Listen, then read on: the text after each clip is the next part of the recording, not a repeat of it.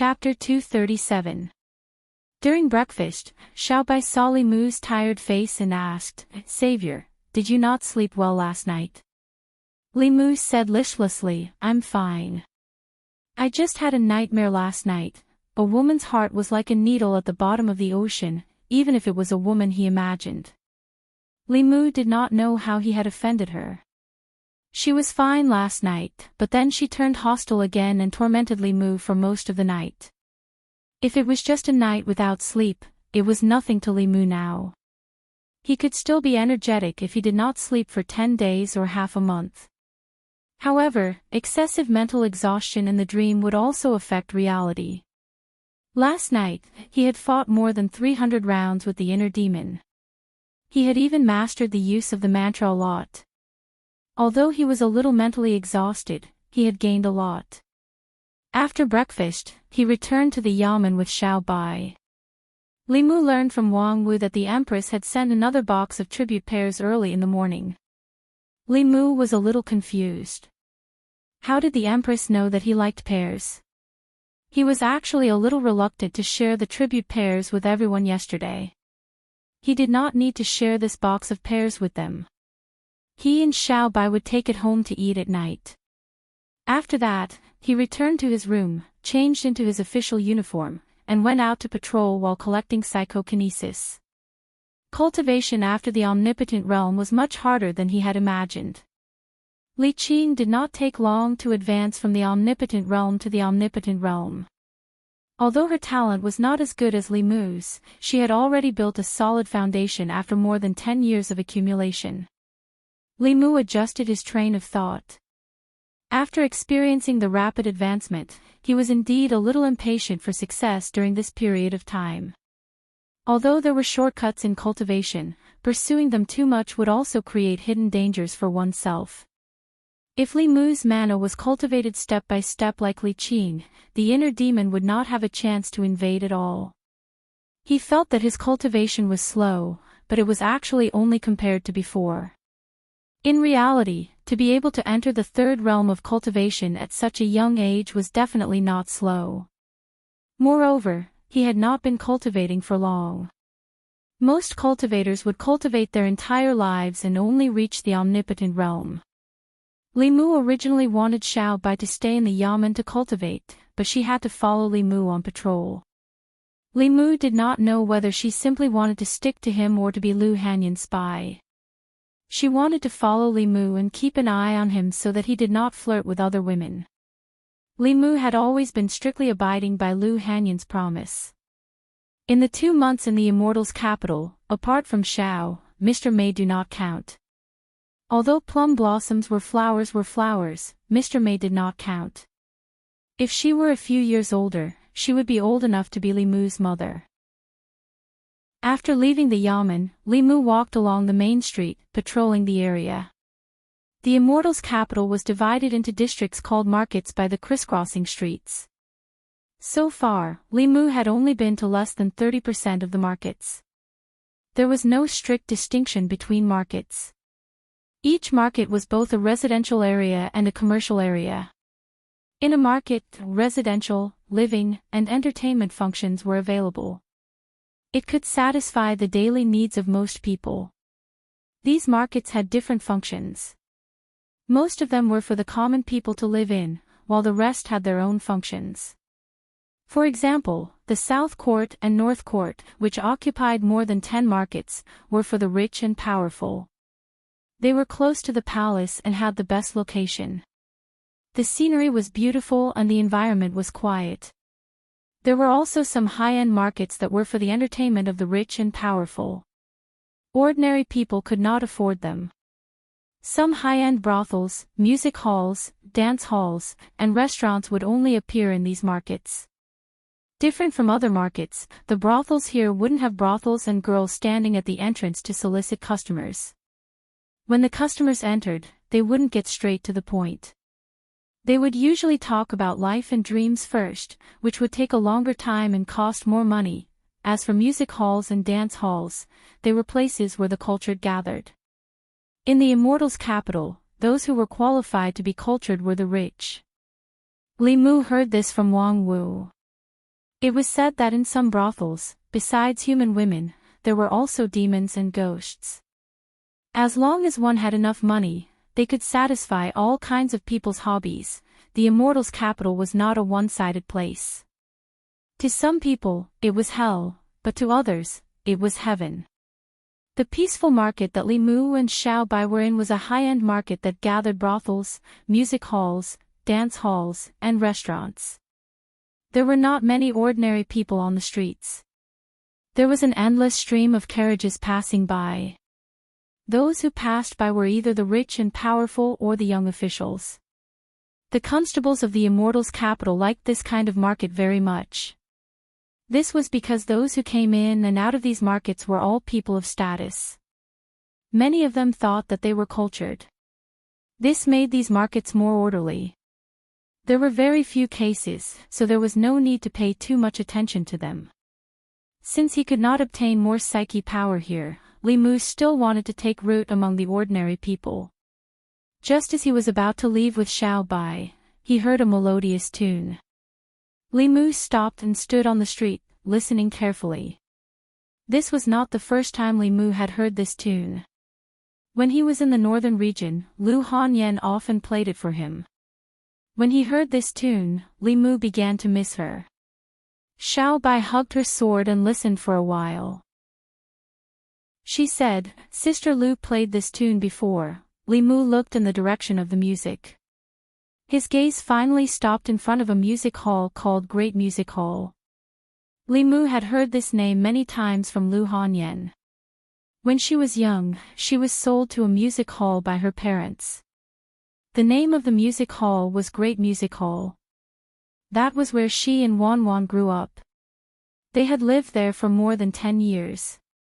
Standing in front of the Great Music Hall, Li Mu suddenly wanted to go in and see the place where they used to live. He walked into the music hall. A beautiful girl came up to him and asked, "Do you want to listen to music?" Li Mu asked, "How many great music halls are there in the immortals' capital?" The girl was stunned for a moment. Then she said, "Only one." There was only one great music hall in the immortals' capital. Li Mu and Xiao Bai could not be wrong. He smiled at the girl and said, "Let's listen to music." The girl smiled and asked, "Do you have a musician you like? Would you like a musician to play for you in the private room or in the hall with the other guests?" Li Mu's family owned a music hall. Naturally, he was not unfamiliar with the business model here. When they arrived at the music hall, the guests could listen to music in the hall according to the music hall's arrangement.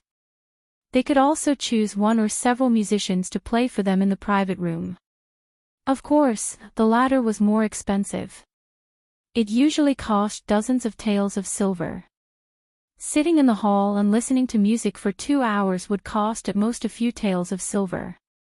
An ordinary family's annual expenses were only 10 taels of silver. The expenses here were astronomical for ordinary people. Of course, to the rich people in the immortals' capital, this was nothing. Li Mu certainly would not spend dozens of taels of silver to listen to a song. He decisively chose the latter. The girl smiled and said, "Please follow me." She led the two of them through a screen and into a hall. The music hall would arrange a fixed number of songs every day and charge according to the seats. The closer to the musicians, the more expensive the seats were. The seats in the back corner were the cheapest. Li Mu and Xiao Bai chose a seat in the middle. They ordered a pot of tea and a stack of pastries and preserved fruits. They sat in their seats and waited quietly. There were not many guests in the hall. There were only about a dozen of them. They all had extraordinary auras. Li Mu did not know any of them. He only knew a few of the children of the officials in the immortals' capital. He did not know most of them. After all, many officials were very strict with their children. They would not let them run amok in the immortals' capital. Li Mu naturally did not have the chance to know them. He looked at the stage in front of him. Not long ago, Lu Hanyan should have been there. He worked hard every day to save enough money for her freedom. Then, he left the Immortals' capital and came to the North County, where he met Li Mu. The musicians had not yet gone on stage and the performance had not started. The guests below the stage occasionally chatted with each other. Miss Eneen's skills are getting better and better. Listening to her play is a great enjoyment in life. Miss Eneen has improved a lot in the past half year. Many people are here for her. Ever since Miss Hanyan left, the Great Music Bar has been promoting Miss Eneen. In half a year, she became the star of the Great Music Bar. Miss Hanyan is worthy of being the #1 musician in the Immortals' capital. Unfortunately, she suddenly disappeared a year ago and no one knows where she went. I also miss Miss Hanyan. Li Mu drank his tea. He did not expect to hear Lu Hanyan's name from these people. Wan said that she was proficient in all kinds of musical instruments and was very famous in the Immortals' capital. It was not an exaggeration at all. Lu Hanyan had never bragged about this. Li Mu also only knew about it now. Not long after, a woman hugged a Guqin and walked up to the stage. The discussions below gradually stopped. Sheng, when the sound of the Guqin entered their ears, their minds couldn't help but be shaken. Li Mu looked at the woman on the stage and smiled. Although it was his first time meeting Miss Eneen, he had heard about her many times from Lu Hanyan. This caused Li Mu to feel an inexplicable sense of familiarity even though it was his first time meeting her. In the music bar, there were many small groups. Eneen and Lu Hanyan were close like sisters. Li Mu looked at her as if she was his sister-in-law. After the song ended, the woman on the stage stood up and bowed to the guests below. She said gently, "Thank you for coming." Eneen will take her leave. She walked down the stage and was about to leave with her Guqin.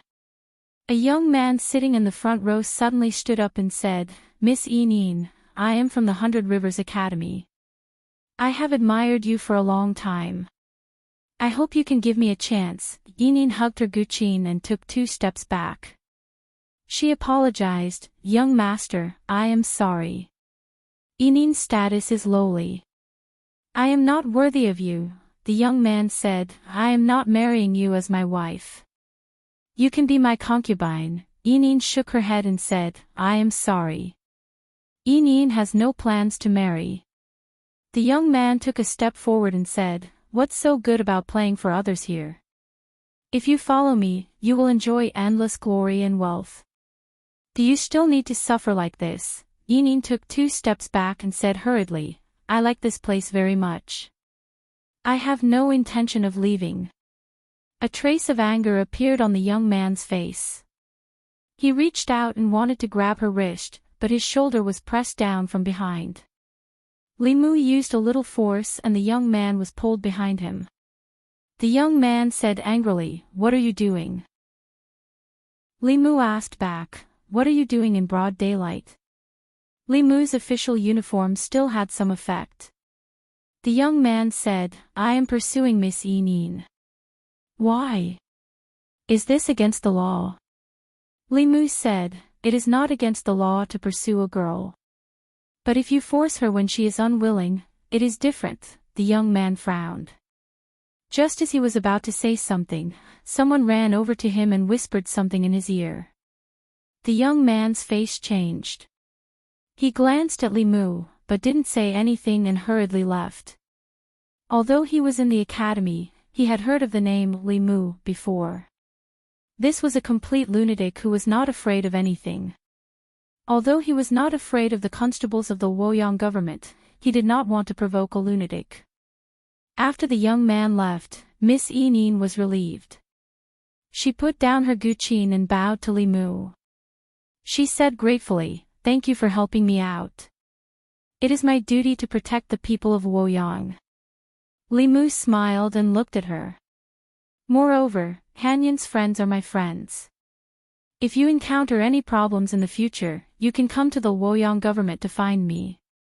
Although Lu Hanyan said that he was not allowed to fool around in Woyang, standing up for her good sister could not be considered as fooling around. Moreover, as a constable, Li Mu had the duty to protect the people of Woyang. Hearing Lu Hanyan's name, Miss Yinin was stunned. Then, she looked up at Li Mu and asked in surprise, "Sir, do you know Sister Lu? Where is she now? Is she okay?" Li Mu said, "She and Wan Wan are in the North County. They are both fine." Hearing Wan Wan's name, Yinin did not have any doubts that the person in front of her knew Lu Hanyan. Her expression was a bit agitated and angry. She said, "She left without even saying goodbye. How can she be a good sister?" Lu Hanyan had mentioned this to Li Mu. Although her experience in the music house was a bit bumpy, she had made a few good friends in the past 10 years. She did not want to face the scene of parting. After redeeming herself, she left quietly with Wan Wan without telling anyone. From Miss Yinin's reaction, the feelings between them should be sincere. Hearing Lu Hanyan's news, Yinin was clearly a little agitated. Tears welled up in the corners of her eyes. She wiped her eyes and said, "They left without saying anything. They made me worry for so long. They're two weak women. What if they encounter bad people?" Li Mu's lips curled up. The two of them were no longer weak women. One had a purine body and the other had natural spirit eyes. They had countless treasures on them. Bad people were probably more afraid of meeting them. After a while, Yinin looked up at Li Mu and asked curiously, "Sir, how do you know Sister Hanyan?" Li Mu explained, "I was transferred from the North County to the Divine Capital a month ago. Before that, I was with Hanyan and Wan Wan in the North County." From his words, it seemed that he was very close to Sister Lu and Wan Wan. Yinin looked at Li Mu and asked curiously, "May I ask what is the relationship between Sir and Sister Hanyan?" Li Mu smiled and said, "She is my fiancée." "Ah!" Yinin exclaimed and covered her mouth. Her eyes were filled with surprise and shock. After she came back to her senses, she did not even care about her zither and quickly ran backstage. In the hall, there were still some guests who had not left. When they heard the conversation between the two, most of them were stunned. "No way, Miss Hanyan is his fiancée. How is that possible? He must be talking nonsense. Is he worthy of Lady Lu? A toad lusting after a swan's flesh. You look so what if you're pretty? Is Miss Lu such a superficial person?" Li Mu heard a clamor. These people looked at him with unkind eyes and there was a sour smell in the air. Soon, there were messy footsteps from backstage. Yinin ran out with a few girls. Where is Sister Hanyan's husband? Hey, don't push me. Let me see first." A few girls ran out from backstage and surrounded Li Mu. They sized him up from head to toe. "He looks okay. He is worthy of Sister Hanyan. But he is a little young. He is at least 3 years younger than Sister Hanyan. Hey, a woman 3 years older than you. Age is not a problem." Yinin coughed and said, "Be careful. Don't be rude to brother-in-law." One of the girls looked at Li Mu and said in disbelief, "Are you really Sister Hanyan's husband?" Li Mu said, "Not yet." The girl said, "How can you prove it?" Li Mu waved his hand and the images of Lu Hanyan and Wan Wan appeared in front of them. "Ah, brother-in-law knows magic. It is Sister Hanyan and Wan Wan." "Wan Wan, this little girl, why did her face become round again? Is brother-in-law a cultivator?" No one dares to pester Sister Hanyan anymore. Li Mu's move completely shocked the girls and confirmed his identity.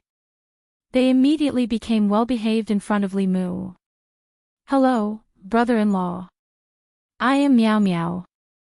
I am Xin Xin. I am 16. Brother-in-law, just call me Little 7. Lu Hanyan had entered the music house very early. Some of the girls in the same batch as her had already left. Some of them had taken advantage of their youth to marry into rich families as concubines. Some had even become someone else's mistress.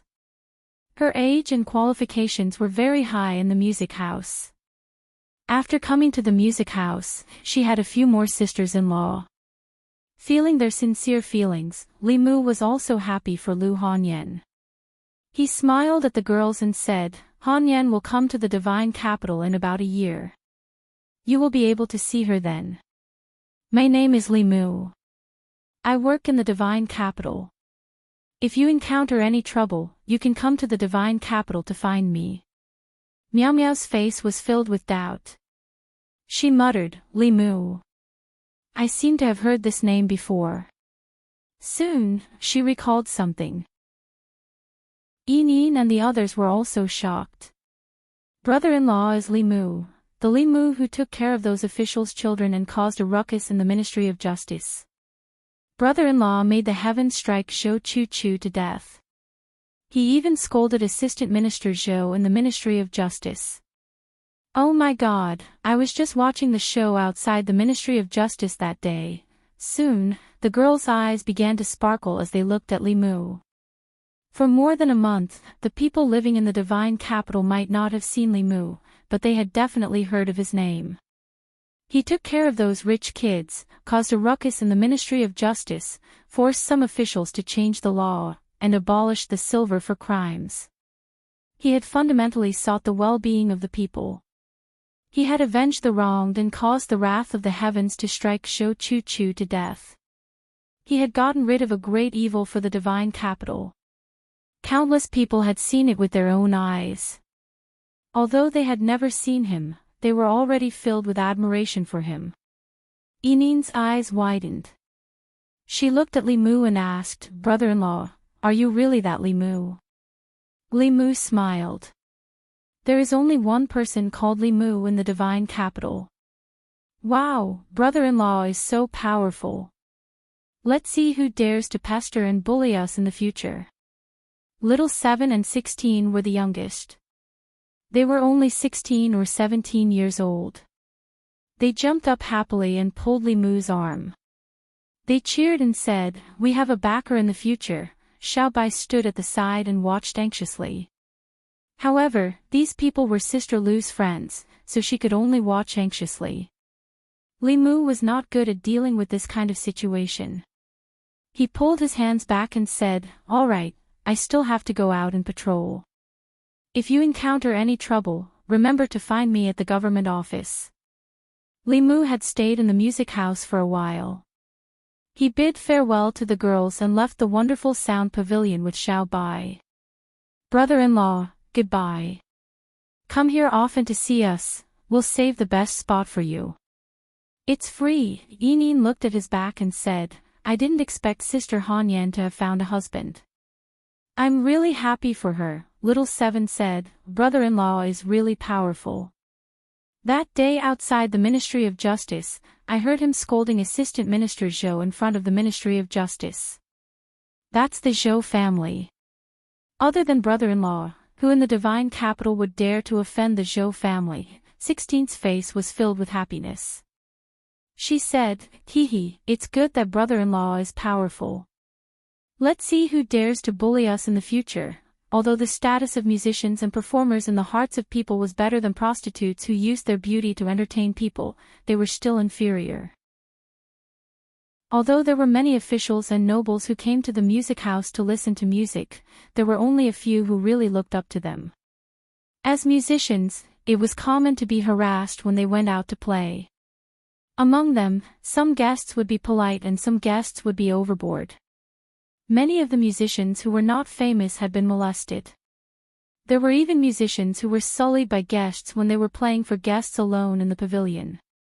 However, that guest had a powerful background and the music house could only let it go. As musicians, they had no sense of security. In fact, they were very envious of Sister Hanyan who could control her own fate.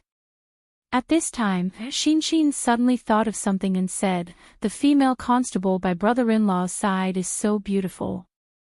Even I can't help but like her, Miao Miao said, she's the most beautiful girl I've ever seen.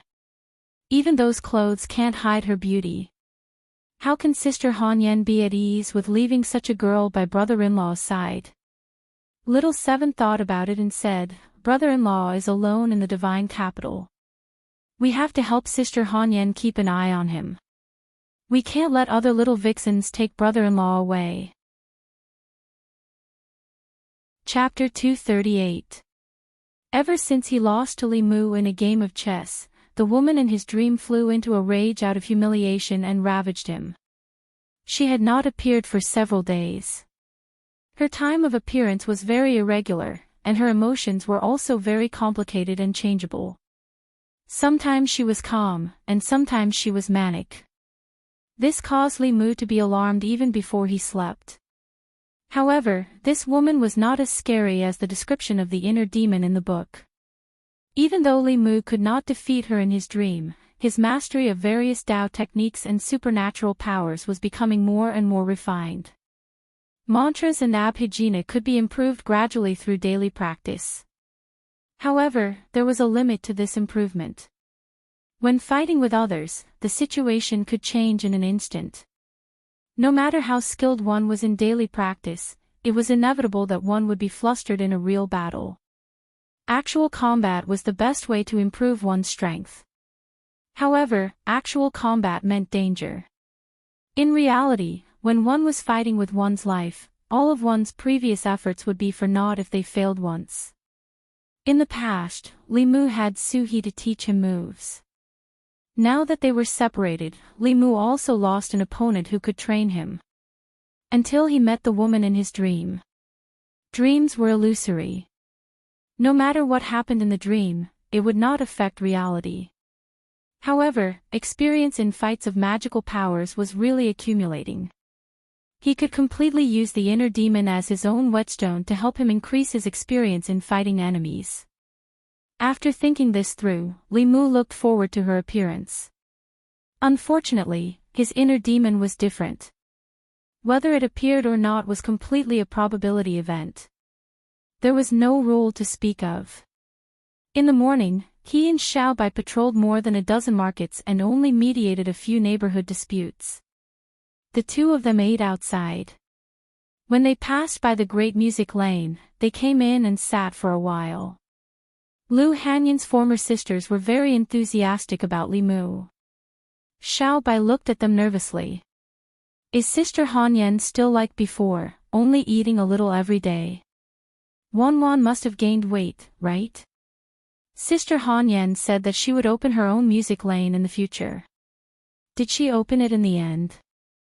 The few of them surrounded Li Mu and asked all sorts of questions about Lu Hanyan. Li Mu answered them one by one. Yinin said with some envy, I really envy Sister Hanyan. She is finally living the life she wants. Li Mu, if you want, that's fine too. Chimey shook its head and said, after Sister Hanyan redeemed herself and left, the business was greatly affected. If we redeem ourselves now, it won't be so easy. The owner won't let us go so easily. Axian also said, we also can't earn as much money as Sister Hanyan. In order to redeem herself, she played for 12 hours a day. She really didn't even care about her life. Li Mu felt a little distressed. He knew that Lu Hanyan had suffered all these years, but he didn't expect it to be so bitter. She looked weak, but she was actually very stubborn. As long as she set her mind on something, no matter how difficult it was, she would persevere and complete it. And once she made a decision, very few people could make her change her mind. After a while, two figures came down from upstairs. The two girls said happily, we are going to play together later. Brother-in-law, do you want to stay and watch? Li Mu, no, I still have work to do. I will leave in a while. The two girls revealed a disappointed expression. Li Mu noticed that little Seven's forehead was bruised. He asked, what happened to your forehead? Little Seven lowered her head and shook it. It's fine. Chimey and Axian's lips trembled, but they didn't say anything in the end. Li Mu sensed that something was amiss and asked, what happened? The girls lowered their heads and didn't say anything. Only the youngest, 16, said angrily, it's all because of that Jiang Jia. He ordered Sister Little Seven to play a solo in the private room and wanted to force himself on Sister Little Seven. Luckily, we heard Sister Little Seven's shout and rushed in to stop him. Sister Little Seven's head hit the headboard and was bleeding. Limu asked, "Didn't you report it to the authorities?" Chimey sighed. "The owner reported it to the authorities. Then the Ministry of Justice came and took Jiangzhu away. We saw him walk out of the Ministry of Justice with our own eyes. The Ministry of Justice didn't dare to offend the Academy." Limu frowned. "Why didn't you come to me?" 16 lowered her head and touched her fingertips. She whispered, "Jiangzhu is a student of the Academy. Sister Enin said that we can't offend the Academy. She didn't want us to cause trouble for brother-in-law." After coming to Luoyang, Limu was least afraid of trouble. On the contrary, he was afraid of no trouble at all. These days, the psychokinesis he obtained from the people had been decreasing day by day. He just needed to do something to bring him back to the people's sight. Limu's face darkened. He said, "How dare they protect such a villain? Come, follow me to the Ministry of Justice." Little Seven looked up at him and shook her head. "Forget it, brother-in-law. I'm fine." Limu said, "No, we can't just let this go. Otherwise, people will bully you in the future." Chimey sighed and persuaded Limu. "We are of low status and have long been used to it. The Luoyang now is not the Luoyang of the past. They won't dare to go too far." Limu shook his head. "If I don't do anything while you are bullied, how am I going to explain it to Sister Lu? Don't be afraid. It's just the Ministry of Justice. With me here, justice will be served." Little Seven said, "Brother-in-law," Limu asked, "don't you trust me?" Little Seven bit her lips and finally said, "I'll listen to brother-in-law." Under the lead of Limu and Xiaobai, a group of people walked out of Great Music Lane and went to the Ministry of Justice. After a while, a middle-aged woman ran out of Great Music Lane and said in fear, "It's over, it's over.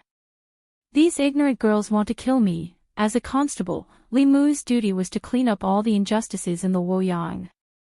Even if Little Seven wasn't Lu Hanyan's sister, he wouldn't sit by and do nothing. Moreover, Lu Hanyan's sister was his sister.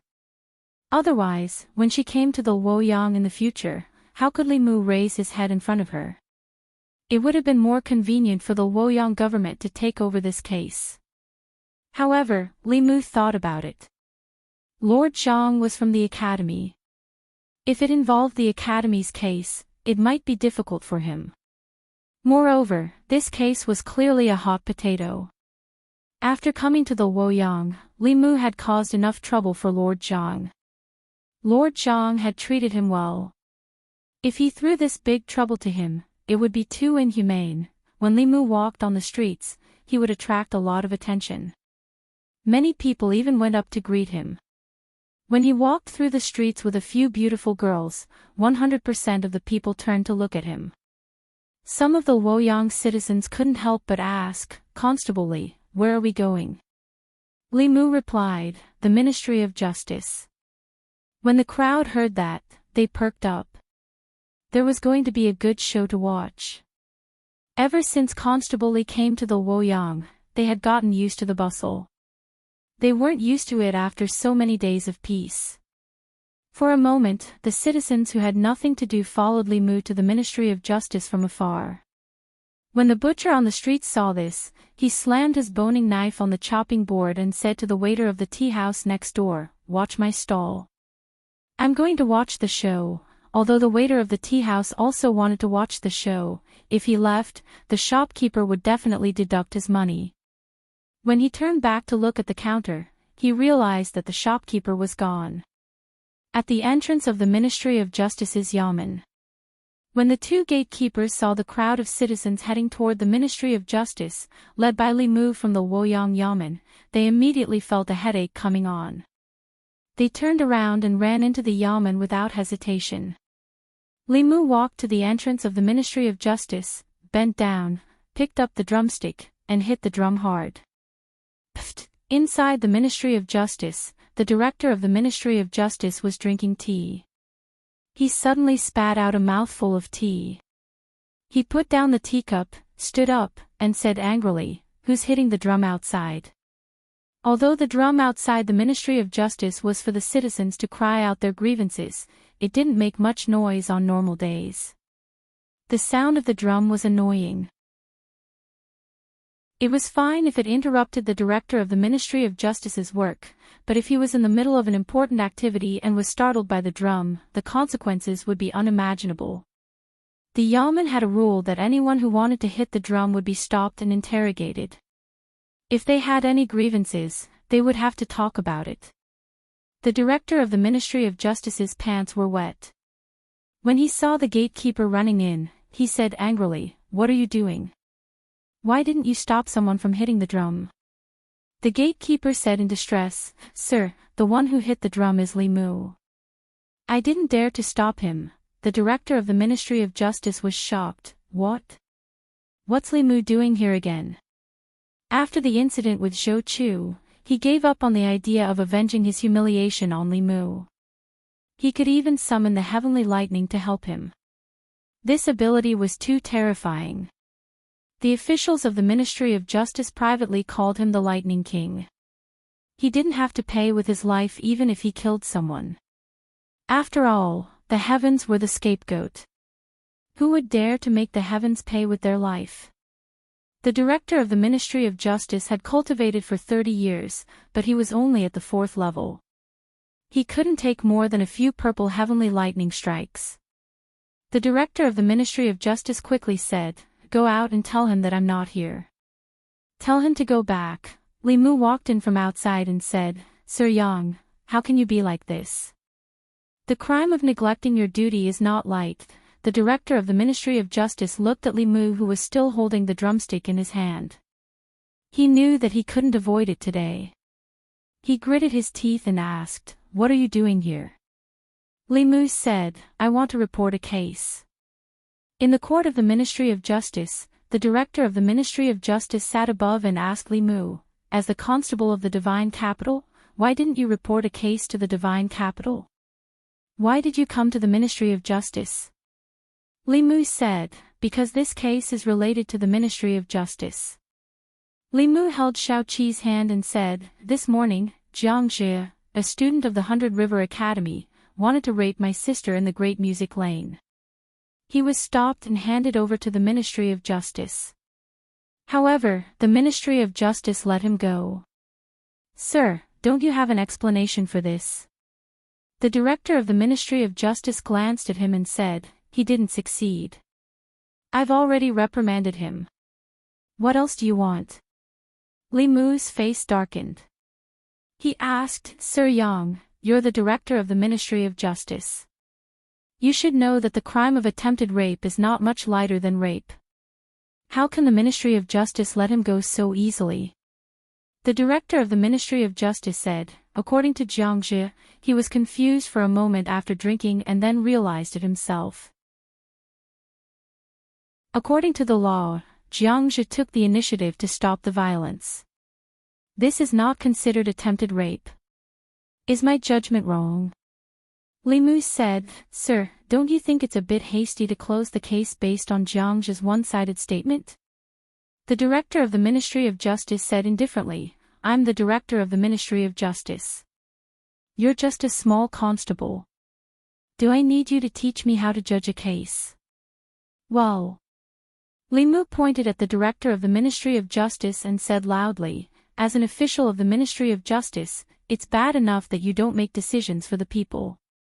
How can you be in cahoots with such a villain?" He pointed at the top of his head and said angrily, "Damned God, if you have eyes, you can punish such a muddle-headed official."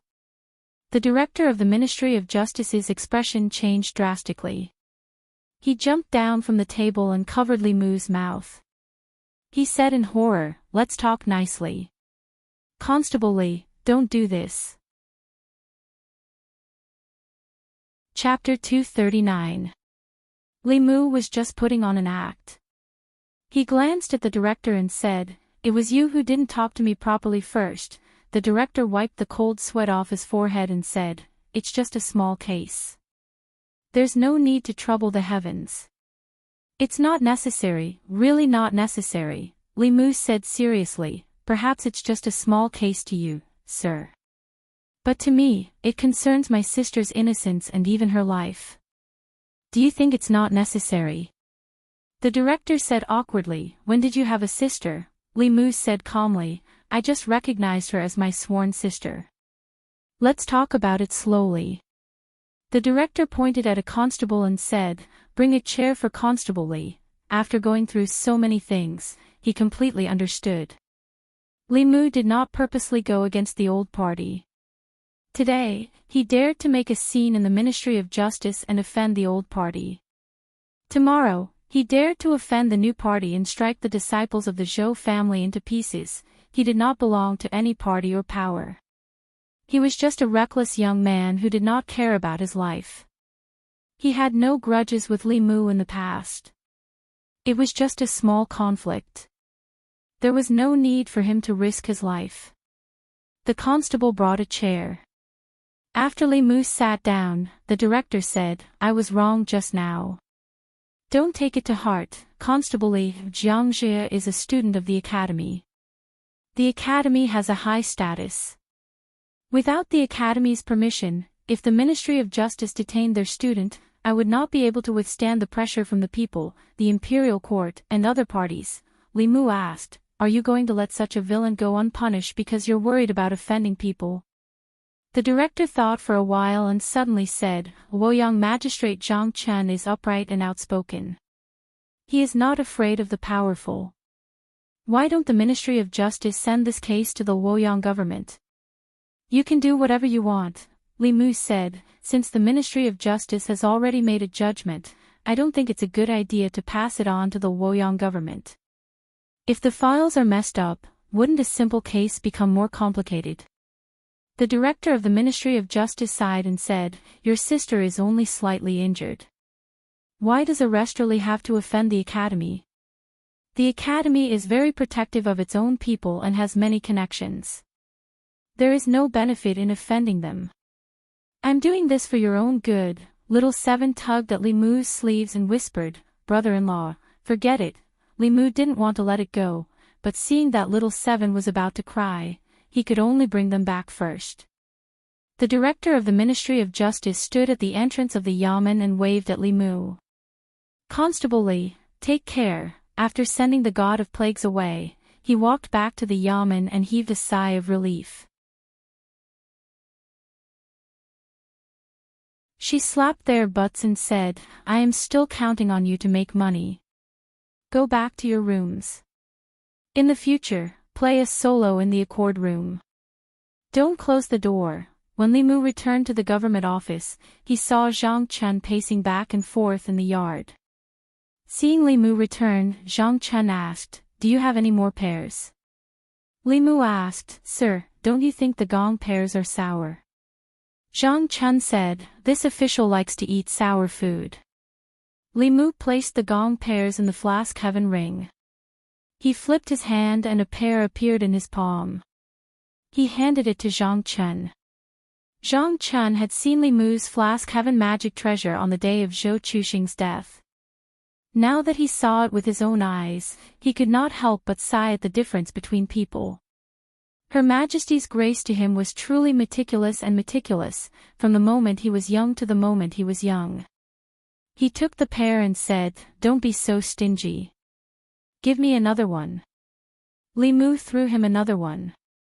Zhang Chen did not eat it. He just put it in his sleeve.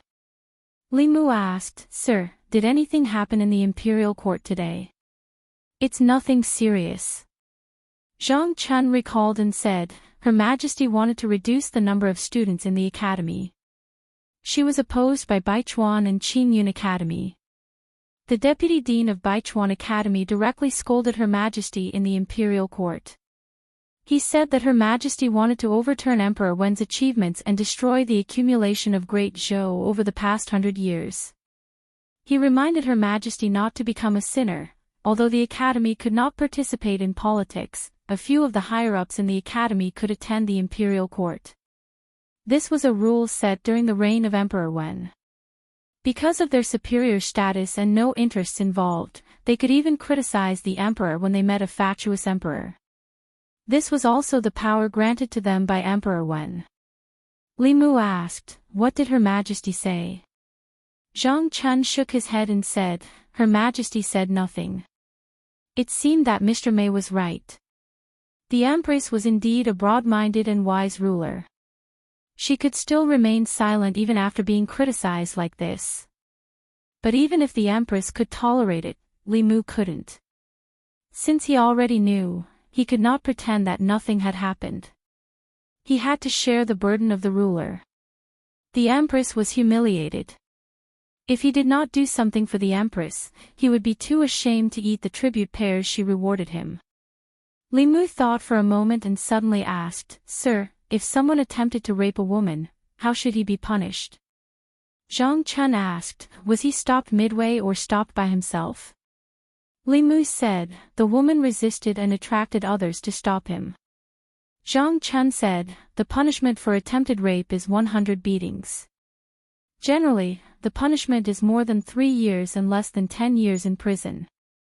In serious cases, the punishment is death by beheading." Li Mu said, "There was an attempted rape case in Chengdu just now." Zhang Chun asked, "Did you catch him?" Li Mu shook his head and said, "No." Zhang Chun glared at him and said, "Then what are you waiting for? Go and catch him." Li Mu held a fist and palm salute and said, "Yes, sir." "Wait." He was about to leave when Zhang Chun suddenly stopped him. He looked at Li Mu suspiciously and asked, "Is the person you're talking about a disciple of the Zhou family?" Li Mu shook his head and said, "No." Zhang Chun touched his chin and said, "Then it's the Shao royal family." Li Mu shook his head again and said, "No." "Is he an influential person in Chengdu?" "No." "Is he a disciple of an official of the 4th rank or above?" "No." Zhang Chun finally breathed a sigh of relief and said, "What are you waiting for? Go and catch him. I hate criminals who rape women the most. The imperial court should really change the law and execute all these people once and for all." After a moment, Wang Wu and Li Mu came out of the government office and asked, "Boss, where are we going to catch him?" Li Mu said, 100 Rivers Academy." Wang Wu was stunned and asked, "Where?" Li Mu looked at him and asked, "You've lived in Chengdu for more than 20 years. Do you know where 100 Rivers Academy is?" Wang Wu immediately explained, "Of course I know where 100 Rivers Academy is. But boss, the academy doesn't allow outsiders to enter. We can't even enter the academy's gate, let alone catch him." Li Mu frowned. The academy was not the Ministry of Justice. There were countless experts there. Breaking into the academy was not much easier than breaking into the ancestral court of Fu Lu School. Li Mu was not arrogant enough to break into the academy. He thought for a moment and turned to walk into the government office. Wang Wu breathed a sigh of relief. It seemed that even the fearless boss knew that the academy was not to be trifled with. Soon, he saw Li Mu come out of the government office again, but he had changed his official uniform into a regular one. Wang Wu scratched his head and asked, "Boss, we haven't opened the government office yet. What are you?" After a moment, at the gate of 100 Rivers Academy. Li Mu had just approached the gate when an old man suddenly appeared in front of him. The old man reached out to stop him and asked, "Who are you? What are you doing at the academy?" The academy was indeed an academy. Even the guards at the gate were in the divine power realm. Li Mu smiled and said, "I'm Jiang's relative. I have something important to tell him." The old man said expressionlessly, "Those who are not students of the academy are not allowed to enter. If you have something to say, I'll pass it on for you." Li Mu shook his head and said, "This is very important. I have to tell him personally. I don't have to enter the academy. I just have to ask Jiangzhi to come out." Chapter 240. After the old man entered the academy, Li Mu waited outside the academy. The 100 Rivers Academy was located in the southern district of the Divine Capital. It covered a large area. The road in front of the academy could accommodate 4 carriages at the same time. There was a stone tablet in front of the academy. It was engraved with the words, 100 Rivers to the Sea. It was said that it was written by Emperor Wen himself. Standing in front of the academy's gate, a magnificent aura hit him in the face. Li Mu wouldn't have such a feeling just by looking at a door. There must be a formation covering the academy. Li Mu waited outside for a quarter of an hour. During this time, students came in and out from time to time. Li Mu noticed that when they entered the academy and walked through the gate, there was an obscure fluctuation of spirit energy on them. Obviously, the gate of the academy was a powerful formation. The students of the academy should have something to verify their identity. If outsiders came close, they would be blocked outside by the formation. Li Mu waited for a while more. The old man he saw just now finally came out with a young student. Jiang Zhou looked around but did not see a familiar face. He turned around and asked, "You said that my relative is here. Where is he?" The old man pointed at Li Mu and said, "This person said that he is your relative and has something important to tell you." "Why, you don't know him?" "No." Jiang Zhou walked in front of Li Mu and asked, "Who are you and why are you looking for me?" Li Mu said, "Your family asked me to bring you something." Jiang Zhou was puzzled, "What is it?" Li Mu stretched out his hand. A light flashed and a chain appeared in his hand. There was a collar at the front of the chain. Jiang Zhou was still staring blankly at the thing in Li Mu's hand when the collar suddenly opened. It wrapped around his neck and closed again. The shackles of the yamen were partly prepared for ordinary people and partly for demonic ghost cultivators. Although this chain was not a powerful magic weapon, it had no problem locking down low-level demonic ghosts and cultivators of the lower 3 realms. When they were locked by the chain, they could not use their magic power. Jiang Zhou's cultivation was only in the soul condensation realm. By the time he reacted, Li Mu had already put the iron chain around his neck. The old man with the divine arts reacted much faster. He noticed that something was wrong and instantly appeared here. He glared at Li Mu and said furiously, "Junior, what are you doing?" Li Mu took out the token on his waist and waved it in front of the old man, saying, 100 Rivers Academy's Li Mu, failed to rape an innocent girl. Shendu Yamen arrestor Li Mu, ordered to arrest the criminal. The old man said with a gloomy face, "He's a student of the academy. Let him go immediately." Li Mu snorted and said, "Luoyang is the great Zhou's capital, not the academy's. If anyone breaks the law, the governor's office has the right to punish them." The old man glared at Li Mu and did not say anything more. He reached out to grab the chain in Li Mu's hand. Li Mu grabbed the chain with one hand and grabbed the air with the other. A fulu appeared in his hand. He looked at the old man and said coldly, "Using violence to threaten a public servant and obstructing official business. Even if I kill you in front of the academy today, I won't have to take responsibility." The old man stopped in his tracks and looked at the fulu in Li Mu's hand. He was afraid and did not dare to step forward. There were teachers in the academy who were proficient in the fulu. He knew what the purple cloud thunder charm looked like. The charm's power was not ordinary. If he was hit by it, even if he did not die, he would lose half his life. Seeing the old man retreat, Li Mu dragged Jiang Zhou with the iron chain and swaggered towards the yamen. Jiang Zhou was dragged by Li Mu. His face was full of panic and he shouted, "Save me." The old man gritted his teeth and went back into the academy. In a classroom in the academy, the gray-haired old man stopped teaching and frowned. "What? You said Jiang Zhou was taken away by the Luoyang Yamen." The old man said, "He said Jiang Zhou was related to a case and wanted to bring him back to the Yamen for investigation." The gray-haired old man threw down the book and said angrily, "How dare they? Since when did they have the right to interfere in the Academy's matters?" He waved his sleeves and said in a deep voice, "Follow me to the Woyang Yamen." The Baichuan Academy was not far from the Yamen. Li Mu dragged Jiangzhi on the street and attracted many people's attention.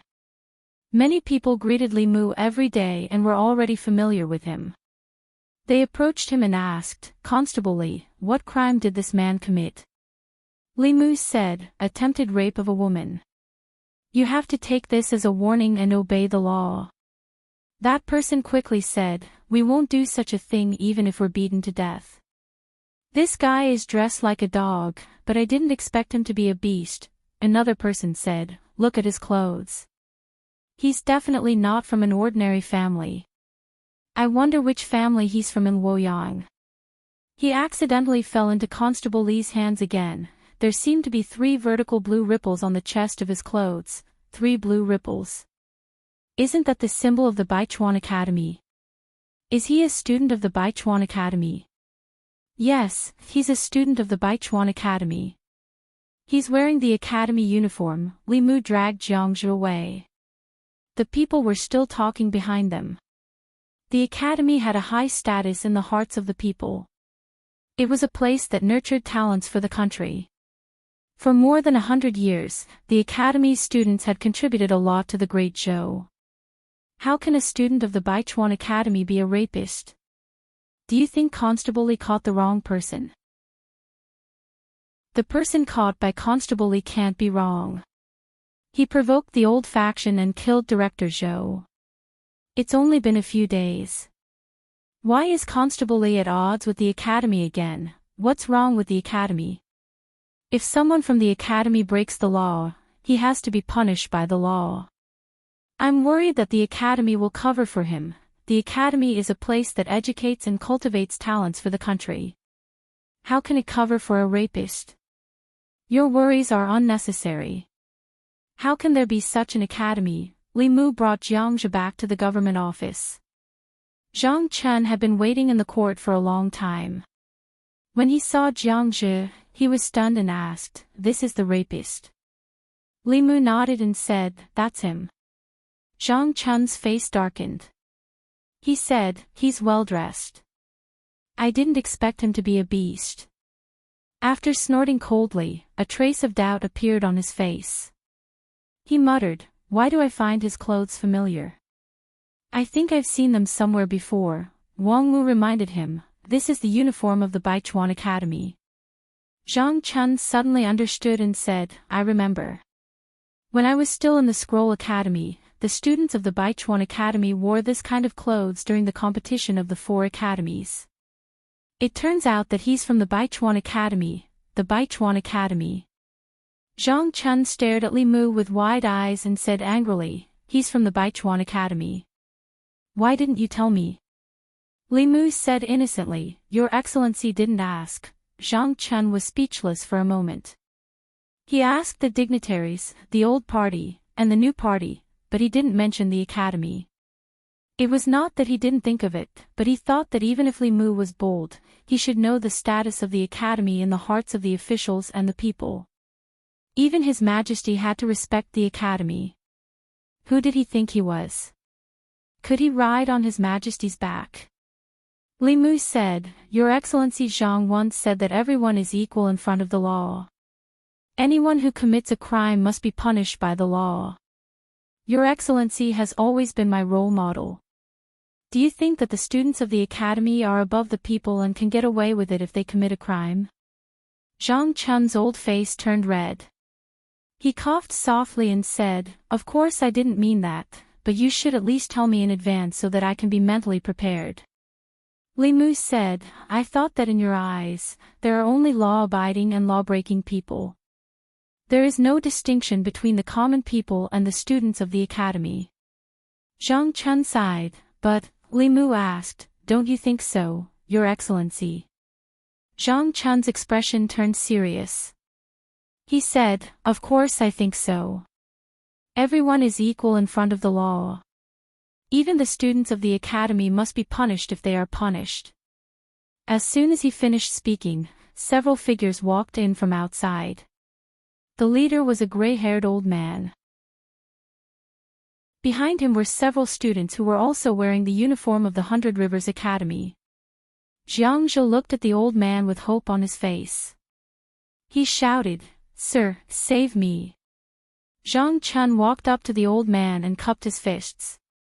He said, "I'm Zhang Chen of the Divine Capital. May I know who you are?" The old man in luxurious clothes said lightly, "My surname is Fang. I'm an instructor of the Hundred Rivers Academy." Zhang Chen said, "So it's Sir Fang. I've heard so much about you." The old man in luxurious clothes went straight to the point. "May I know what crime my student has committed for you to detain him in the yamen, Sir Zhang?" Zhang Chen said, "This person attempted to rape a woman.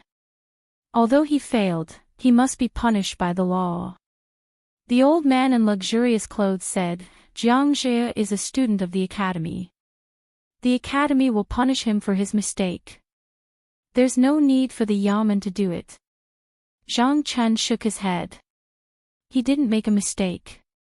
He broke the law. The old man in luxurious clothes asked, "May I ask if he ever succeeded in raping a woman?"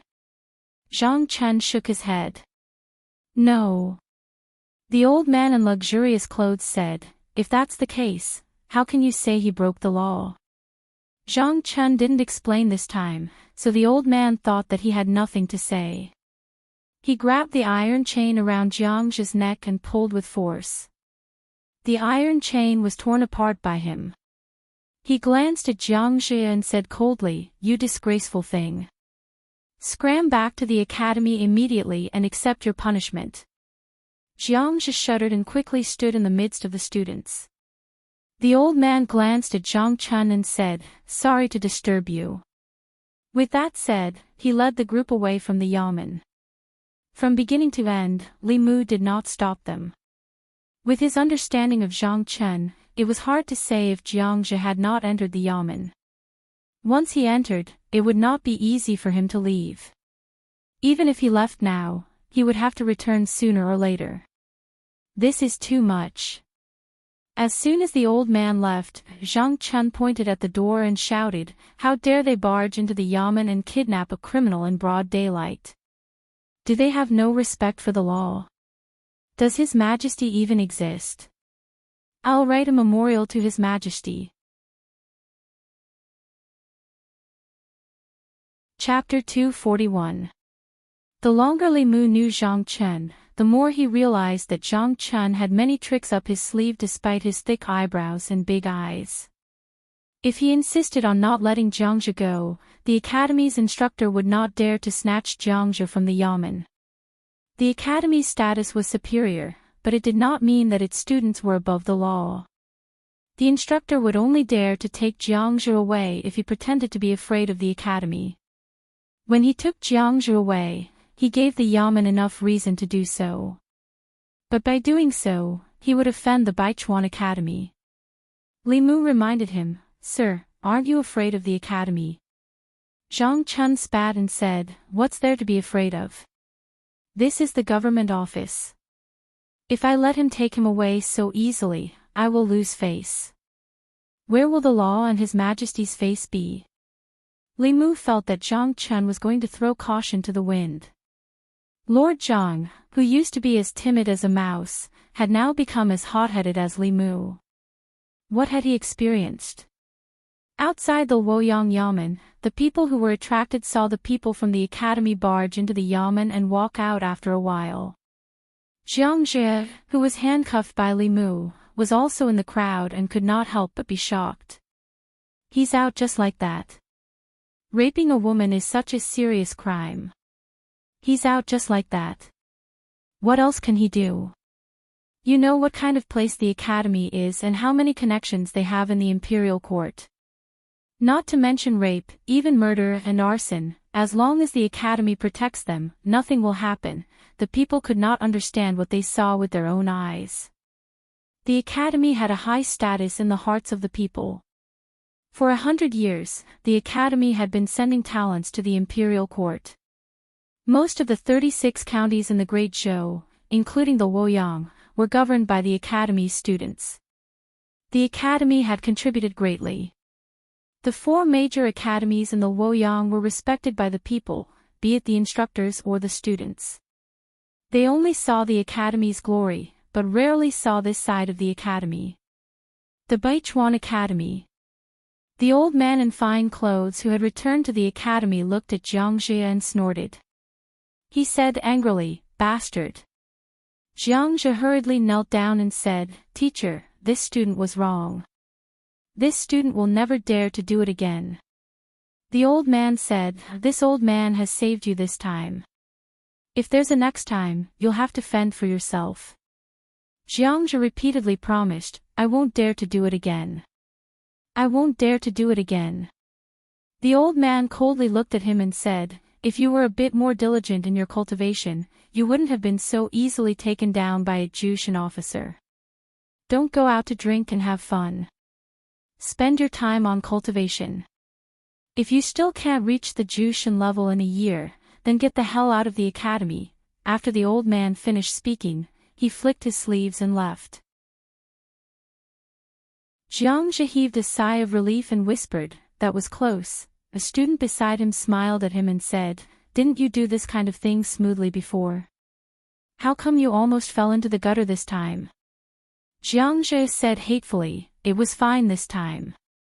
I even went to the Ministry of Justice and still came back. It's all that damned constable's fault. He almost ruined my future. This debt, I'll settle it sooner or later." The student said, "It's just a constable. When you leave the academy next year and get a good position in the divine capital, there will be plenty of ways to kill him." Crepe Myrtle Hall.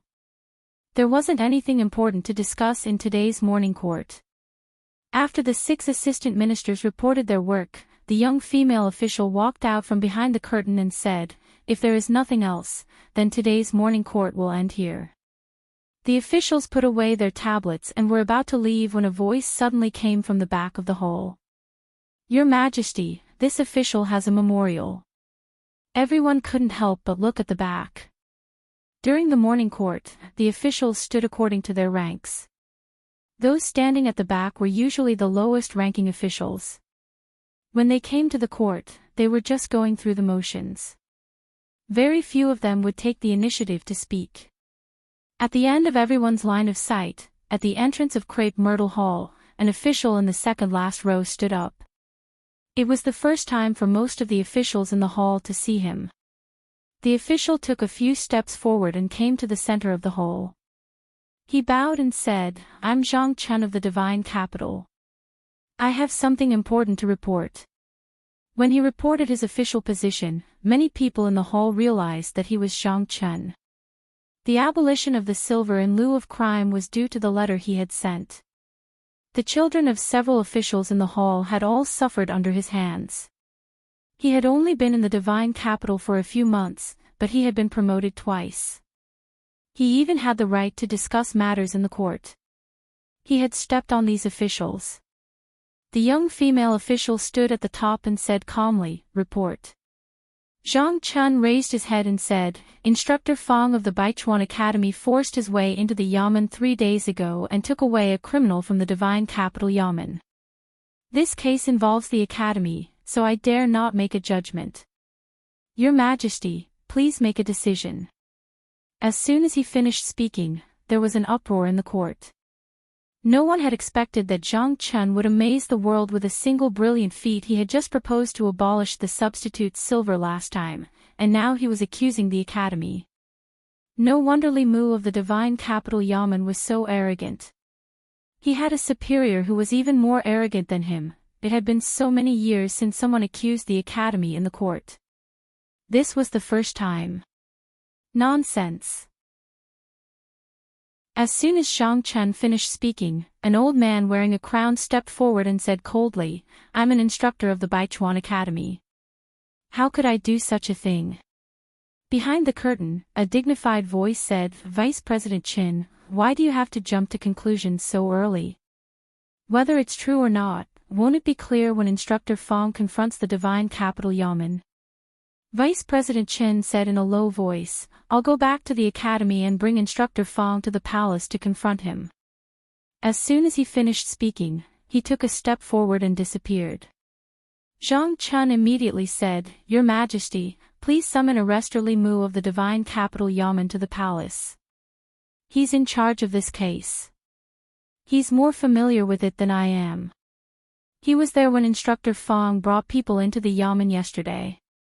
He can testify for me. After a moment of silence, the person behind the curtain said, Mei Wei, bring Li Mu to the palace.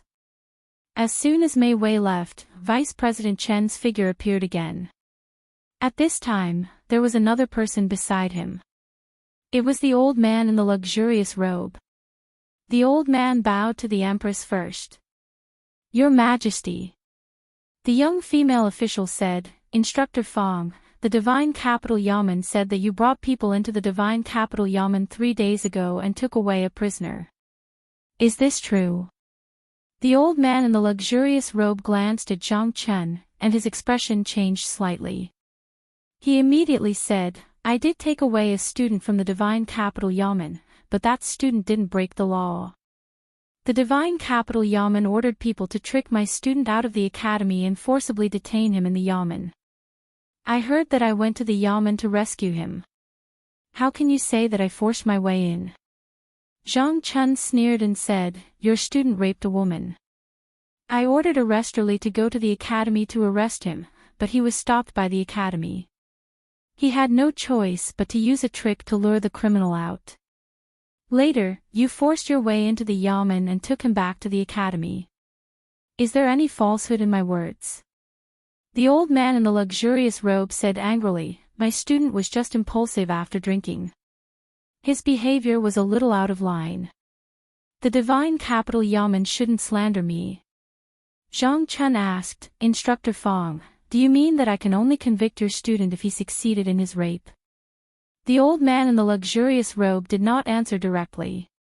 He said, The students of the academy represent the honor of the academy and the future of the imperial court.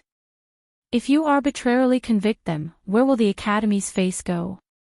Zhang Chun said coldly, Is the face of the academy more important, or the dignity of the great Zhou's law more important? The old man in the luxurious robe tried to slander him, but Zhang Chun slandered him with an even bigger accusation. The two of them were at each other's throats in the palace. At this time, footsteps came from outside the palace again. Li Mu, accompanied by Mr. Mei, walked into the palace. This was the first time he came to the place where all the officials were gathered. His gaze swept across everyone's faces, and then he looked up impatiently. Li Mu had been friends with the Empress for a long time, but he had never seen her before. He did not know if she was tall or short, fat or thin, beautiful or ugly. Suddenly being summoned, Li Mu thought that he would be able to see her face. However, he did not expect that there was a curtain between the Empress and the officials. Li Mu stood there and could not see anything. It was not until Mr. Mei poked him that Li Mu came to his senses. He bowed and said, Divine Capital Yamen Constable Li Mu pays his respects to Her Majesty. No need for formalities. A dignified voice came from behind the curtain. Tell me the cause and effect of this case in detail. This dignified voice sounded very familiar to Li Mu, as if he had heard it somewhere before. He thought carefully but could not remember where he had heard it before. It was not until Mr. Mei poked him again that Li Mu came to his senses. He looked up and said, 3 days ago, Jiang Jie, a student of the Baichuan Academy, was listening to music at the Great Music Lane. He was lustful toward a musician and wanted to rape her. The musician called for help and attracted other musicians, so Jiang Jie did not succeed. After learning about this case, I was ordered by Lord Zhang to go to the academy to arrest Jiang Jie. Because I could not enter the academy, I could only use a trick to lure Jiang Jie out and detain him in the capital Yamen. I did not expect that before the Yamen could detain him, he would be taken away by Instructor Fong. The old man in luxurious clothes said angrily, What do you mean by taken away? When I took Jiang Zhe away, you did not stop me at all. Li Mu said, "You are a strong man in the creation realm, and you have helpers. All the constables in the capital Yamen and Lord Zhang were no match for you. How could we dare to stop you? We could only watch you take the criminal away." The chest of the old man in luxurious clothes rose and fell. He said, "Didn't you say that if you did not succeed in raping a woman, it was not a crime?" Zhang Chun shook his head and said, "That was what you said." "I did not say that." The old man in luxurious clothes said angrily, "Why didn't you say that at that time?"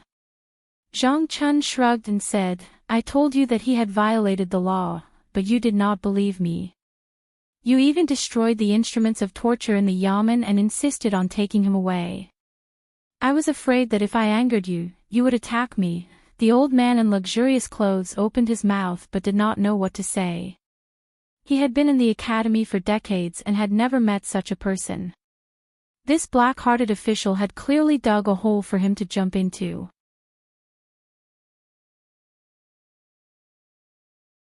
Chapter 242. Instructor Fong was rendered speechless by Zhang Chun's words. The vice headmaster of the Hundred Rivers Academy could no longer sit by and watch. He said, "I believe that the students of our academy would not do such a thing. Your Majesty, please investigate thoroughly and clear the name of our academy." After a short period of silence, the Empress's voice came from behind the curtain. "Since Vice Headmaster Chen has said so, the case will be investigated by the Luoyang government." Vice Headmaster Chen raised his head and said, "Your Majesty, the Luoyang government is suspected of framing the academy. The case should not be handled by the Luoyang government." The Empress thought for a while and said, "Then let the Ministry of Justice investigate." The Minister of Justice stepped out and bowed. "Yes, Your Majesty." This was all Li Mu and Zhang Chun could do. Although they had set a trap for Instructor Fong, they could find out whether he had really made a scene in the Luoyang government and snatched Instructor Fong away with a little investigation. It was already the best result that the Ministry of Justice could do a retrial. Li Mu had never thought of bringing down the academy, and it was impossible for him to do so. Overall, the academy's existence had more advantages than disadvantages. Firstly, he wanted to seek justice for Xiao Qi, and secondly, he wanted to vent the Empress's anger. Although the academy was a place to educate people and cultivate talents for the country, it should not be above the law. They should not be on the altar in the human world. Jiang's case was originally a small case that would not affect the academy.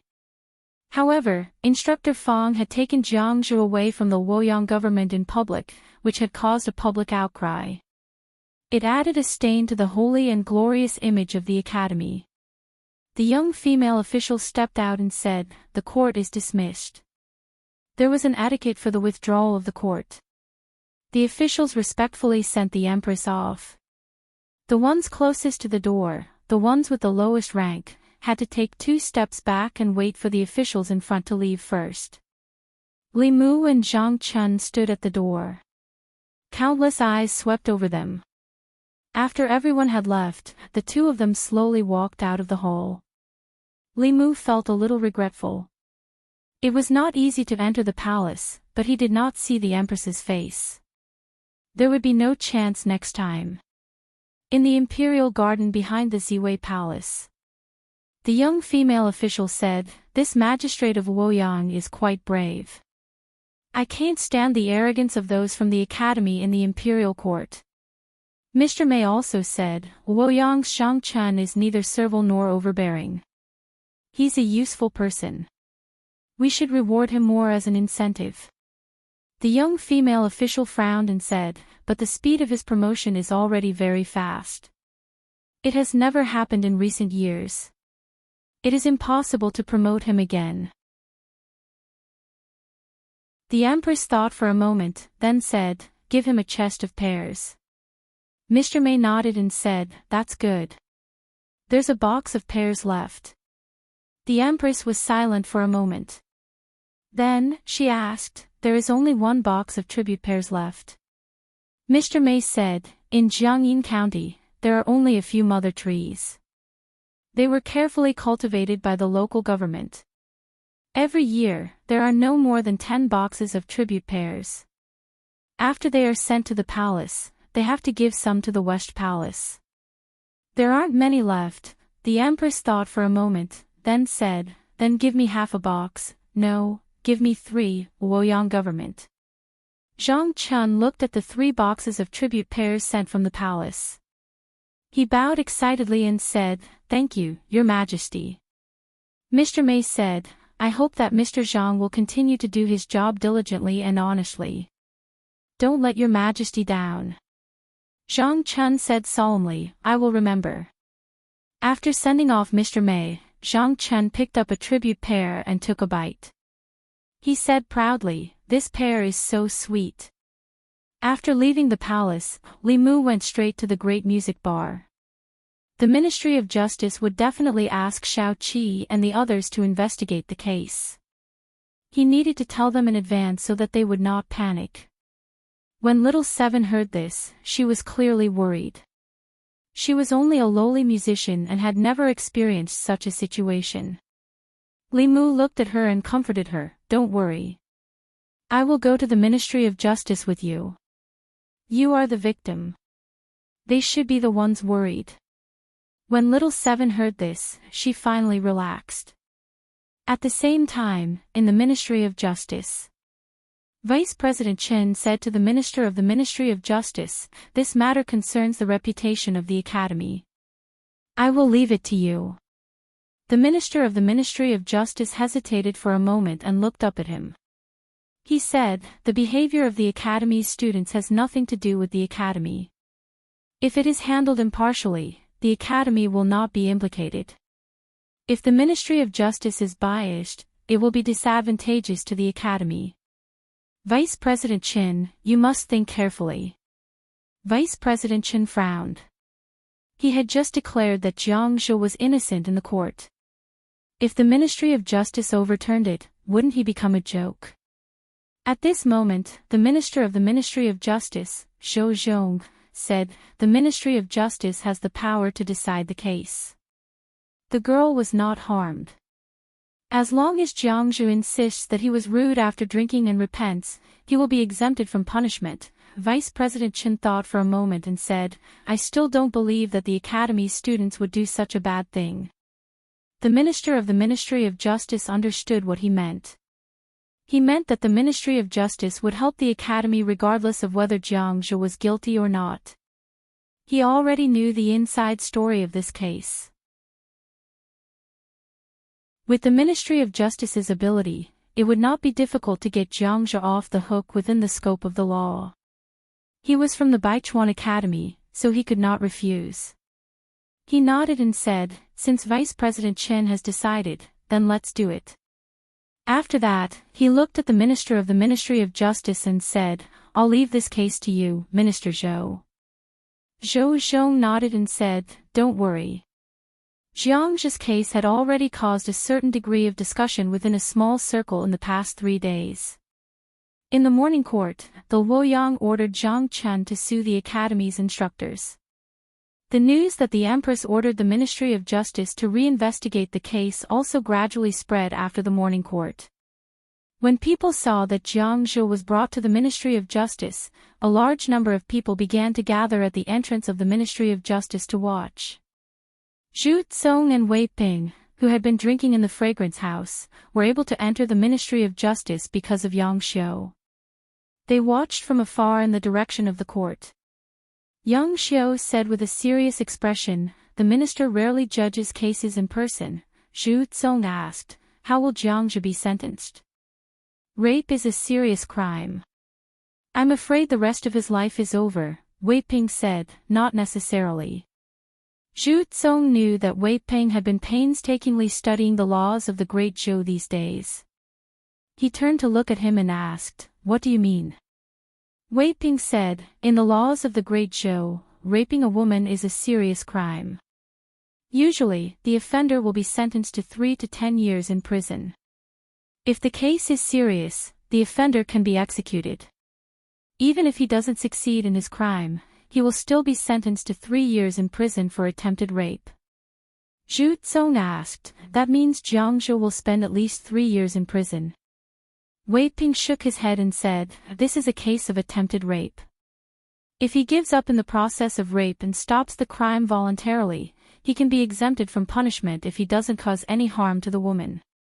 He looked in the direction of the court and said slowly, the key to this case is whether Jiang Zhe stopped the violence voluntarily or was stopped by someone else. This will determine whether he will be acquitted or be sentenced to 3 years in prison. Zhu Zong was puzzled. What's the difference if he failed to rape her anyway? I know that. Yang Xiu finally had a chance to interrupt. He said, if he stops the crime voluntarily, he will also be sentenced to a heavy sentence. The perpetrator will have no way out. This law seems to give the perpetrator a chance, but it is actually a protection for the victim. Wei Ping nodded and said, although this is the original intention of the law, it will also give many people a chance to take advantage of this loophole. In the court of the Ministry of Justice, Jiang Zhe knelt on the ground and said, Sir, please understand. I was impulsive after drinking and was rude to this lady. Later, I remembered the teacher's teachings and suddenly came to my senses. I didn't continue to violate this lady, Yining said angrily. You only stopped when we rushed to the room, Jiang Zhe said. At that time, I wanted to apologize to this lady. You misunderstood, you are clearly quibbling. That is the truth. Jiang Zhe looked up at the Assistant Minister of the Ministry of Justice and clasped his hands. Sir, please understand. Both sides had their own version of the story. Jiang Zhe said that he stopped the violence voluntarily, but the musician of the Great Music Bar said that he was stopped by others. Although the results of these two cases were the same, the meaning was completely different. The Ministry of Justice's punishment for this case was based on the process of the case. The Assistant Minister of the Ministry of Justice said lightly, I will use the soul manipulation on Jiang Zhe. The truth will be revealed soon. He looked at Jiang Zhe and said, raise your head. Jiang Zhe raised his head and looked into the eyes of the Assistant Minister of the Ministry of Justice. The Assistant Minister of the Ministry of Justice's eyes became deep pools. He asked, Jiang Zhe, let me ask you. When you wanted to violate this lady, did you repent on your own, or was it because someone stopped you? Jiang Zhe's eyes were dull. He murmured, I repented on my own and realized that I had made a mistake. I wanted to explain to this lady, but perhaps I was too anxious and was misunderstood by her. Li Mu's expression was ugly. Shao Qi and the others could not be lying. Either Jiang Zhe had a way to avoid the soul manipulation, or the Assistant Minister of the Ministry of Justice deliberately let him go. Regardless of which possibility it was not something that ordinary people could see through. Jiang Zhe's actions before he was stopped were attributed to him being too anxious to explain. Even if a transcendent expert could reenact the scene, they could not convict him. It was obvious that he had made sufficient preparations before going to court. Even if the Ministry of Justice's punishment was presented to the Empress, it would not be a problem. The Assistant Minister of the Ministry of Justice looked at everyone and said, the truth is out. Although Jiang Zhe was in the wrong, he did not deserve to be punished. Seeing that you were able to repent in time, I acquit you. However, you have disturbed this lady, so you must apologize to her and compensate her with 10 taels of silver. Do you have any objections? Jiang Zhe immediately said, thank you, sir, for proving my innocence. He stood up and bowed to Shao Qi. He said, I was rude after drinking and offended you. I apologize to the lady. The Assistant Minister of the Ministry of Justice slammed the gavel and said, the case has been investigated. The court is dismissed. Jiang Zhe left 10 taels of silver and looked at Li Mu and the others. He smiled and strode out of the Ministry of Justice. Li Mu sent Shao Qi and the others out of the Ministry of Justice. He looked back and walked back. He looked at a figure standing in the courtyard and said slowly, Sir Zhou, you should know better than anyone whether Jiang Zhe is guilty or not, right? Zhou Zhong looked at him and asked, is this important? Li Mu said in a low voice, if right or wrong, justice and justice are not important, what else is important in this world? Zhou Zhong looked into his eyes and said after a long time, you are really like a friend that I haven't seen for many years. Li Mu said coldly, you don't deserve such a friend.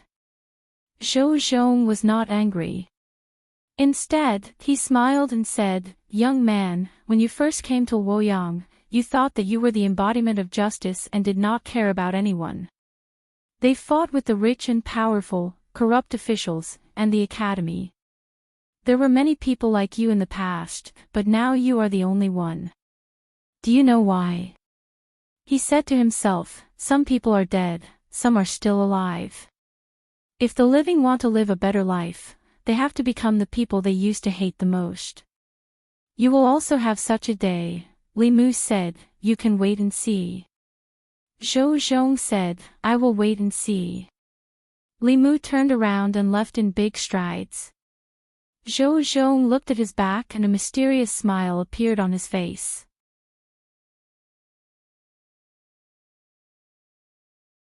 Chapter 243. Ministry of Justice. Zhou Zhong returned to the office and tapped the table with his knuckles. No one knew what he was thinking. The director of the Ministry of Justice knocked on the door and walked in. He put a file on the table in front of him and said, Assistant Minister, I went to the Ministry of Appointments and asked them to make a copy of County Magistrate Yi's resume. It's here. Zhou Zhong looked forward and his mind seemed to be elsewhere. He asked, is there a problem? The director of the Ministry of Justice said, this person's resume is an A in every 3 years. However, everyone knows what the Ministry of Appointments resume is about. It's too hard to use it to wipe someone's ass. There's no reference value. Even the county magistrate of Yangyang County can get an A in every year. This county magistrate in Yi was originally from the Ministry of Appointments. It's normal for the Ministry of Appointments to protect him. If you want to know how an Yi county is governed, you have to send someone to an Yi county to see for yourself, Ministry of Appointments. The director of the Ministry of Justice's words seemed to have touched Zhou Zhong. He opened the resume of county magistrate in Yi and glanced at it. His eyes narrowed slightly. Then he put down the resume and said, I'll send someone to handle this case. You don't have to worry about it anymore. Danyang County was far away and it was very troublesome to investigate in Yi County. The director of the Ministry of Justice didn't want to take care of this troublesome task. He was delighted and said, if that's the case, I'll take my leave first. He strode out of the office. Zhou Zhong looked at the resume of County Magistrate in Yi for a long time. This resume from the Ministry of Appointments and a case file about the assassination of County Magistrate in Yi slowly floated up from the table. Puff, a ball of fire suddenly appeared in the air. The resume and the case file were quickly swallowed by the fire. In an instant, they disappeared without a trace. Not even ashes were left. Li Mu walked out of the Ministry of Justice. He was still angry. With his character, he wouldn't have said so much to the Assistant Minister of the Ministry of Justice. However, Zhou Zhong used to be a clear stream in Luoyang more than 10 years ago. The law reform he proposed was very advanced even now. Evil people would do evil. This was a fact that had never changed since ancient times. It was a pity and anger that a hero who slayed a dragon became an evil dragon. Li Mu was not Zhou Zhong, so he did not know why Jiangzhe had changed like this. However, the way the Ministry of Justice dealt with Jiangzhe was not entirely a bad thing. If the Ministry of Justice dealt with Jiangzhe fairly, the 100 Rivers Academy would inevitably lose some face. After all, it was shameful for a student of the academy to have such a scandal. This loss of face was negligible. Perhaps it would not be mentioned again in a few days. However, after Jiangzhe committed the crime, he was still able to get away with it under the protection of the academy.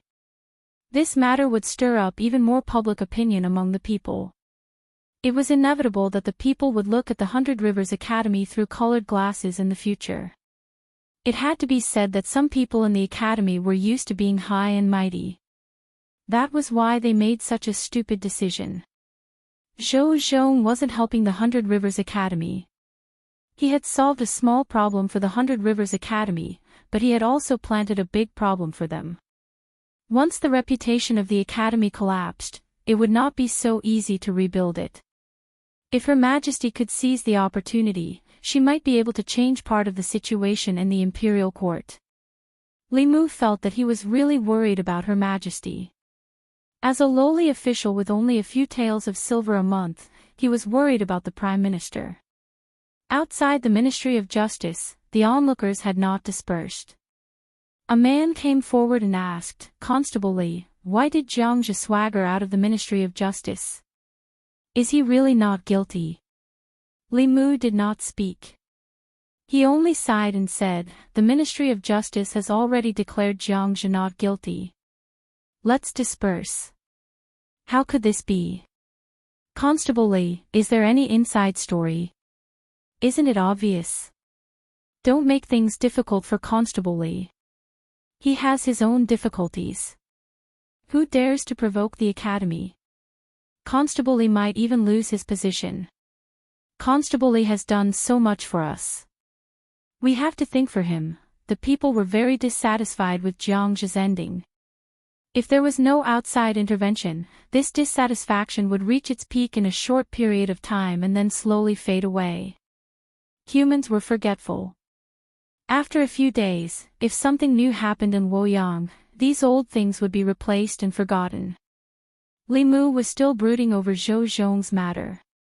When he returned to the Yamen, he flipped open the law of Zhou and found the laws that Zhou Zhong had advocated. The more he read, the angrier he became. He had advocated the abolition of the silver law of substitution more than 10 years ago. Since the establishment of the Great Zhou, it had pursued the rule of etiquette. Under this rule, the aristocrats and officials enjoyed great privileges. Later, some emperors began to accept the idea of the rule of law, which led to the current situation of rule of etiquette and law. The silver law of substitution was actually to legalize the privileges of the privileged class. Zhou Zhong was resolutely opposed to this practice, thinking that it was an insult to the legal system. The law did not distinguish between relatives in estrangement, high and low. The monarch and his ministers, from top to bottom, high and low, all followed the law. Punishing the wrong did not evade the ministers, rewarding the good did not spare the common man. He wanted to implement a thorough rule of law. In addition, he also pointed out the shortcomings of the academy and suggested that the imperial court should select talents from outside the academy. This could effectively prevent the officials from forming cliques and the academy from interfering in politics. Later, he failed. His failure was not surprising. It was because he challenged the officials, the nobles, and the academy. Because of this matter, he was demoted and almost exiled. Seeing this, Li Mu's anger and resentment subsided a little. He could not describe what he was feeling in his heart. Those who held the firewood for the people froze to death in the wind and snow. Those who opened the way for justice died in the thorns. This was the true portrayal of Zhou Zhong. Li Mu did not know what happened later, but it was not difficult to guess based on his current status and power. Zhang Chun strolled in from outside and looked at Li Mu with a proud expression. He asked, "Did His Majesty reward you with anything?" Li Mu shook his head and said, "No." Zhang Chun smiled and then said regretfully, "His Majesty rewarded me with 3 tribute pears. They were much sweeter than the ones I ate from you. Unfortunately, there were only 3. Otherwise, I would have given you 1 and let you have a taste." Li Mu shook his head and said, "I still have half a box at home." "Sir, you can keep it for yourself."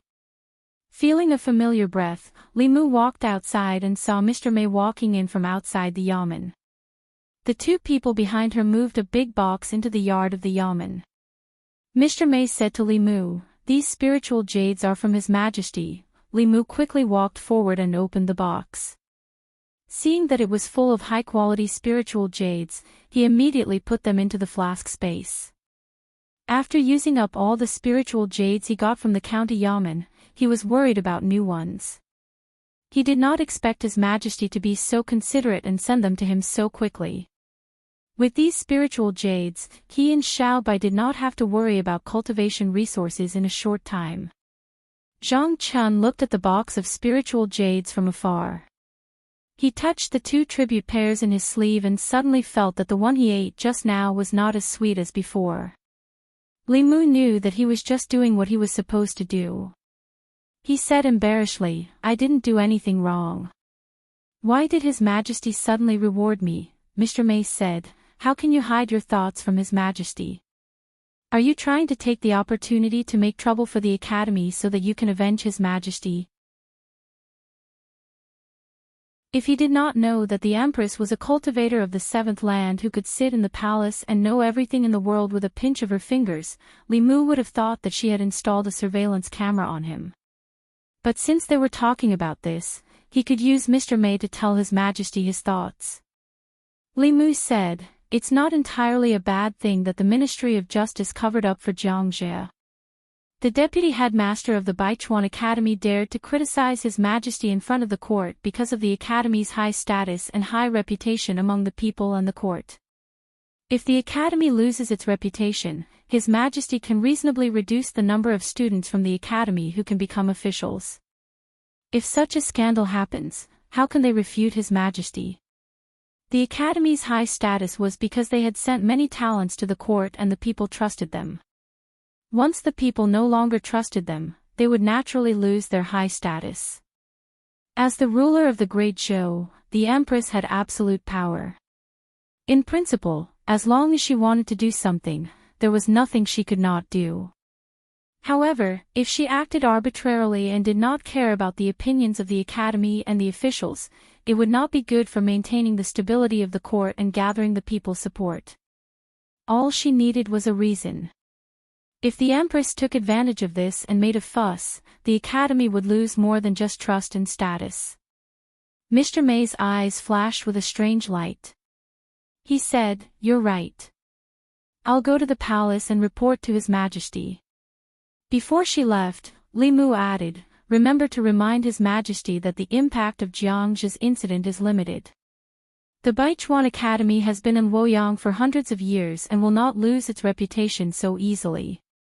The people will soon forget about this unless someone is fanning the flames and pushing the Baichuan Academy to the cusp of the storm." In the palace. In a hall. The space in the hall fluctuated and the figure of Mr. May appeared out of thin air. Her body began to change, gradually turning into another figure. She looked at the real Mr. May and said, "You're right. He is indeed loyal to me and smart. If he were in the court, I would feel much better. Think of a way to get him to my side."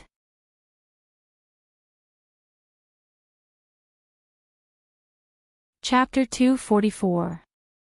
With enough spiritual jades, Li Mu used the 3 days of rest he had saved to cultivate in seclusion at home. At a certain moment, Li Mu, who was sitting cross-legged on the bed and absorbing the spiritual jades with his eyes closed, suddenly opened his eyes. He could sense some subtle fluctuations in the array formation outside. Li Mu opened the door and saw Mr. May standing outside. He asked in surprise, "Sister May, why are you here?" Lord May went straight to the point and asked, "Were you the one who added fuel to the fire in the 100 River Academy?" Li Mu had been in seclusion for the past 3 days, so he didn't know anything. He asked, "What happened in the 100 Rivers Academy?" Mr. May was puzzled. "It really wasn't you." Li Mu said, "Tell me what happened first." Lord May looked at him in surprise and finally said, "After Jiang Jie's case, in just 3 days, the reputation of the 100 River Academy among the people plummeted. After the internal guards investigated, they found that someone was fanning the flames behind the scenes and adding fuel to the fire." "Wasn't it you?" Li Mu said, "I've been in seclusion for the past 3 days. This is the first time I've heard of this." Wasn't it His Majesty who sent someone to do it? Mr. May shook his head and said, no. Li Mu was stunned and asked, then who could it be? The gate of the 100 Rivers Academy was not on the bustling main street, so not many people passed by. But since 3 days ago, there had been more people passing by the gate of the academy. When the people passed by the gate of the 100 Rivers Academy, they all cast disdainful looks at the academy. Some people even secretly spat when no one was paying attention and quickly left. Li Mu and Mr. May stood in the distance and watched this scene. The development of the matter was far beyond Li Mu's expectations. Jiang's crime didn't cause any serious consequences, so it shouldn't have escalated so quickly. Someone must have fanned the flames behind the scenes to be able to develop to this point within 3 days. Under normal circumstances, this kind of thing should be decreasing day by day. For this kind of situation to occur, someone must have bought the trending topic. Li Mu thought about it and asked, could it be done by other academies or the new party? Although the Baichuan Academy did not openly support the old party, the students of the academy were the most influential in Great Zhou. Their relationship with the old party was inseparable. Of the 4 great academies, other than the White Deer Academy, the other 3 academies were in a competitive relationship. After all, there was a limit to the number of vacancies in the royal court. If one academy had more vacancies, the other academies would have fewer vacancies. Nobody wanted to be the one with fewer vacancies. The Baichuan Academy was close to the old party, while the Zhou family and the other new party members were eager to get hold of their weakness. They had the most obvious motive. Mr. May shook his head and said, the person behind this is very cautious. The internal guards can't find the source. Even His Majesty couldn't figure it out with his great supernatural powers. She continued, the Baichuan Academy's behavior of protecting Jiangzhi has already caused public anger in Luoyang. In the morning court today, several imperial censors joined with many courtiers to impeach the Ministry of Justice and the Academy.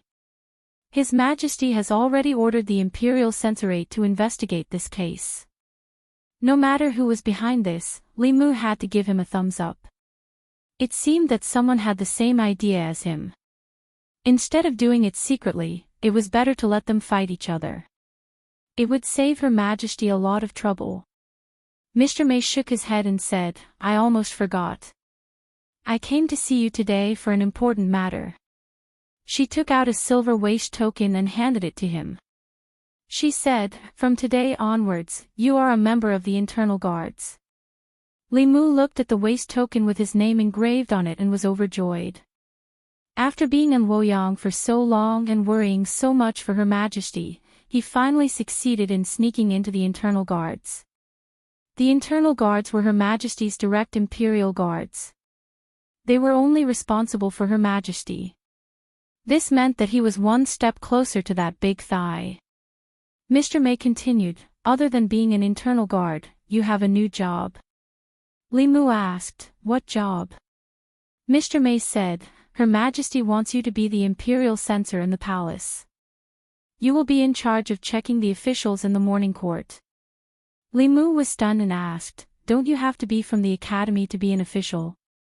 Mr. May explained, the officials of the imperial censorate are chosen by the imperial court from each county. They are not afraid of power and are honest and upright. In order to prevent the imperial censors from forming cliques for personal gain, all officials of the imperial censorate cannot be from the academy. Compared to the ability to govern the country, the imperial court valued the character of the imperial censor more. The cleaner the background, the more upright he was. He would be more suitable to be an imperial censor if he dared to speak out and scold other officials. The imperial censor in the palace, as the name suggested, was an imperial censor who worked in the Golden Palace. Their job was to observe the officials in the morning court to see if they were disheveled, lazy, or otherwise impolite. In addition, they had the right to express their opinions on the imperial court. All the officials in the imperial court, no matter their rank, had the right to discuss the imperial court's affairs. Becoming the imperial censor in the palace had little impact on Li Mu's current life. He was still the arrestor of the Luoyang Yamen, but he had to appear in the palace every time he attended the court. He stood in the corner of the palace and observed secretly. Li Mu was confused and asked, "Why did Her Majesty suddenly want me to be an imperial censor?" Mr. May said, "Because you are not afraid of the nobles or the academy. She dares to speak out. Her Majesty needs you to speak out in the imperial court." Li Mu nodded and said, "I understand." Beichuan Academy. An old man pointed at Vice President Chen and said angrily, "Are you stupid? You ruined the academy's century-old reputation in order to protect a guilty student. You have to apologize to the academy's past sages." Vice President Chen's face also darkened. He said, "This was originally a small matter. It shouldn't have escalated to this point. Someone must have added fuel to the fire." The old man said angrily, "If you had done things impartially, how could you have been caught?" Vice President Chen said, "I want to know who set us up.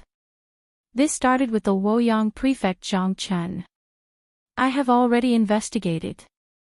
Zhang Chen was once a student of the Myriad Scroll Academy. Could this be a trap set by the Myriad Scroll Academy?" The old man said, "This is not important. For now, the most important thing is how to restore the academy's reputation." Even the headmaster, who was in seclusion, was alerted. The headmaster has already ordered Jiang Zhi to be expelled from the academy and Fang Bo to be stripped of his teaching qualifications. No one is allowed to plead for them in the imperial court. Vice President Chen looked regretful. He gritted his teeth and said, "I understand." Ziwei Palace. 3 days ago, the imperial censor was ordered by the empress to investigate Jiang Zhi's case. After 3 days of questioning and investigation, the imperial censor finally found the origin of the case. When Jiang Zhi was listening to music at the Great Music Bar, he was lustful towards a beautiful musician in a private room and wanted to violate her. The musician of the Great Music Bar could not bear the humiliation and cried for help. In the end, other musicians were alerted. They broke into the room and stopped Jiang Zhi. It was not as Jiang Zhi said, that he regretted it during the process of violating the musician. The Ministry of Justice misjudged the case because when Jiang Zhi was being tried in the Ministry of Justice, he had a magic weapon given to him by his teacher, Fang Bo. This magic weapon could keep one awake when one's soul was being controlled, thus misleading the officials of the Ministry of Justice. After Jiang Zhi committed the crime, he refused to confess and misled the Ministry of Justice, causing the case to be misjudged. This caused an extremely bad influence in Luoyang. According to the law, Jiang Zhi was sentenced to 10 years in prison.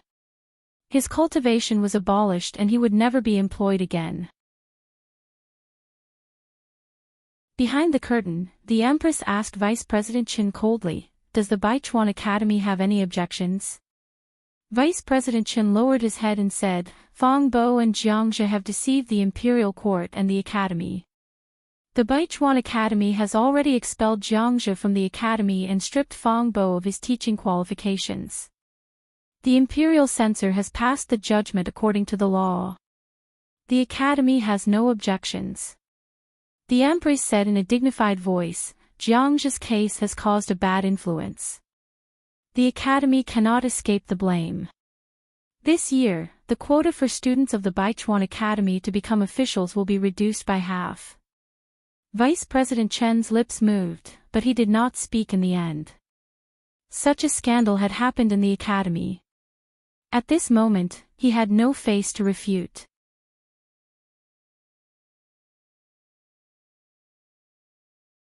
Chapter 245. It was rare for the academy to lower its head in court, but the Empress didn't stop there. The Empress's voice continued to come from behind the curtain. For more than 100 years, all the officials in Great Zhou, from the imperial court to the counties, have been taken over by the academy. From the Beichuan Academy, it can be seen that the students of the academy need to be improved.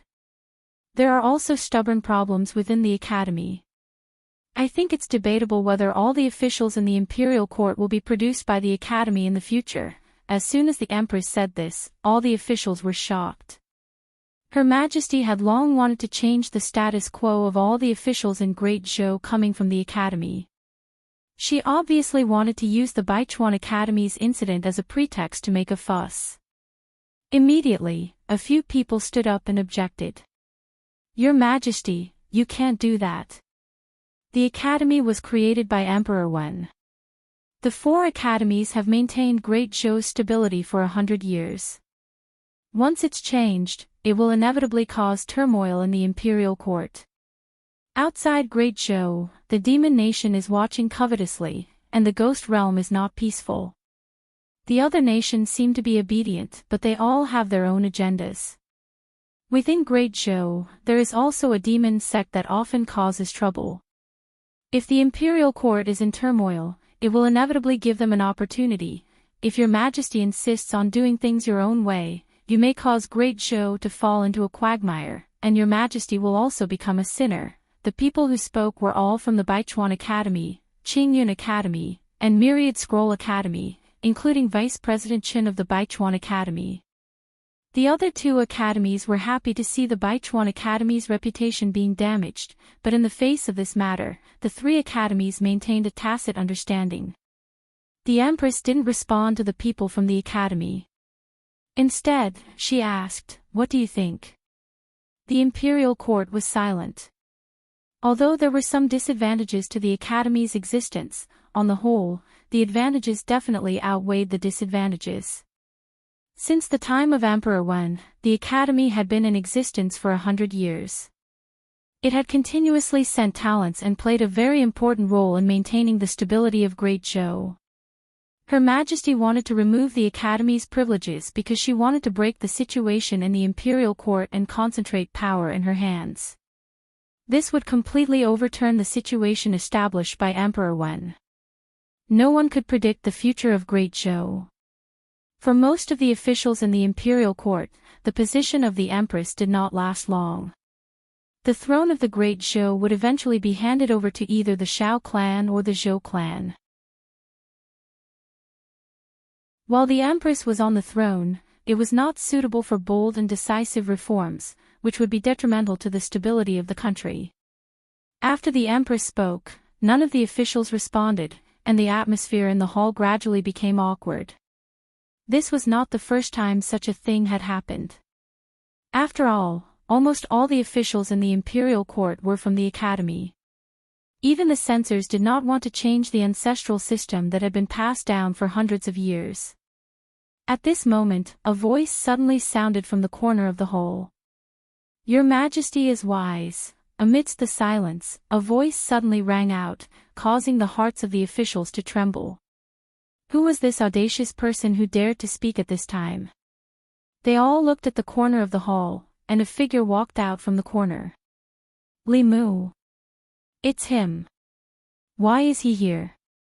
Wait, is he wearing the Imperial Censor robes? Imperial Censor. His Majesty made him an Imperial Censor. Li Mu met the gazes of the officials and walked out from the corner of the golden hole. After someone responded, the Empress asked again, "What do you think, Minister Li?" The way the Empress addressed Li Mu made all the officials in the imperial court dumbfounded. Her Majesty had always addressed the officials in the imperial court as Minister Zhang, Minister Li, and other ministers. When had she ever used Minister Li?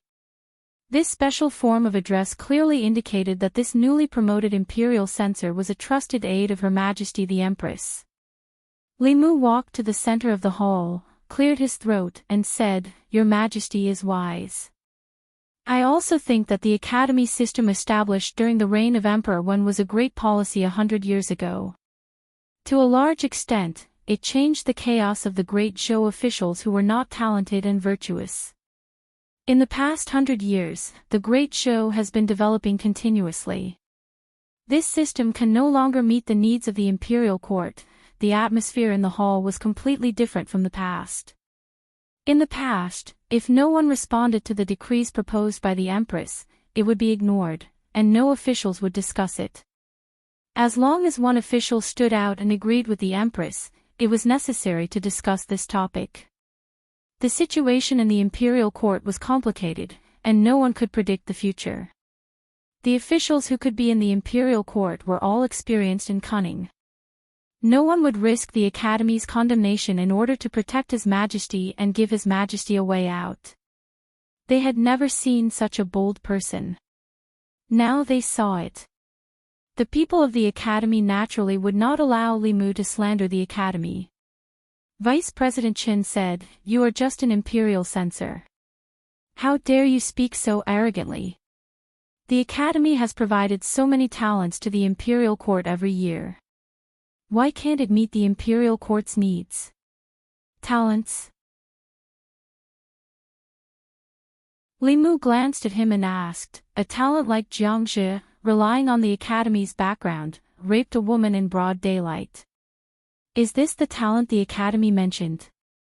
This matter had become a pain for the Academy. Vice President Qin said with a gloomy face, "This kind of bastard is just a special case. He can't represent the Academy. The Academy has expelled him and will never hire him again." Li Mu shook his head and said, "Instructor Fang, as an instructor of the Academy, did not set an example and strictly restrain his students. Instead, he allowed Jiang Zhi to rape a woman and tried to deceive the imperial court afterward to cover up his crime. If the upper beam is not straight, the lower beam will be crooked. What kind of students can such an instructor teach? If such a student enters the imperial court and becomes an official, how many people will be bullied by him?" He said coldly, "The instructor is like this, the students are like this. His Majesty just pointed out the shortcomings of the Academy. What right do you have to scold His Majesty as a sinner?" Vice President Qin was speechless for a moment, and then immediately said, "Instructor Fang can't represent all the instructors of the Academy. You are generalizing. What about the county magistrate of Yang County?" Li Mu continued to ask, "As a county magistrate, he colluded with the local tyrants and exploited the people. He created an unjust case that shook the Great Zhou. Even the heavens couldn't stand it. Which academy did he come from?" The vice president of the Myriad Scroll Academy lowered his head slightly. Vice President Qin said, "You are still generalizing. There are 36 counties in the Great Zhou and hundreds of county magistrates. What can a county magistrate of Yang County prove?" Li Mu smiled at him and said, "Okay, let's not talk about the place.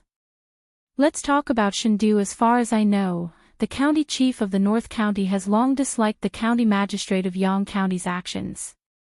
He has submitted many memorials, but the evaluation of the county magistrate of Yang County by the Ministry of Personnel every year is A+. Because of this, the county magistrate of Yang County is even more unscrupulous and can do whatever he wants. This kind of corrupt official can be A+, the highest grade. Are the officials sent by the Academy to the Ministry of Personnel all blind and deaf?" The Minister of Personnel's face was livid. The faces of the officials of the Ministry of Personnel also alternated between green and white. In front of His Majesty and hundreds of officials, they could only endure being scolded in their noses. This was because what he said was the truth. The county magistrate of Yang County was the brother-in-law of the Assistant Minister of Personnel. The Assistant Minister had personally instructed, so who would dare to make things difficult for him in the evaluation? The officials were silent. Who didn't know about the problems of the Ministry of Personnel? Who didn't know? But the problem was, which Ministry of Personnel wasn't like this in the past dynasties? Most of the officials in the imperial court had their own factions. Wasn't it common for members of the same faction to help and cover for each other? The Ministry of Personnel controlled the evaluation and promotion of officials in the Great Zhou. It was normal for them to give the brother-in-law of the Assistant Minister of Personnel an A+. But in the imperial court, this was the first person who dared to scold the officials of the Ministry of Personnel as blind and deaf. Before this, they all thought that Li Mu was influenced by Zhang Chun of Shendu like boss, like subordinate.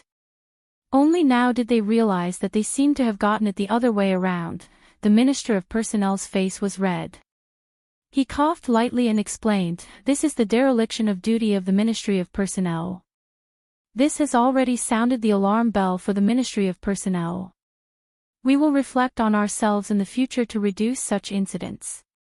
"Don't give me that." Limu waved his hand and said, "Who doesn't know that the county magistrate of Yang County is the brother-in-law of the Assistant Minister of Personnel? This isn't the first time the Ministry of Personnel has done something like this. Why are you still pretending in front of me?" The Minister of Personnel covered his mouth and coughed uncontrollably. He retreated to his seat. The Assistant Minister of Personnel clenched his fists tightly. The veins on his forehead bulged, but he could only lower his head. Many of the officials in the Imperial Court were dumbfounded. They couldn't help but label Limu as a lunatic. Even the strongest Imperial censor they had seen was not half as strong as him. He had torn down the veil of the Ministry of Personnel and exposed the officials of the Ministry of Personnel completely naked in front of the other officials. But Limu didn't stop there. He pointed around and said, "And the Ministry of Rights, Ministry of Justice, Ministry of Revenue, and Taichung Temple. How many officials in the 6 ministries and 9 temples have failed to discipline their sons?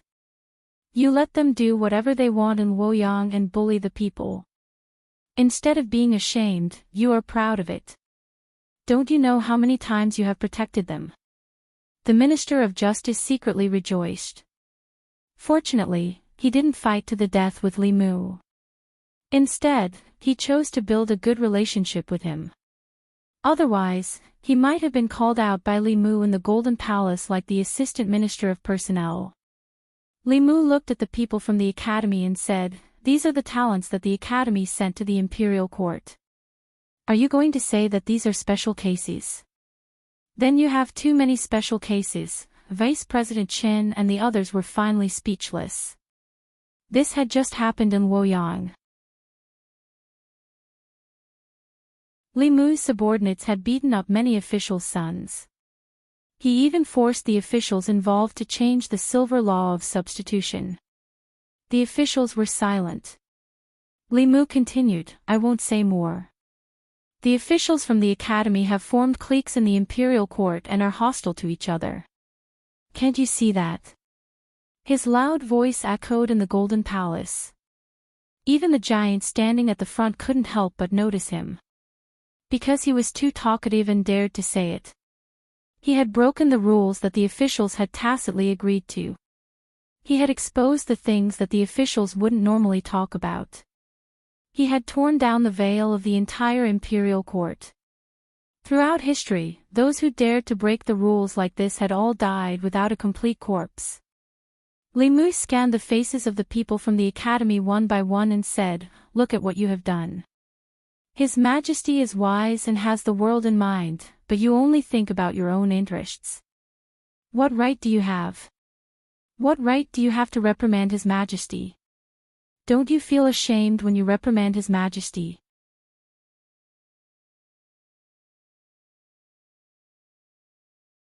Chapter 246. There were more than 100 officials standing in the Golden Hall, but it became Limu's personal performance. Because it was too quiet, his voice kept echoing in the hall. No one could answer his question. These rules, which had been tacitly agreed upon by the officials, were laid bare in front of them. It was enough to make everyone in the Imperial Court blush with shame. The officials were silent, and so was the Academy. Limu continued, talking about the Demon Kingdom, the Ghost Realm, the 4 barbarians of the Devil's Sect. These are all excuses. Everyone here knows better than anyone else that the problem of the Great Zhou dynasty is not outside, but in the Imperial Court, in this Golden Hall. Limu's voice echoed, each word piercing the heart. The hall was silent for a long time. Then the Empress's dignified voice came from behind the curtain. "Everyone, please think about Minister Li's words carefully. You may leave the court in an hour." Behind the curtain, footsteps sounded and gradually faded away. The Empress must have left from the back of the hall. After a while, Mr. May walked out from the back of the hall. He gave Li Mu a look, and Li Mu followed him out from the back of the hall. Inside the main hall, there was silence. The Assistant Minister of Personnel's face was as black as the bottom of a pot. The officials from the 6 ministries and 9 temples who had suffered at his hands did not look too good either. The vice-deans and instructors of the major academies left without a word. The officials looked at each other. The hall was silent for a long time. Then someone sighed and said, "Where did this hothead come from?" After someone spoke, the oppressive atmosphere in the hall exploded. He really dares to speak. The 6 ministries and 9 temples, and the 4 great academies, have all been scolded by him. Even His Majesty has not scolded us like this. With this kind of person as the imperial censor, I'm afraid we won't have a good life in the future. He keeps saying that His Majesty is wise, and magnanimous. He just wants to gain favor by protecting His Majesty. Can he be any more obvious? How shameless. I used to think that Zhang Chun was already shameless enough. I didn't expect Zhang Chun to be so much worse than him. The official who spoke did not hide his disgust and annoyance towards Li Mu, but there were also some who were silent and had a thoughtful look on their faces, as if they were really thinking about what he had just said. There was something wrong with the imperial court. They usually turned a blind eye to these problems, but now that it was pointed out, they could no longer ignore it. Li Mu pointed out the problems of the academy, the 6 ministries, the collusion of the officials in the imperial court, and the decreasing psyche power of the people after Emperor Wen. The Assistant Minister of the Ministry of Justice, Zhou Zhong, stood in the crowd with a faint smile on his face. Li Mu was not aware of the situation in the hall. He had already left Ziwei Hall. Lady Mei and the Empress personal maid led him to another hall. There was a table in the hall that was already filled with delicacies. Li Mu was startled and asked, "What is this?" Mr. Mei said, "His Majesty specially asked you to have lunch before you leave." After the morning court session, being able to enjoy lunch in the palace was a privilege that couldn't be any better. Li Mu did not refuse. He was already thirsty from all the saliva flying in the hall. He picked up the flagon on the table, poured himself a full cup, and drank it up. It did not seem to be wine in the flagon, but some kind of fruit drink. It even contained rich spiritual qi. One sip was equivalent to half a spiritual jade absorbed by Li Mu. After he sat down, he looked at Mr. Mei and the young maid standing aside and said, "Don't just stand there. Sit down and eat with me." Mr. Mei shook his head and said, "You eat. This is a gift from His Majesty." Since they did not want to, Li Mu did not force them. There were many rules in the palace, and they must know better than him. Mr. Mei remembered something. He pointed to the young maid and said to Li Mu, "Her name is Shengwan Li. She is His Majesty's personal maid and also one of the commanders of the internal guards. All the internal guards in the palace are under her command. You are on duty in front of the hall, so you are also her subordinate. If you have any problems in the future, you can go to Commander Shengwan." Shengwan Li's initial prejudice against Li Mu had disappeared without a trace. She looked at Li Mu lightly and said, "Just call me boss." Li Mu saluted her with his fists and said, "Greetings, Commander Shengwan." Shengwan Li glanced at him and left. The word boss had a special meaning to him. Li Mu would not call her that casually. This Commander Shengwan was at most a few years older than him, but she also had the cultivation of the 5th realm. It must be because she was the Empress' personal maid. Her Majesty the Empress was so generous. If she could become her personal little jacket, she would definitely receive many benefits. She was able to advance to the creation realm at such a young age. Sooner or later, Li Mu would replace her position and become the Empress' closest jacket. Mr. Mei walked to Li Mu's side and asked, "Do you have any conflicts with Ali?" Li Mu shook his head and said, "It was the first time I saw her. But before the morning court, she looked at me with an unfriendly gaze. Lord Mei knew the reason and said, maybe it's because you weren't familiar with each other at that time. You're all His Majesty's internal guards and you're his subordinate. You'll get to know each other better in the future. After Shang Wanli left, the atmosphere in the hall became much better. Li Mu smiled and said to Lady Mei, Sister Mei, why don't you sit down and eat with me? I can't finish all these by myself. Besides, I have some questions to ask you. It's not convenient for us to talk if you're standing and I'm sitting. Mr. Mei had to sit down and asked, what questions do you have? Ask away. Li Mu remembered the scene in the court where the Empress was alone and helpless. He asked, doesn't Her Majesty have her own confidants in the court? Mr. Mei said, since the time of Emperor Wen, all the officials in the Great Zhou, except for the Imperial Censor, came from the 4 academies. Even the Emperor could not violate the rules set by Emperor Wen. The officials from the 4 academies were united in the court. As long as this rule was not abolished, it would be difficult for Her Majesty to have any confidants. Most importantly, Her Majesty did not want the throne, and she did not want to cultivate any confidants. If it were not for the conflict between the old and new parties, which has affected the psyche power of the people of the Great Zhou and hindered the condensation of the Emperor's qi, Her Majesty would not have cared about them at all. Li Mu remembered that Mr. Mei once said that the Empress did not become the Empress by her own will. She was just a transition for the Zhou family to take over the court. If she really wanted to take power, her strength was enough to suppress the entire court, even with the restrictions of the academies. In this world, all the intrigues and schemes were not worth mentioning in the face of strength. This was also the only reason why the Empress did not encounter any resistance when she inherited the throne, even though her surname was Zhou. Even the Shao royal family acquiesced to it. Li Mu asked curiously, does Her Majesty want to pass the throne to the Shao family or the Zhou family in the future? Mr. Mei shook his head and said, I'm afraid only Her Majesty knows about this. Let's not ask more. She looked at Li Mu and said, you are much braver than I thought. Most people can't even stand steadily in front of hundreds of officials for the first time, let alone point at their noses and scold them like you. Just now, you finally helped Her Majesty vent her anger. Li Mu did not care at all.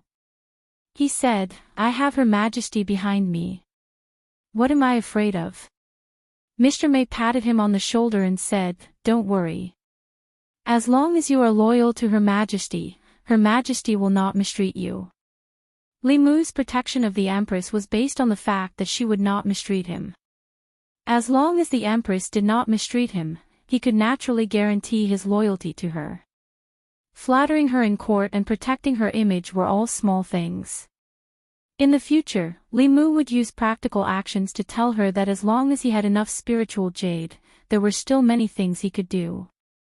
Li Mu did not finish the delicacies given by the Empress. Before he left, he also brought some fruits and pastries for Xiao Bai. Mr. Mei said, let me see you out. This place is very close to the West Palace. You can't wander around. If you offend the concubines of the previous emperor, Her Majesty will be in a difficult position. Li Mu was escorted out of the harem by Mr. Mei. When he passed by Ziwei Palace, he happened to see hundreds of officials coming out of the palace. Li Mu was walking behind. When he saw Zhang Chen, he hurriedly said, Sir Zhang, wait for me. Hearing the familiar voice behind him, Zhang Chen's footsteps quickened. Li Mu quickly caught up with Zhang Chen and said, Sir Zhang, why are you walking so fast?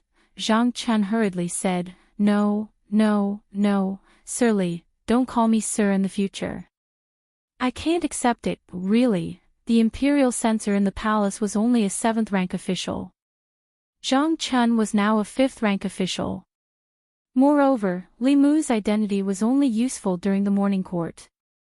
Normally, he was still a constable in the divine capital. However, since Zhang Chen said so, he did not force him. He said, Old Zhang, what are you afraid of? Zhang Chen looked at him and said in shock, Are you really stupid or are you pretending to be stupid? After what you did in the court, there will be no place for you in the divine capital. You may not be afraid of them, but I'm afraid of being implicated by you. Li Mu said, I don't need them to tolerate me. I only need Her Majesty to tolerate me. He glanced at Zhang Chen and asked, besides, do you think it's useful for you to hide from me now? Zhang Chen thought carefully and realized that he and Li Mu were grasshoppers in the same boat.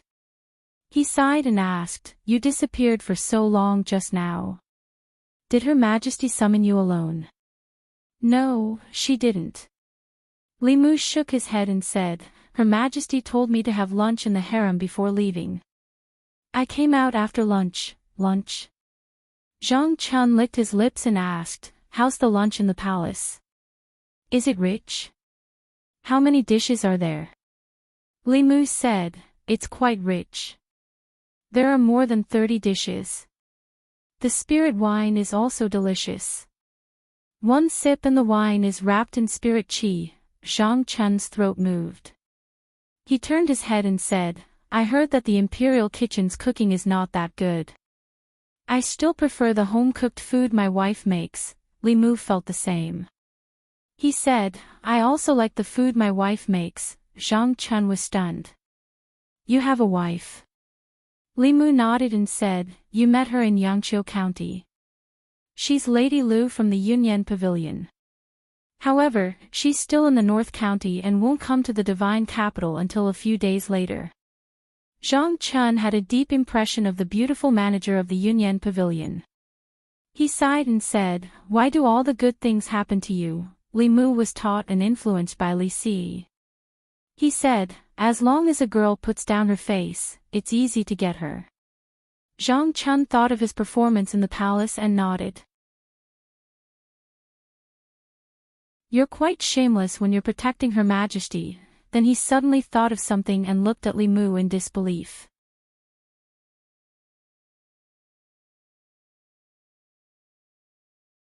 Chapter 247. Zhang Chen suddenly felt that he had unwittingly discovered a huge secret. The Empress had ascended the throne for 3 years, but she had never revealed who she would pass the throne to. The Shao clan and the Zhou clan. One was the original royal family of the Great Zhou, while the other was the Empress's maternal family. According to everyone's guess, after the Empress abdicated, either the Shao clan would regain power or the Zhou clan would replace her. The officials in the court would be led by the Shao clan and the Zhou clan, and they would fight for the throne. The only thing they didn't expect was for the Empress to have other plans. Why would Her Majesty pass the throne to the Shao clan? To the Empress, the Shao clan was an outsider and had no blood relations with her. A married daughter was like spilled water. She was no longer a member of the Zhou clan. What good would it do her to pass the throne to the Zhou clan? The Zhou clan's blood relations with her would become weaker and weaker. Who knew what they would think of her in the future? Instead of passing the throne to an outsider, why not give birth to one herself? Wouldn't it be better for her own children to inherit the throne than outsiders like the Zhou clan and the Shao clan? With this bold assumption in mind, Zhang Chen began to speculate. If Her Majesty wanted to pass the throne to her children, what was the biggest obstacle? The Shao clan and the Zhou clan were nothing to be afraid of. Her Majesty herself was a transcendence expert, a 7th realm transcendence expert. She was the strongest existence in the 10 continents. The legendary 8th realm and 9th realm only existed in legends. The 7th realm was the peak of the world. If Her Majesty insisted on having her way, who could stop her from the Shao clan and the Zhou clan? The only thing that could restrain Her Majesty was the Academy. Not only did the Academy have transcendent cultivators, but the officials in the court also came from the Academy. It would be difficult for Her Majesty to subdue them. That was why Her Majesty wanted to weaken the Academy's position in the court, and why she wanted to reduce the quota for the Academy. Connecting the dots, Zhang Chen knew that he had discovered the truth. The last problem was that Her Majesty had no children. Although she was the Crown Princess and the Empress, it was said that the former Crown Prince liked men and was only husband and wife on the surface. After ascending the throne, Her Majesty didn't establish a harem. Who did she want to have children with? Zhang Chun's gaze involuntarily turned to Li Mu. Her Majesty's love for Li Mu and her meticulous love for Li Mu was something that even he couldn't bear to see. The answer was obvious. Li Mu was the future empress. Li Mu and Zhang Chun walked out of the palace. Along the way, Zhang Chun did not speak. Li Mu thought that he was really frightened. Just as he was about to turn around, Zhang Chun suddenly looked at him with a face full of smiles and asked, "Your Majesty." "Ah no, Li Mu, to be honest, how do you think this official treats you?" Li Mu then said, "It's all right. What do you mean by okay?" Zhang Chun looked displeased and said, "Back in Yangqiu County, I took good care of you. Now that you've come to the divine capital, you've caused so much trouble for me. Have I ever complained?" "Li Mu, you complain every time. It's not important." Zhang Chun waved his hand and said, "You made a big mistake and offended someone you shouldn't have offended. When have I not cleaned up your mess behind your back? Touch your conscience and tell me, have I not treated you well?" Li Mu touched his conscience and thought carefully. He said, "Sir, you've been very good to me." This was the truth. If it were another superior, Li Mu would have been pushed out to take the blame the first time he caused trouble for him. Zhang Chun finally smiled and said, "If you become rich in the future, don't forget my kindness." Li Mu nodded and said, "Don't worry, I won't forget." Zhang Chun let out a long sigh of relief and muttered, "Whether or not this official can move to a bigger residence, whether or not I can have 8 maidservants to serve me, it all depends on you." Li Mu was stunned and asked, "What?" Zhang Chun waved his hand and said, "Nothing, we'll talk about this in the future." After parting with Li Mu, Zhang Chun did not return to the yamen. Instead, he went straight home. Mrs. Zhang was trimming the flowers in the yard. When she saw him coming in, she asked in confusion, "You're not going to the yamen today?" Zhang Chun said, "The morning court was delayed for an hour today. It's almost time for lunch. I'll go back to the yamen after lunch." Mrs. Zhang put down the scissors and said, "You must be tired after standing all morning. Go back to your room and rest for a while. I'll cook." Zhang Chun rolled up his sleeves and said, "I'll help you." Mrs. Zhang shook her head and said, "You'd better rest. The kitchen is so small that it can't accommodate 2 people." Zhang Chun held her hand and said, "Madam, you've suffered. I promise that I'll give you a bigger house in the future. At least 5 rooms. The kitchen must also be big. It won't be crowded for 10 people to stand." Mrs. Zhang patted his hand and said, "Such a big house is enough to live in. Many officials in the court don't even have their own houses." Zhang Chun smiled and said, "In short, madam, just wait and see. One day, I'll let you live in a bigger house. In the future, there will be maidservants to do the cooking and cleaning. You can be served comfortably by them." "Good, good, good. I'll wait for that day." Mrs. Zhang shook her head helplessly and said, "Let's not talk about this first. What do you plan to do about Yi?" Zhang Chun asked, "What's the matter with Yi?" Mrs. Zhang said, "Yi will be 20 next year. She hasn't found a husband yet. You're not worried, but I am. When I was her age, I was already pregnant with her." Zhang Chun shook his head and said, "What's the hurry? In the past, I didn't like any of the people who came to propose marriage. Now that we're in Luoyang, they don't like us." Mrs. Zhang said, "I think that Li Mu under you is not bad. He's handsome and, sure." Before she could finish her words, Zhang Chun covered her mouth. Zhang Chun widened his eyes and looked at her in horror. He said, "Put away your bold idea. Don't mention this in the future. Don't even think about it." Today's morning court session was more than an hour later than usual. When it was dismissed, it was already close to noon. Many officials were like Zhang Chun. After leaving the palace, they did not return to the yamen. Instead, they chose to go home. Most of the officials in the court did not have their own houses in Luoyang.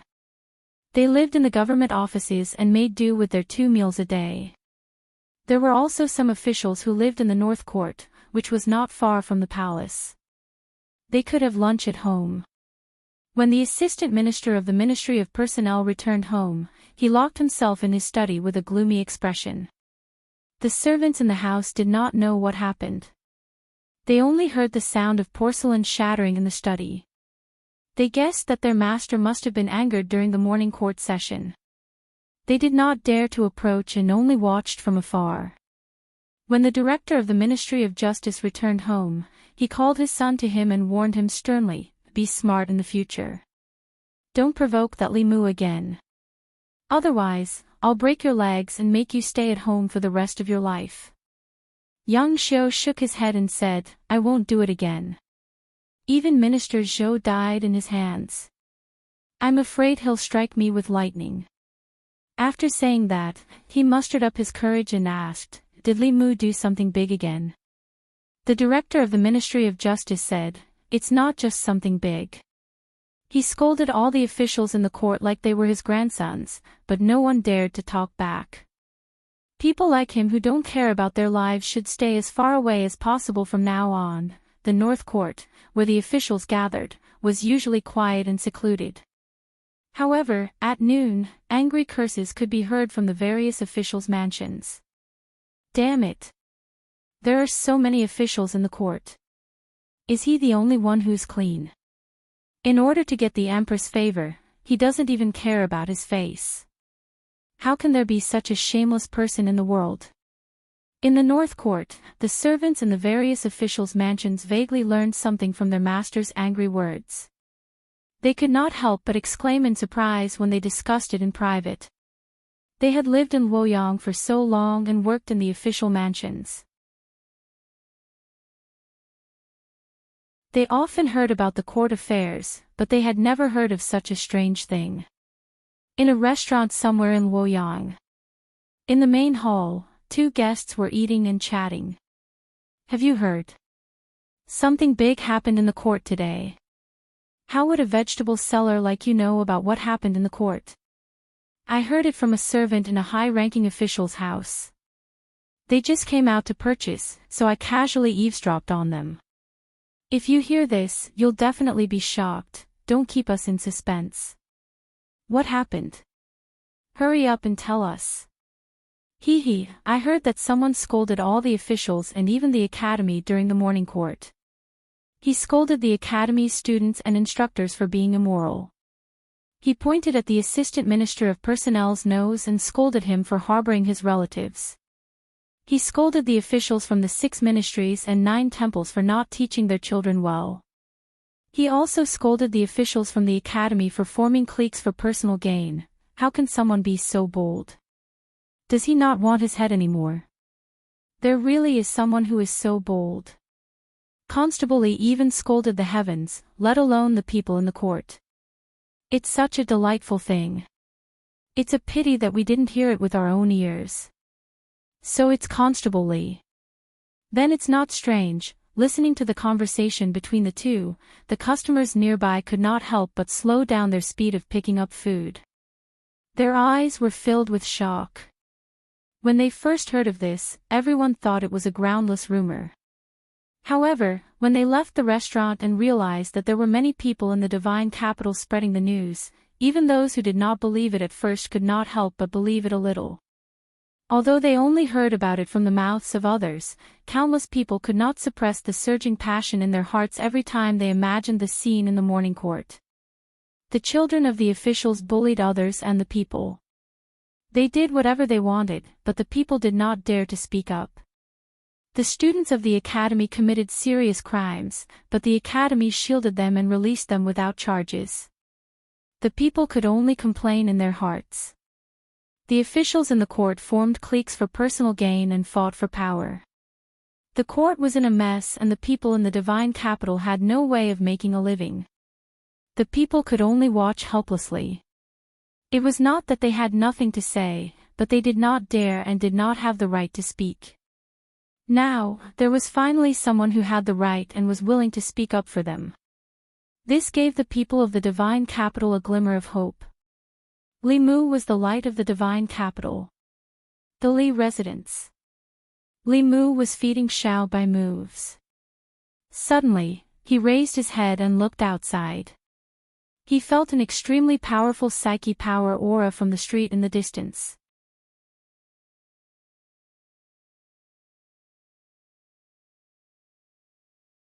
Chapter 248. That wave of psychokinesis was extremely powerful. Even from such a distance, Li Mu could clearly feel it. He walked out of the house and onto the main street, causing an uproar among the people of the divine capital. It's Constable Li. Constable Li is here. Li Mu was still confused. He didn't understand why there was so much psychokinesis targeting him from the people of the divine capital. Then, he realized that it must have something to do with his performance in the morning court. At that time, Li Mu didn't think so much. The scene in front of him could be considered a pleasant surprise. Every time he did something to win the hearts of the people in the divine capital, the psychokinesis of the people would reach a peak in a short time. Li Mu obviously wouldn't waste this rare opportunity. In the next half a day, he walked through the streets and alleys and walked through half of the divine capital. At night, when he returned home, Li Mu sat cross-legged on his bed with 2 pieces of spiritual jade in his hands. Under the urging of his psychokinesis, the spiritual power in his body circulated rapidly. The spiritual power in the 2 pieces of spiritual jade was instantly sucked dry and turned into powder. Li Mu didn't sleep the whole night and cultivated until dawn. There was already a lot of spiritual jade powder piled up in front of his bed. After a night of cultivation, Li Mu used up half of the spiritual jade that the Empress rewarded him last time. If he could obtain so much psychokinesis every day and have the support of a steady stream of spiritual jade, it wasn't impossible for him to reach the upper realm before the age of 30. Unfortunately, spiritual jade was hard to find and psychokinesis was even harder to obtain. Only the royal family could take the psychokinesis of the people of the Great Zhou and condense it into Emperor Qi to directly create a 7th realm powerhouse. Even so, this process would take at least 10 years or even decades. In terms of cultivation alone, Li Mu was very close to the peak of the Jushen realm. However, it wouldn't be easy to break through to the next realm. Some people reached the Jushen realm before the age of 30, but they couldn't achieve remarkable power in their lifetime. In addition to the accumulation of spiritual power, the breakthrough of a major realm also required opportunities.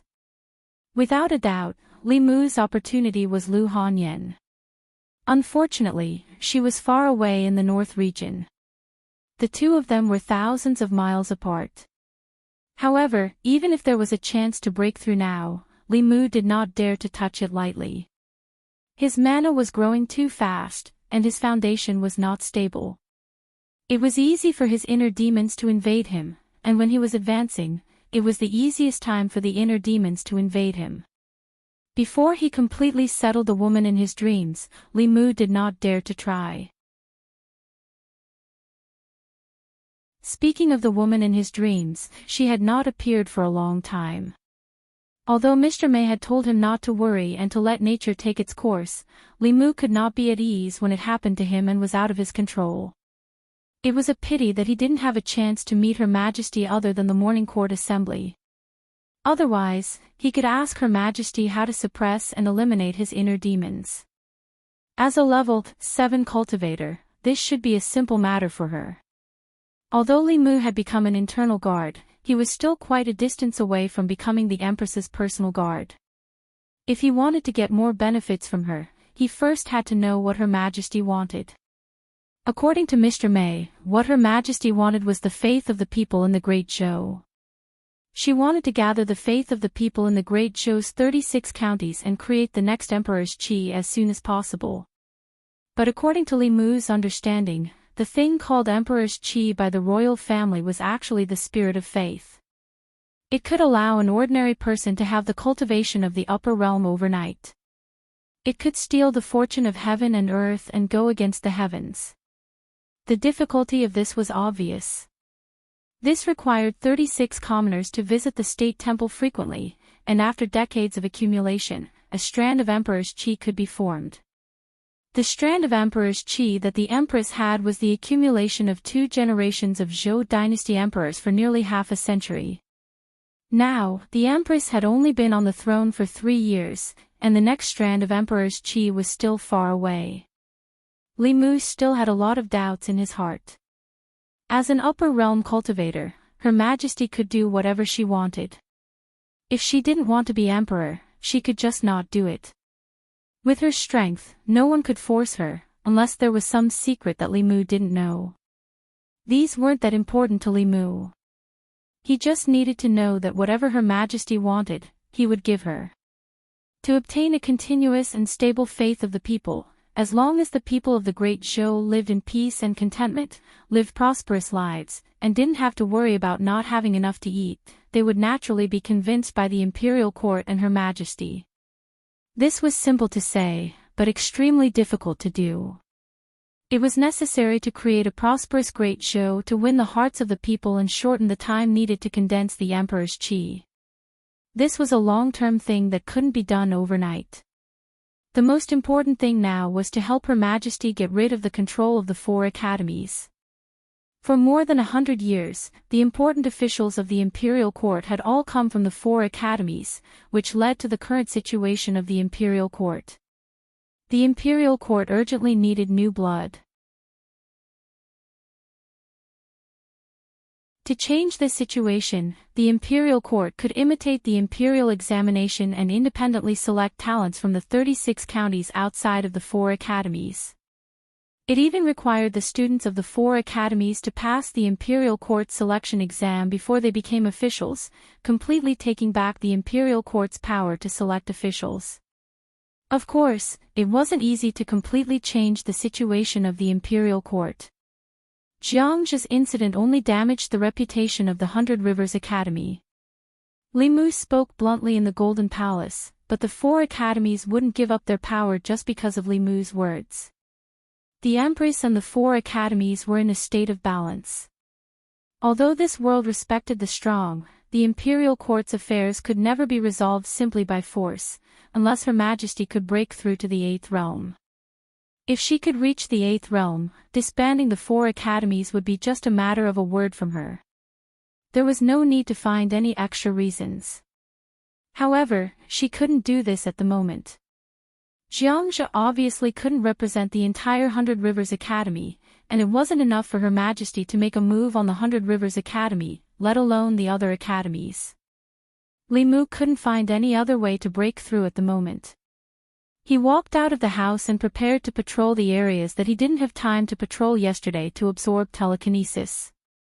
If he didn't need it for a while, he could store it in his body. In the imperial court, Li Mu found that the few censors of the censorate and a small number of officials in the imperial court had very thick telekinesis. They were all ordinary people who had never cultivated before. Once they started cultivating, this power of thought would allow them to break through several realms in a very short period of time. This speed was even faster than those unorthodox methods that could extract souls and steal souls. As he closed the door and prepared to leave, Li Mu found a carriage parked on the street in front of his house. A hand lifted the curtain of the carriage, and a face that Li Mu wasn't unfamiliar with appeared. When he saw Zhou Zhong, Li Mu's face darkened. He asked, "Assistant Minister Zhou, what brings you here?" Zhou Zhong said, "I'm just passing by and stopped to take a look." Li Mu waved his hand and said, "There's nothing to see here." Zhou Zhong shook his head and said, "I'm not here to see Constable Li. This mansion used to belong to a close friend of mine. I happened to pass by and couldn't help but think of him." Li Mu didn't say anything else and prepared to patrol. At this moment, Zhou Zhong suddenly said, "Do you think you can change anything by making a scene in the imperial court?" Li Mu asked, "What do you mean?" Zhou Zhong laughed mockingly and said, "The current situation in the imperial court has been stable for 100 years. Do you think you can shake the 100 Rivers Academy and force the other academies to give in by punishing Jiangxia? The 3 academies have more than one Jiangxia. Do you think you've changed anything? In fact, you haven't changed anything. After mocking Li Mu, Zhou Zhong lowered the curtain of the carriage and it slowly left. Li Mu's face was cold. He resisted the urge to strike him with the heavenly thunder of purple heaven. Indeed, it was satisfying to curse in the Golden Hall, but it couldn't solve any practical problems. Jiang Zhou was just a special case. He could only represent himself, not the 100 Rivers Academy. Unless he could catch more Jiangxia. Wait. What did Zhou Zhong mean when he said that the 3 academies had more than one Jiangxia? Could it be that Jiangxia wasn't a special case of the 100 Rivers Academy? Li Mu pondered for a while and gave up the idea of patrolling first. He went to the government office and walked into the duty room where the case files were kept. There weren't many files in the Luoyang government office. Before Li Mu and Zhang Chen came, the Luoyang government office was just a decoration. All the big and small cases in Luoyang were handled by the Ministry of Justice. Soon, Li Mu walked out of the government office and went straight to the Ministry of Justice. The Ministry of Justice. When the director of the Ministry of Justice heard the report, he ran out anxiously and asked, "What brings you here, Lord Li?" Li Mu smiled and said, "Lord Yang, I'd like to see the case files of the Ministry of Justice." "Is that okay?" The director of the Ministry of Justice shook his head like a rattledrum and said firmly, No, the Ministry of Justice has a rule that outsiders can't enter the case files of the Ministry of Justice. Li Mu said, "Then can I trouble Lord Yang to check it for me?" The director of the Ministry of Justice hesitated for a moment and asked, "What do you want to check?" Li Mu said, "Similar to Jiangxia's case, all the case files related to the 4 major academies." The director of the Ministry of Justice immediately said, "No, the case files of the Ministry of Justice were all made by me. Except for Jiangxia's case, there are no cases related to the 4 major academies." The director of the Ministry of Justice didn't seem to be lying. Li Mu thought carefully. It wasn't that there were no cases related to the 4 major academies, but that the Ministry of Justice didn't dare to accept them. Li Mu smiled at the director of the Ministry of Justice and said, "Most of the cases in the Ministry of Justice are handled by Lord Yang. Even if there are no files, Lord Yang should know something about them." The director of the Ministry of Justice shook his head and said, "There really isn't." Li Mu thought for a moment and said, "Lord Yang, you've been working hard on the cases." The next morning at the court, "I'll definitely put in a good word for you in front of all the officials and His Majesty." The director of the Ministry of Justice's heart skipped a beat and cold sweat broke out on his back. This was a threat. This was a naked threat. Li Mu was good at scolding people, but how could he put in a good word? If he was scolded in front of all the officials and His Majesty like the Assistant Minister of the Ministry of Personnel, how could he have the face to stay in the officialdom in the future? Li Mu asked again, "I'll ask one last time. Do you have any cases related to the 4 major academies?" The director of the Ministry of Justice swallowed and said, "Yes, we do."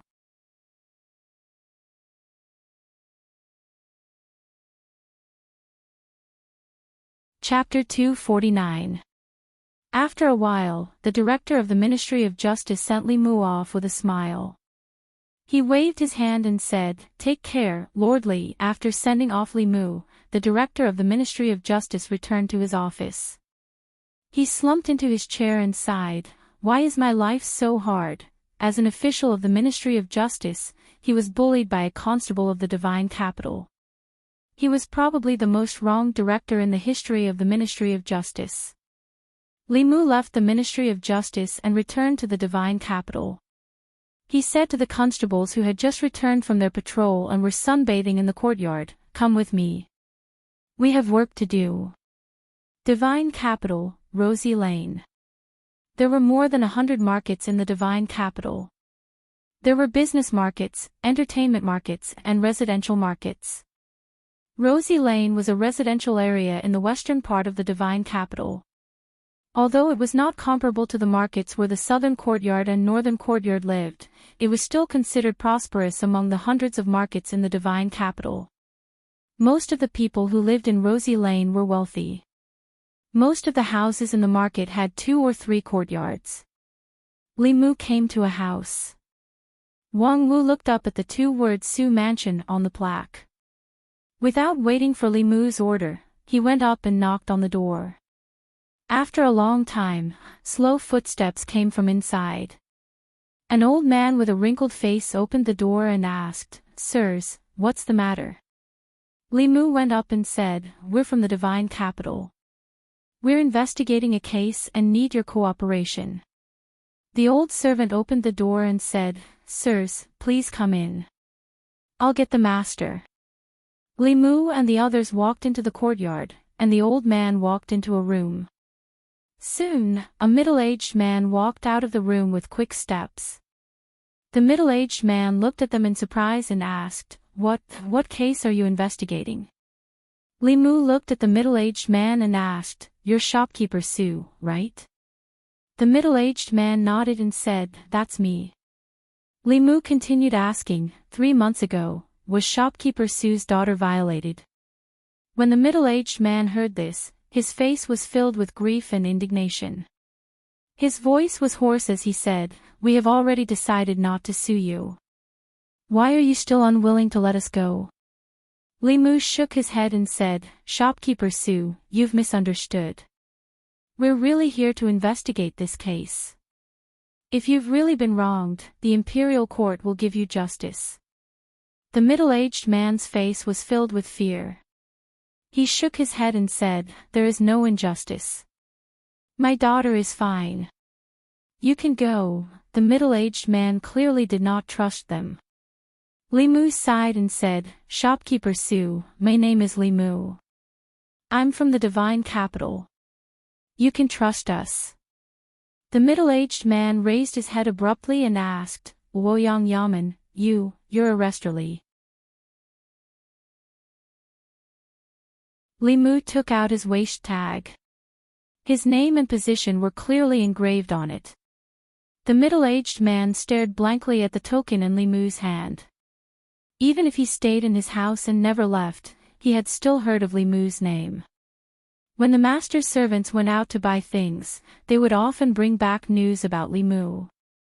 For example, he had violently beaten up the sons of officials who bullied the people in Luoyang and forced the imperial court to change the punishment law. Another example was when he struck the people in the street with lightning to seek justice for the victims. He scolded all the officials in the imperial court, and even the 4 academies were not spared. He was not afraid of the nobles or the academies. In Luoyang, he was the light in the hearts of the people. The middle-aged man's body trembled as he knelt heavily on the ground. He nodded and said mournfully, "Sir Li, please seek justice for me." Li Mu helped him up and said, "Don't be agitated. Tell me in detail what happened. I'll seek justice for you." 2 lines of tears rolled down from the middle-aged man's eyes.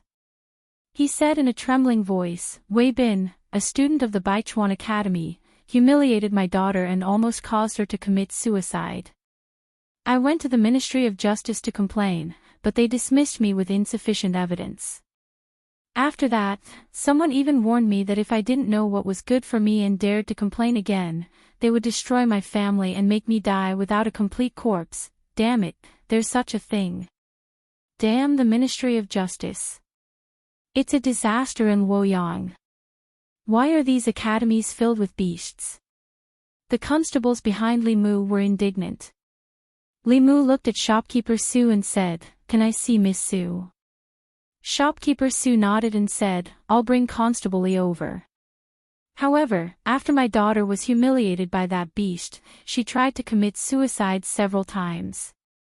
Now her mind is not clear and she's afraid of outsiders, especially men. Li Mu looked at the people behind him and said, "Wait for me here." Under shopkeeper Su's lead, Li Mu passed through a moon gate and arrived at the inner courtyard. The scene in the courtyard was a little strange. There was an old tree in the courtyard and its trunk was wrapped in a cotton quilt. The well in the corner was also covered by a stone slab. The stone slab was also wrapped in a thick cotton quilt.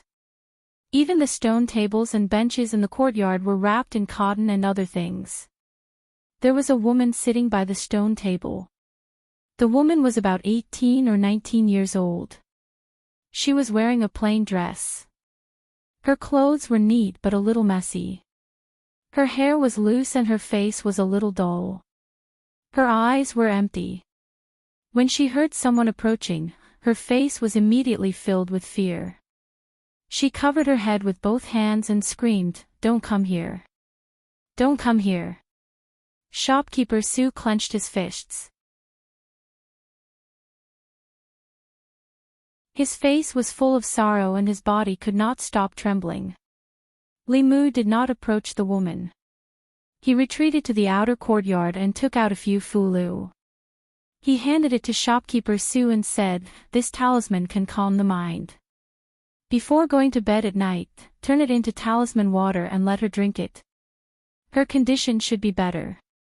Shopkeeper Sue drank the talisman water and said repeatedly, "Thank you, Constable Li. Thank you." The only thing Li Mu could do was to calm her mind. Being violated and humiliated had obviously caused great damage to her soul and even affected her mind. She could only rely on her own strength to get over it.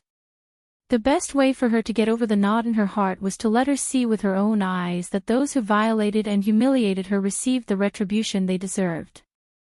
100 Rivers Academy, Wei Bin. Li Mu's face darkened as he walked out of the Su mansion. He said, "Let's go to 100 Rivers Academy." Wang Wu and the others followed him without hesitation.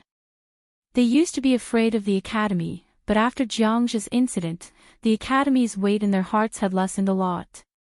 100 Rivers Academy. When Li Mu walked to the gate of the academy, the old gatekeeper appeared again. He looked at him angrily and asked, "What are you doing here again?" Li Mu said calmly, "Ask Wei Bin to come out. He's involved in a case and needs to go back with us to the Yamen for investigation." If it was in the past, the old man would not care about a constable of the divine capital Yamen. However, after Jiang's incident, he deeply realized the consequences of ignoring him. He was only a gatekeeper of the academy. This kind of thing should be left to the person in charge of the academy. He glanced at Li Mu and said, "Wait here. I'll go in and report." With that, his figure disappeared into the academy gate. Li Mu and the others stood at the entrance of the academy in their official uniforms. They were particularly eye-catching. Soon, some commoners came up and asked, "Constable Li, what's going on? Did a student of the academy commit a crime again?" Li Mu said, "A student of 100 Rivers Academy defiled a woman. We're going to arrest him." "What? A student of the academy again? How can a student of the academy do such a dirty thing? They're reading books of sages, but they're worse than beasts. What did the instructors of the academy teach them?" The commoners gathered around Li Mu and the others and discussed animatedly. Inside the academy, Vice Principal Chen frowned tightly. He asked in a deep voice, "Whose student is Wei Bin?" A middle-aged man stood out from the group of instructors in front of him and said nervously, "He's my student." Vice Principal Chen asked, "What crime did he commit that the divine capital Yamen would come to the academy to arrest him?" The middle-aged man shook his head and said, "I don't know either." Vice Principal Chen snorted and said, "No matter what crime he committed, the divine capital Yamen wants him. Let them take him away and punish him accordingly.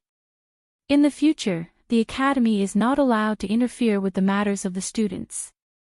The middle-aged man thought for a while and asked, "But won't this damage the academy's reputation?" "What reputation does the academy have?" Vice Principal Chen waved his hand and said, "His Majesty is still worried about finding a reason to attack the academy. Don't give them any chance. If he wants Wei Bin, give him Wei Bin. Li Mu and the others didn't have to wait for long outside before a young man with a pale face and trembling body was brought out of the academy. A middle-aged man said, "No matter what crime he committed, please punish him impartially. The academy will not protect him." His righteous words improved the impression of the commoners in front of the academy. A student's mistake could not be blamed on the academy. If the academy could uphold justice and not protect him, it could be considered righteous. Li Mu glanced at the young man and said coldly, "Take him away." Wang Wu and the others immediately took him to the Divine Capital Yamen. At the Wei Mansion. Big brother, bad news. Bad news. The Minister-Counselor of the Ministry of Revenue finished his meal and was about to go to the Yamen when a figure suddenly rushed into his study with a face full of panic. Looking at his brother, the Minister-Counselor of the Ministry of Revenue asked, "What happened?" The man panted and said, Wei Bin was arrested and brought to the Divine Capital Yamen." "What?" The Minister-Counselor of the Ministry of Revenue had high hopes for his nephew who was studying at the Baichuan Academy. He hurriedly asked, "What crime did he commit? Why was he arrested and brought to the Divine Capital Yamen?" The man lowered his head and said, He once raped a girl. Now it's exposed and the Divine Capital Yamen knows about it." "Fool!" The Minister-Counselor of the Ministry of Revenue said angrily, "Why did you only tell me about this now?" The man said worriedly, "Big brother, what do we do now? He already knows his mistake. The Divine Capital Yamen won't sentence him to death, right? I'm not very clear about the law. I'll go ask Peng Her." The Minister-Counselor of the Ministry of Revenue walked out of the study and into another courtyard. In the middle of the courtyard, Wei Peng was bent over a stone table, reading. Hearing the noise, he turned his head and asked, "Father, second uncle, is there something you need from me?" The Minister-Counselor of the Ministry of Revenue said, "Peng Her, you're familiar with the law. What's the sentence for raping a girl?" Wei Ping was stunned and asked, "Why are you suddenly asking this? Did second uncle rape a girl?" The Minister-Counselor of the Ministry of Revenue said, "Don't ask too much. What's the sentence for raping a girl?" Wei Ping looked at his second uncle with a strange gaze and said, "Raping a girl is a serious crime. According to the law of the Great Zhou, Book 2, Article 36, those who commit the crime of rape are usually sentenced to 3 to 10 years in prison. In serious cases, the highest sentence is execution." The man hurriedly asked, "What's considered serious?" Wei Ping shook his head and said, "If the method of rape is too cruel, such as raping the same girl over a long period of time, raping a pregnant girl, a seriously ill girl, or in public, or causing serious injury to a girl, these are all serious cases." The man let out a sigh of relief but still asked worriedly, "What do we do?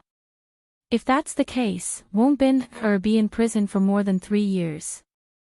Wei Ping was shocked and said, "Wei Bin was the one who raped the girl." The man looked at Wei Peng and a glimmer of hope appeared in his eyes.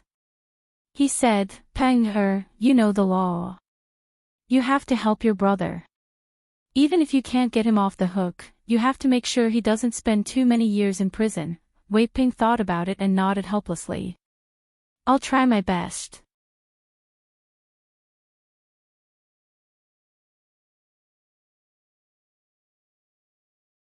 Chapter 250. Wang Wu and the other 2 constables escorted Wei Bin all the way to the Luoyang Yamen under the watchful eyes of the people. Li Mu searched both the front and back of the Yamen but still could not find Zhang Chen. He asked Deputy Constable Sun, "Where's Lord Zhang?" Deputy Constable Sun said, "I think he went out for some business." Without the Luoyang medallion, Li Mu did not have the authority to investigate the case. He did not know when Zhang Chen would return. Li Mu thought for a while and said to Wang Wu and the others, "Go to the Ministry of Justice. All criminal cases in the 36 counties of the Great Zhou, including the Luoyang, were under the jurisdiction of the Ministry of Justice. The Ministry of Justice even had the authority to interfere with local trials. This case was already a hot potato, so it was perfect to leave it to the Ministry of Justice. It did not matter if they were officials or citizens of the Great Zhou, as long as they lived in the Great Zhou, they had the authority to send someone to the authorities, including the Luoyang Yamen and the Ministry of Justice. If the Ministry of Justice did not accept the case, Li Mu, as the censor, would have something to do in the next morning court. The Ministry of Justice. The director of the Ministry of Justice had just rested when a constable knocked on the door and walked in. He said with a bitter face, "Sir, Li Mu is here again." The director of the Ministry of Justice's head buzzed. He grabbed his hair and said in frustration, "Didn't I tell him? Why is he here again? How can he bully people like this?" The constable said. He caught a student from the academy. The director of the Ministry of Justice felt his head swell. He was about to sneak out from the back door when Li Mu appeared in his sight. He said with grief and indignation, "Sir Li, didn't we agree to take him to the Luoyang Yamen?" Li Mu looked at him, sighed, and said, "Lord Yang, you are so silly. I gave you this opportunity because of our friendship in the past. If you don't want it, you can't blame me for what happens next. Their past friendship was **t. The director of the Ministry of Justice cursed in his heart but still asked, "Sir Li, what do you mean?" Li Mu said, according to the victim of this case, he complained to the Ministry of Justice as soon as the case happened. However, not only did the Ministry of Justice not accept the case, you dismissed him with the excuse of insufficient evidence. After the case, you even threatened his family, saying that if he sued you again, you would kill him. The director hurriedly said, "The Ministry of Justice did not threaten him. The Ministry of Justice never do such things. Who would believe that?" Li Mu looked at him with great pity and said, "This case has attracted widespread attention of the people. People will only think that all this was done by the Ministry of Justice. In the end, this matter will become more and more serious, and the consequences will become more and more serious.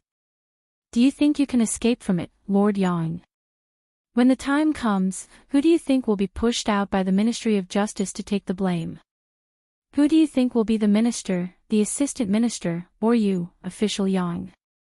I'm giving you a chance to make up for your mistakes on account of your help. If you don't want it, I'll bring him back to the fairies' capital." Wait. Under Li Mu's persuasion, the director of the Ministry of Justice had understood and hurriedly spoke. Li Mu had completely enlightened him. Once the case became big, the Ministry of Justice would be held responsible. The position of the director of the Ministry of Justice was neither big nor small. It was just right for him to take the blame. If he did not do something to make up for it, he would most likely lose his position. He might even be imprisoned. He clasped his fists to Li Mu and said, "Sir Li, thank you for reminding me. I will remember your kindness." "You're welcome," Li Mu nodded and said, "In that case, let's start the trial as soon as possible." The director of the Ministry of Justice walked out of the office and saw Zhou Zhong coming out from the opposite side. He asked nervously, "Sir Zhou, the academy's student committed a crime. Do you want to interrogate him yourself?" Zhou Zhong waved his hand and said, "Go ahead. I'll just listen." His gaze swept past Li Mu and then left calmly. There was a commotion in the front yard of the Ministry of Justice. The minister-counselor of the Ministry of Revenue, Wei Bin's father, and Wei Peng had just arrived from the Luoyang Yamen. The minister-counselor of the Ministry of Revenue saw the director of the Ministry of Justice and immediately said, "Sir Yang, please wait." The director of the Ministry of Justice turned and asked, "Sir Wei, why are you here?" The minister-counselor of the Ministry of Revenue sighed and said, "Wei Bin is my nephew." The director of the Ministry of Justice was surprised. Then he shook his head and said, "If Sir Wei is here to plead for Wei Bin, then I'm sorry. This case has attracted a lot of attention. I can't be biased." The minister-counselor of the Ministry of Revenue shook his head and said, "Of course not.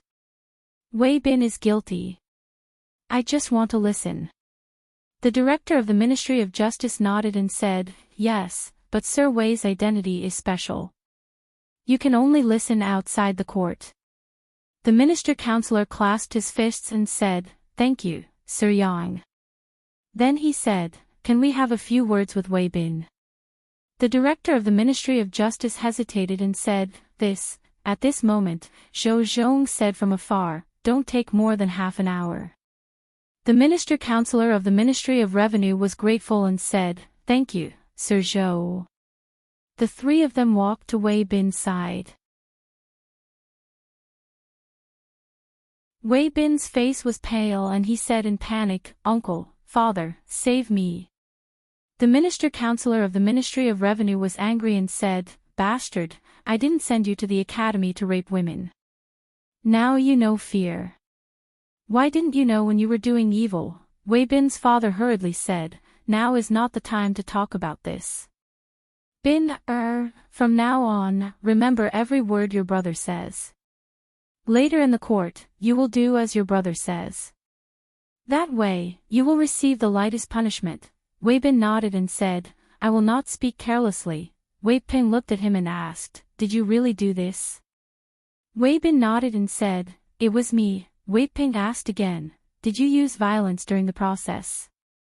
Wei Bin shook his head and said, no, we only started after she was unconscious. Wei Ping was stunned and asked, we? Wei Bin said, I wasn't the only one who did this. Wei Ping thought for a while and said, got it, later, no matter what the sir asks, as long as you did it, just admit it. If you confess, you can fight for a reduced sentence. After that, you can confess to all the people who committed the crime with you. This can be considered a meritorious service. It is very likely that your sentence will be reduced to less than 3 years. After a while, the director of the Ministry of Justice walked forward and asked, are you done? The minister-counselor of the Ministry of Revenue said, I'm done. Thank you, Sir Yang. The director of the Ministry of Justice walked to the court and asked for instructions from the minister-counselor of the Ministry of Justice. He said in a low voice, begin the court. Wei Bin was brought to the court. The director of the Ministry of Justice sat at the top. Li Mu and the minister-counselor sat on his left and right to listen to the trial. The director of the Ministry of Justice patted the gavel and said, men, summon the Sioux woman to the court. Li Mu raised his head and said, Sir Yang, the Sioux woman has been defiled by Wei Bin. Her body and mind have been injured. She is afraid of seeing strangers and is not suitable to be brought to the court. Directly interrogating Wei Bin is enough. The director of the Ministry of Justice thought for a while and nodded. Sir Li is very considerate. He patted the gavel again and looked at Wei Bin. He asked, Wei Bin, do you admit your crime? Your student admits his crime. Wei Bin immediately knelt down and spilled the beans. 3 months ago, on the night of the 6th day of the 2nd lunar month, your student tricked Xiao to an inn and drugged her, then violated her. The director of the Ministry of Justice was stunned. He did not expect Wei Bin to confess so quickly. He did not even ask anything and Wei Bin had already confessed everything. He quickly recovered and said, since you have confessed, then according to the 36th article of the 2nd book of the Law of Great Zhou, the punishment for raping a woman is between 3 and 10 years in prison. That woman was injured physically and mentally because of your rape. I now sentence you to 7 years in prison, Your Excellency, please wait. Wei Ping stood outside the court and loudly said, although Wei Bin is guilty, he did not use violence or coercion. Moreover, he confessed his crime on his own initiative. According to the law, Your Excellency should be given a lighter sentence. The director of the Ministry of Justice frowned. Do I need you to teach me how to judge a case? If you dare to disturb my judgment again, you will be punished for disturbing the court. At this moment, the Assistant Minister of Justice, Zhou Zhong, calmly said, although Wei Bin is a criminal, he still has the right to defend himself. Wei Ping, if you have anything else to say to defend Wei Bin, come to the court and say it. The minister-counselor of the Ministry of Revenue looked at the Assistant Minister of Justice with a grateful expression. He pushed Wei Peng and said, "Why aren't you going up?" Wei Peng walked up to the court and raised his head. Apart from rape, Wei Bin's actions did not cause any other serious consequences. According to the law, he should be given a lighter sentence. The director of the Ministry of Justice glanced at Zhou Zhong. Seeing that he did not say anything, he felt somewhat uncertain. He then looked at Li Mu. Seeing that his expression was also calm, he finally decided to act according to the law. He did not favor Wei Bin, nor did he intentionally increase his punishment. If he acted according to the law, no one could blame him, right? The director of the Ministry of Justice cleared his throat and looked at Wei Peng. What you say makes sense. In view of Wei Bin's voluntary confession, I will give you a lighter sentence and sentence you to 5 years in prison. Outside the court, the minister-counselor of the Ministry of Revenue and Wei Bin's father let out a sigh of relief. At this moment, Wei Peng struck while the iron was hot. "Sir, please wait. There are still some hidden facts to this case. Wei Bin has already confessed that apart from him, there were also the 100 River Academies Jiangzhi, Ji Yun, Song Zhou, and Yi Kang. According to the laws of the Great Zhou, the main culprit exposing the accomplices is a great merit and can be reduced or exempted from punishment. Although the crime of rape cannot be exempted, it can be reduced by at least 3 years. Hearing this, the director of the Ministry of Justice was stunned. This Wei Peng seemed to be very familiar with the law, but did he not know the difference between rape and rape? Rape of a woman was generally punished with 3 to 10 years in prison. Rape of a woman was extremely vile. The main culprit would be sentenced to at least the death penalty and could not be reduced. This law had been amended by Assistant Minister Zhou 5 years ago. Could it be that Wei Peng was looking at the unamended law of the Great Zhou from 5 years ago? Li Mu left his chair and walked up to the court. Under Wei Peng's somewhat frightened gaze, he patted his shoulder and said, "Listen to my advice. In the future, if there's nothing important, don't contact your second uncle's family."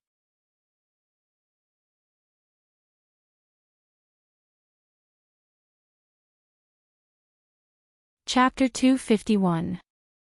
Wei Peng looked at Li Mu in confusion, not knowing what was going on. The director of the Ministry of Justice came back to his senses and looked at Wei Bin again.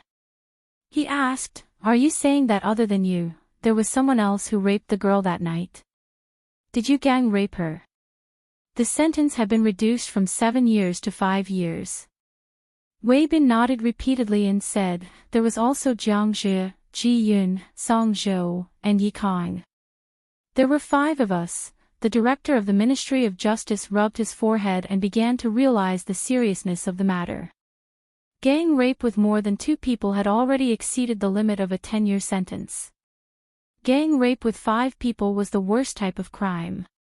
It was unpardonable, and there was no doubt that the main culprit would be sentenced to death. Even the important accomplices would not be able to escape death. It was nothing more than sentencing Wei Bin to death. Among all the death sentences, death by beheading was undoubtedly the lightest. Worse than death by beheading, there were also dismemberment by 5 horses, death by 1,000 cuts, and even torture against the soul. Just thinking about it made one shudder. Wei Bin was a member of the academy after all. He did not know what to do. He looked at the assistant director of the Ministry of Justice and gave him a questioning look. Zhou Zhong stood up and said, "Just sentence it as it should be." The director of the Ministry of Justice took a deep breath and looked at Wei Bin again. He asked, "Who came up with the idea of gang raping the girl?" Wei Bin said, "It was Jiang Zhi." The director of the Ministry of Justice continued to ask, "Who tricked the girl into going to the inn?" Wei Bin said, "It was me. It was Ji Yun who drugged her." "Sir, I've already confessed. Can I not go to jail?" The director of the Ministry of Justice sighed and said, "You don't have to go to jail." Wei Bin's face lit up with ecstasy. "Really? Wei Bin's father also looked happy. As an official, the director of the Ministry of Revenue instinctively felt that something was wrong. Wei Peng's face was full of disbelief. Once a woman was raped, there was no way to escape punishment. How could Wei Bin not have to go to jail? At this moment, the director of the Ministry of Justice continued, according to the 36th article of the second volume of the Law of Great Zhou, Wei Bin, Jiang Jie, and Ji Yun, as the main culprits of the gang rape case, are sentenced to death.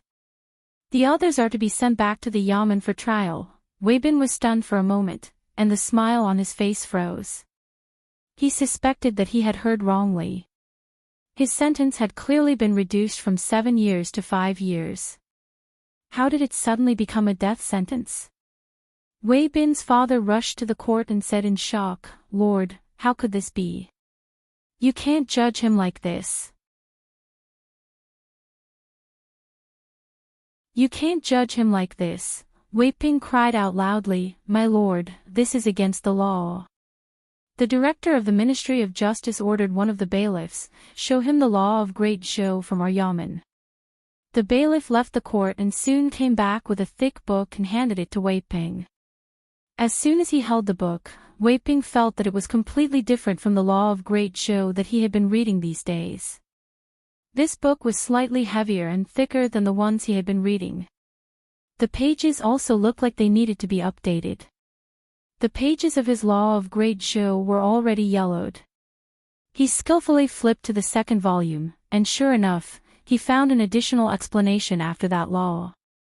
Under the crime of rape, if there were 2 or more people taking turns, the punishment would be severe. If there were 5 or more people taking turns, the main offender and important accomplices would be executed at the very least. Wei Peng's body trembled, and the Law of Great Zhou in his hand fell to the ground. All this time, he had been studying the outdated law, forgetting to eat and sleep. His face was filled with grief and indignation as he lamented, "Yang Xiu has wronged me." Li Mu returned to his position. At this point in the investigation, Wei Bin, Jiang Jie, and the other 2 could not escape death. Even if Wei Bin was willing to plead guilty, it could not change this fact. Whether he was willing to plead guilty or not, the Ministry of Justice could easily obtain the complete truth from him.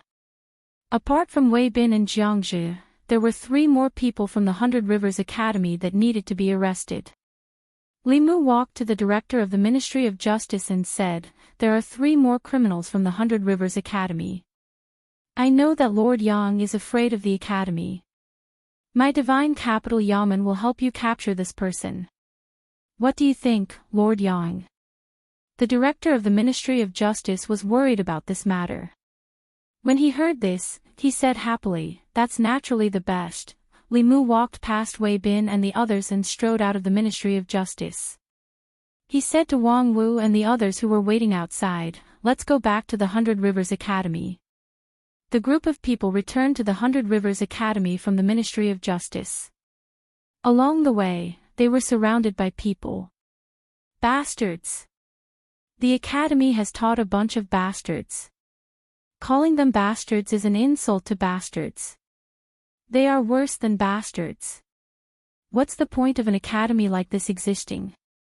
It's better to disband it. After learning about the atrocities of the Academy's students from Wang Wu and the others, the crowd was immediately enraged. They rushed toward the 100 Rivers Academy in a mighty manner. The higher the Academy's status in the hearts of the people, the worse the fall would be when they fell from the altar. In the past, no one in the divine capital dared to reprimand the Academy. During this period of time, Li Mu had undoubtedly become the spiritual leader of the people. Li Mu could also clearly feel the people's love and faith in him. This kind of love and faith was difficult to form but easy to collapse. From beginning to end, he had to stand on the side of justice. At the entrance of the 100 Rivers Academy, the old man appeared and said angrily, "Wei Bin has already been given to you. What are you doing here?" Li Mu said indifferently, "Wei Bin has already confessed a few of his accomplices. They are called Ji Yun, Song Zhou, and Yi Kong. Come out and go to the Ministry of Justice for trial. The old man's expression froze. He keenly sensed the danger. In just half a month, the academy had already had 5 students tied up in court. Although this was nothing to the hundreds of students in the Hundred Rivers Academy, it was a bad start. He quickly returned to the academy and reported this matter to the vice president. Vice President Chen's entire face was dark. He said gloomily, 3 more. Get those 3 bastards to come see me. Not long after, Ji Yun, Song Zhou, and Yi Tsong were summoned. The 3 of them seemed to have known what would happen. They lowered their heads and said nothing with pale faces. Vice President Chen said angrily, "What did the 3 of you do? Tell me honestly." The 3 of them shuddered for a moment before they told him everything that had happened.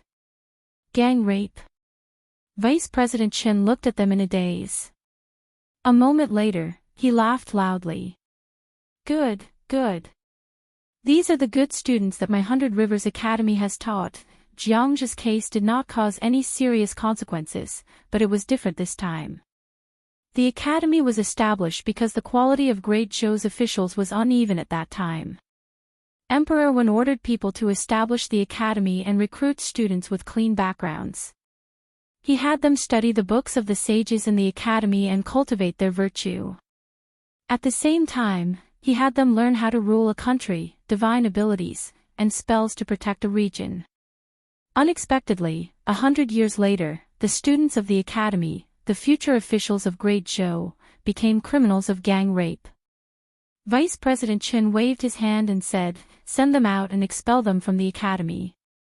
The Ministry of Justice can deal with them however they want." When the 3 of them heard this, their expressions changed drastically. "No, Vice President. Vice President, save us. Vice President, we know our mistakes. We won't dare to do it again." Vice President Chen shook his head and said, "If admitting your mistakes can atone for your crimes, then what's the use of the law? The academy did not teach you how to be a good person. It's the vice president and the instructor's fault. Today, I'll teach you one last principle.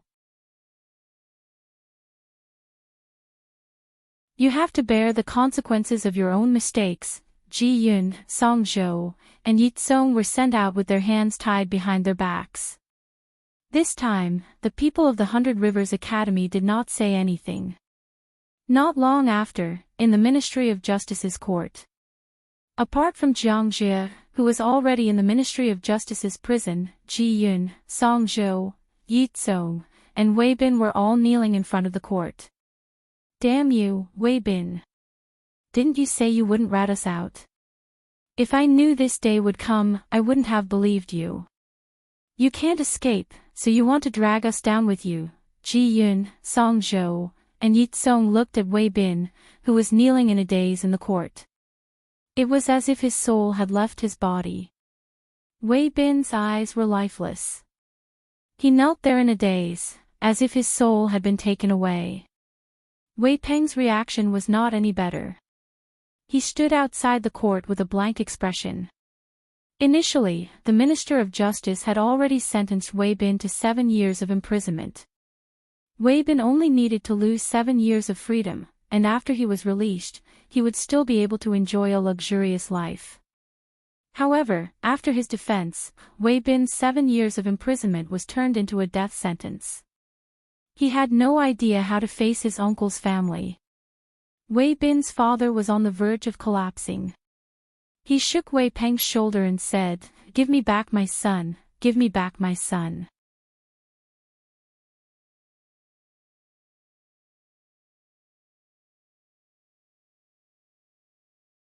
Chapter 252. Bang! The Minister-Counselor of the Ministry of Revenue knocked his brother unconscious and ordered his 2 attendants, "Take him back." Wei Peng looked at the Minister-Counselor of the Ministry of Revenue. His lips moved and he said with difficulty, "Father." The Minister-Counselor of the Ministry of Revenue shook his head and said, "This is his fate. It has nothing to do with you." Zhou Zhong walked out of the court and said to the Minister-Counselor of the Ministry of Revenue, I have done my best. From the moment they stepped into the Ministry of Justice, the Assistant Minister of Justice, Zhou Zhong, had been making things easy for them. He had even made an exception and allowed Wei Peng to defend himself in court. The Minister-Counselor of the Ministry of Revenue clasped his fists and said, I will remember Lord Zhou's kindness and will repay it in the future. Zhou Zhong looked at Wei Peng and a strange light flashed through his eyes. He said, Minister-Counselor Wei's son is a promising talent. If he can enter the academy, his future achievements will be even greater than yours. The Minister-Counselor of the Ministry of Revenue had only recently discovered that his son, who he had thought was destined to not have any great achievements, had a keen sense of the law. However, at that moment, his thoughts had changed.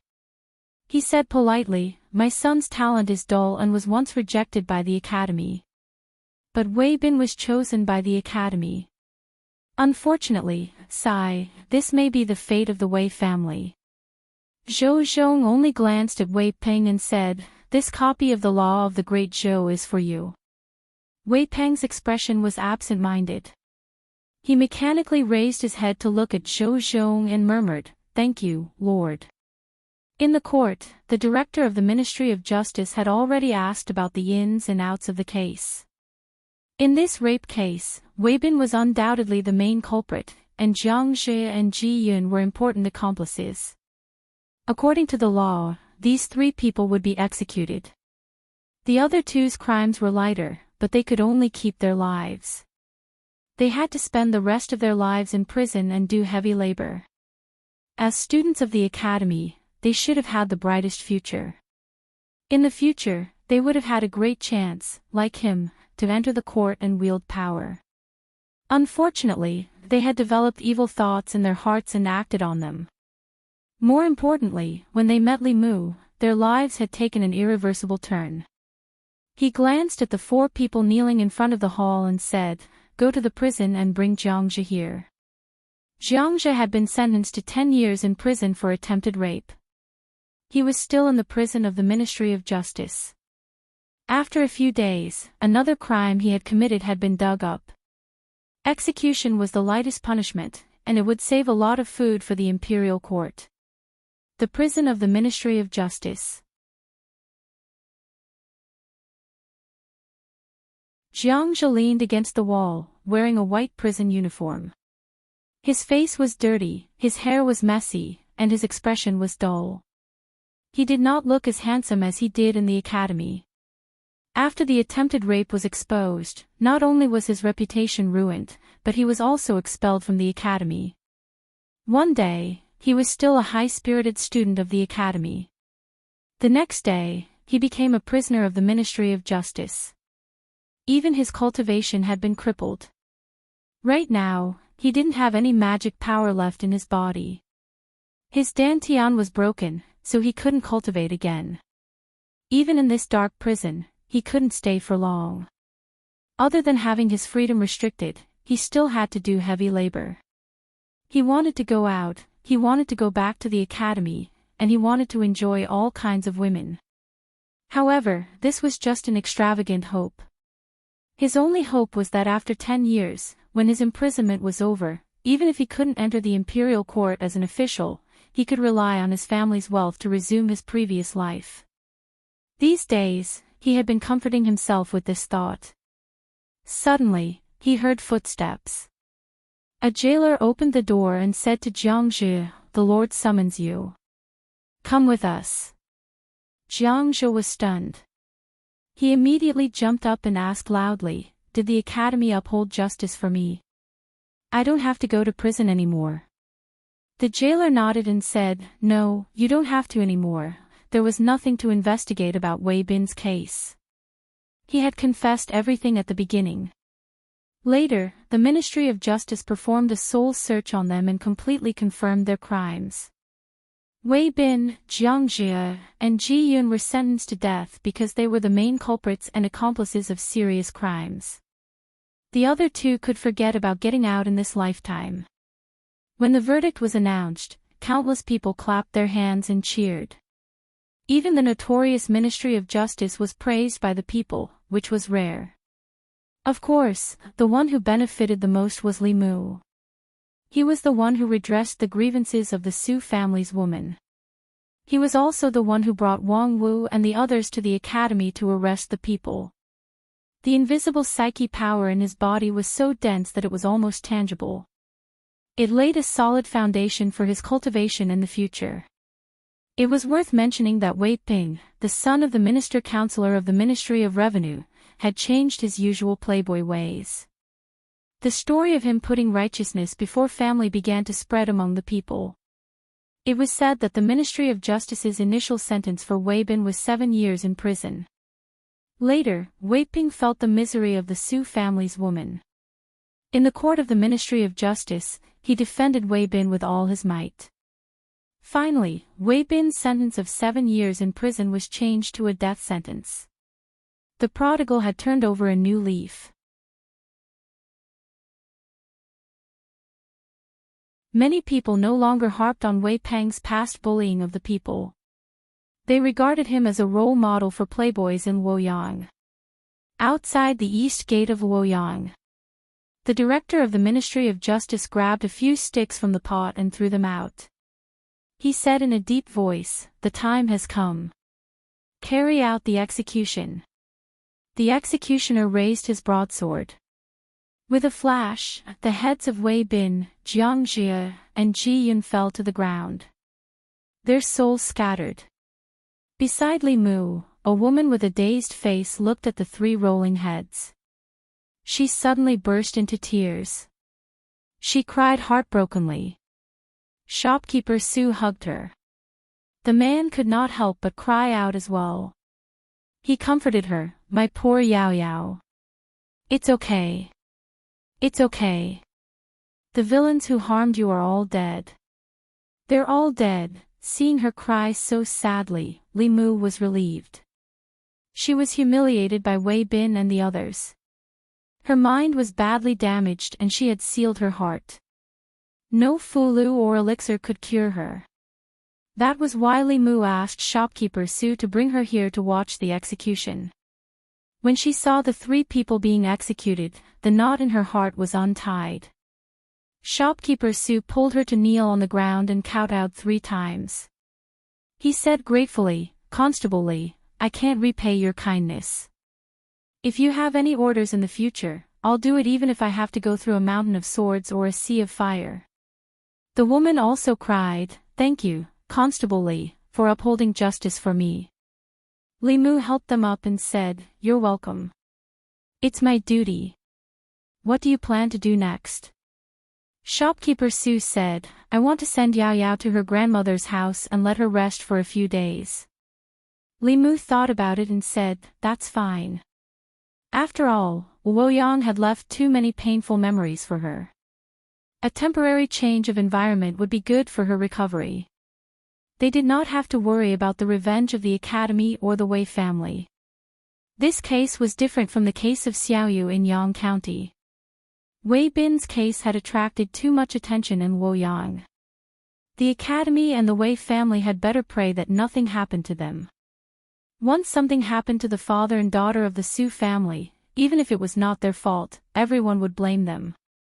After returning from the execution ground, Li Mu opened the door.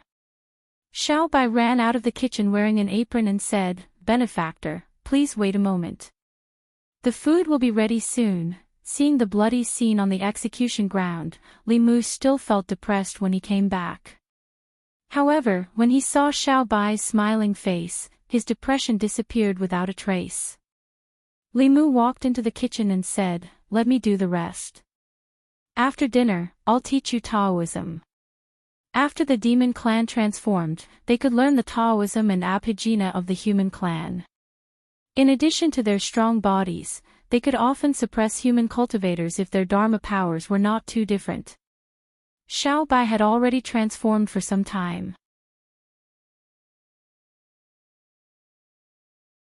She had an endless supply of spiritual jades for cultivation and her Dharma powers were growing rapidly.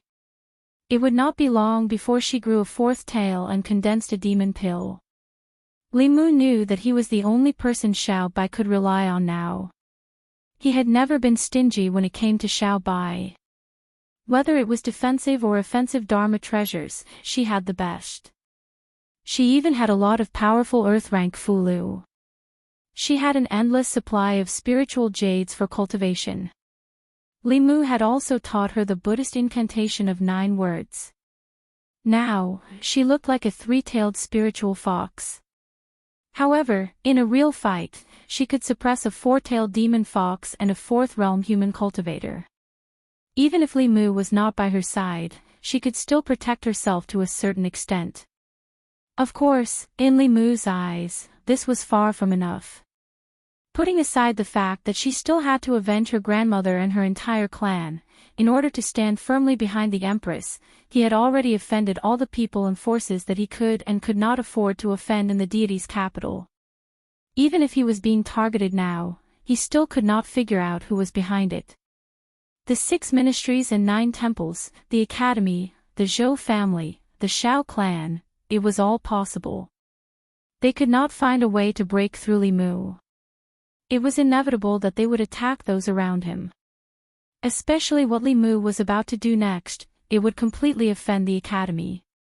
He did not care about himself, but he had to consider Xiao Bai's safety.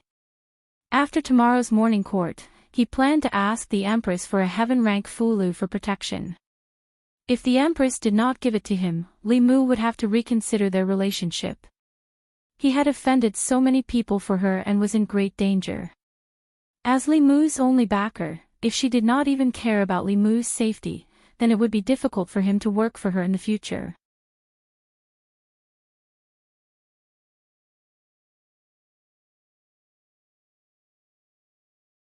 Chapter 253. In the Ziwei Palace.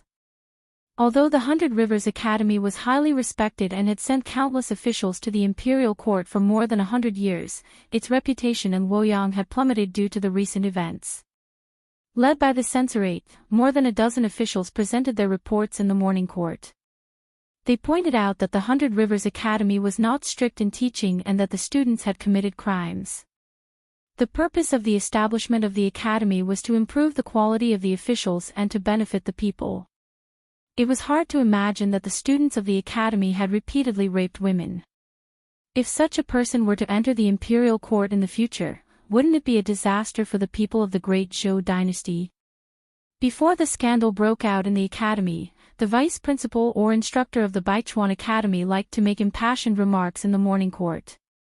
After Wei Bin, Jiang Jie, and the others were exposed, they never appeared in court again.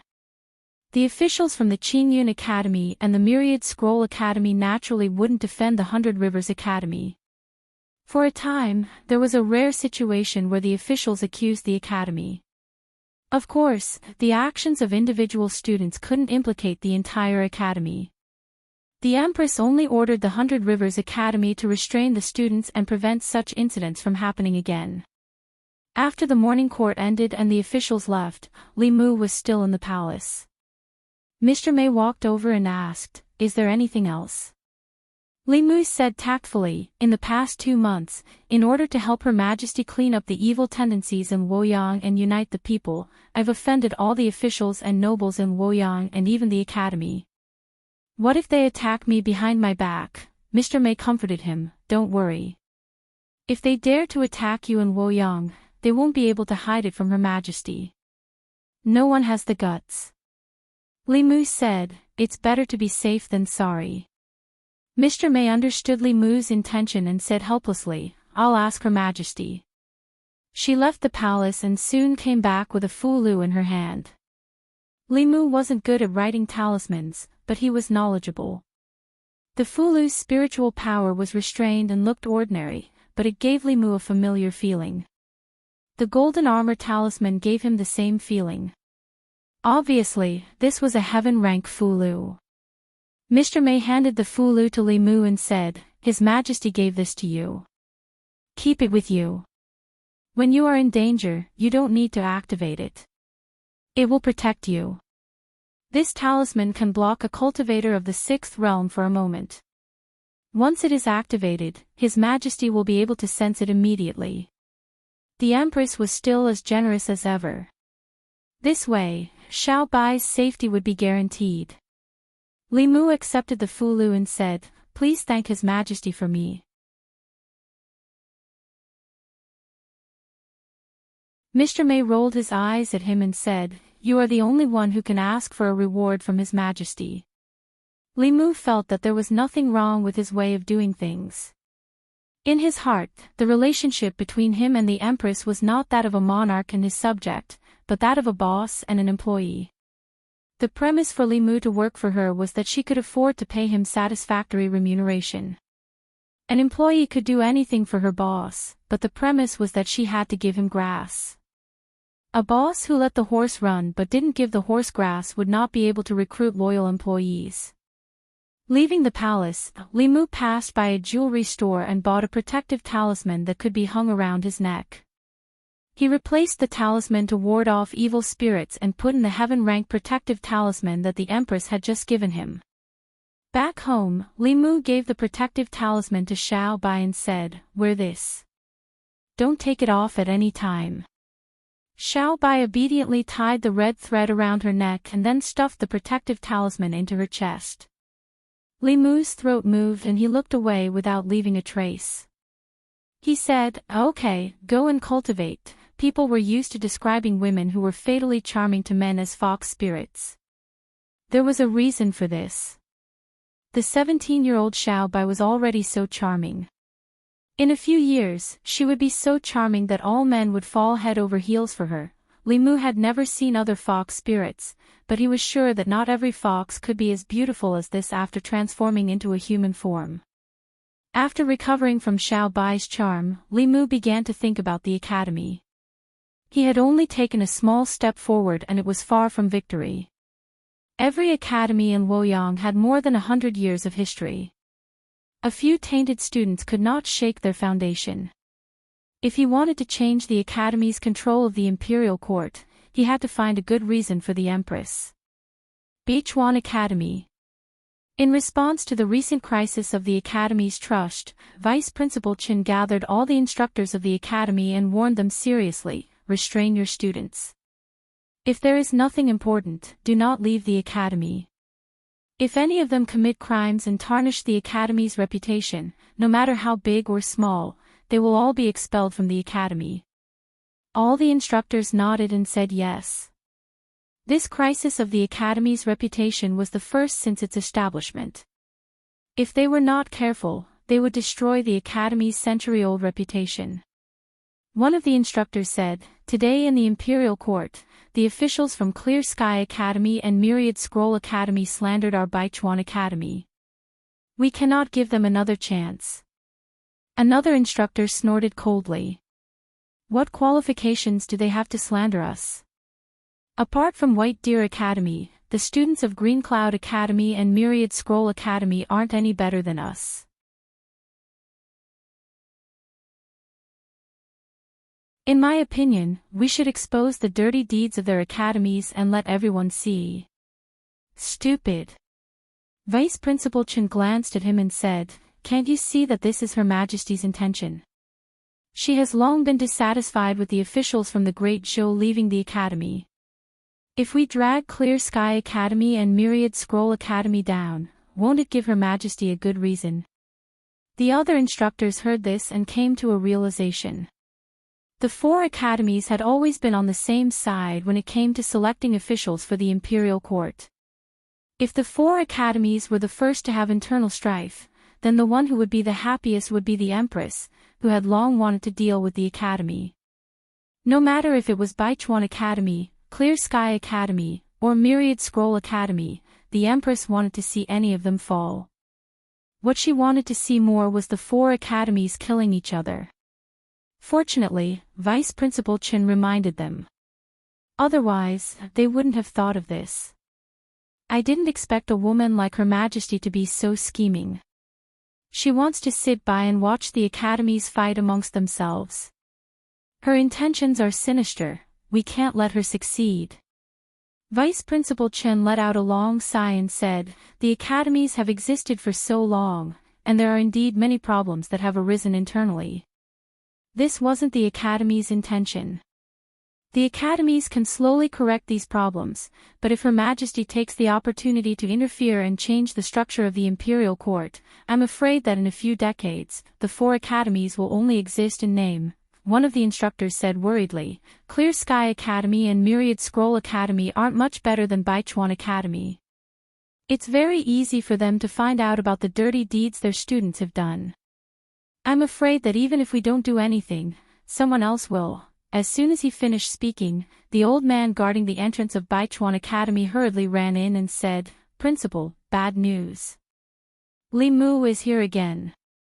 Li Mu asked Wang Wu and the others to set up a table in a shady corner at the entrance of Baichuan Academy. There was a brush and ink placed on the table. He moved a chair over and sat down behind the desk with a grand air of grandeur. Several instructors walked out of Baichuan Academy. The leader angrily scolded, "What are you doing here again?" Li Mu turned around and put his arm on the chair. He said, "In order to clean up the unhealthy practices in Luoyang and return the people a clear sky, the Luoyang government has started a street activity. From today onwards, if the people want to report a case, they don't have to go to the government office. They just have to do it here." The instructor said, "If you want to do it somewhere else. This is the academy, not the Luoyang government's place." The academy didn't stop the Luoyang government from handling cases, but he put it at the entrance of the academy. Those who didn't know would think that the academy was bullying the people and he was here to support them. Li Mu said, "This place is big and spacious. Besides, I'm not blocking your way. This is the academy's place, but it's also the land of the Great Show. This place has been temporarily expropriated by the Luoyang government." Under Li Mu's gaze, Wang Wu rolled the paper in his hand into a loudspeaker and shouted, "Those who come from the south and those who come from the north, come and take a look. Constable Li is handling a case here today. Everyone, if you have any grievances, please seek justice. If you have any grievances, please seek revenge."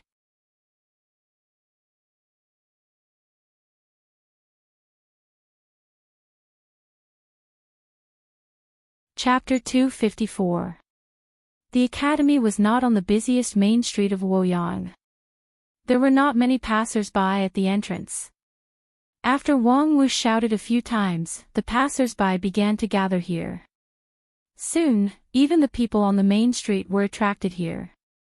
The entrance of Baichuan Academy was crowded with people. The people who came late stood outside the crowd and tiptoed to look inside. "What's going on inside? What's going on? Why is there an extra table at the entrance of the academy? Why is Constable Li here? Is Constable Li here to cause trouble for the academy again?" After the crowd asked around, they found out that Li Mu was not here to cause trouble for the academy. He was here to redress the grievances of the people and uphold justice. To the people of Luoyang, the government was full of mystery and fear. There was a saying among the people, "The entrance of the government office faces the south. Those who are in the right but have no money should not enter." The government office was never a place to uphold justice for the people. Many innocent people who entered the government office felt even more wronged. The procedure to report a case to the government office was cumbersome and there was a high chance that it would not end well. Over time, the people no longer trusted the government office. They would rather be wrong than report a case to the government office. However, Constable Li, who had upheld justice for the people many times, was sitting behind the table at the entrance of Baichuan Academy.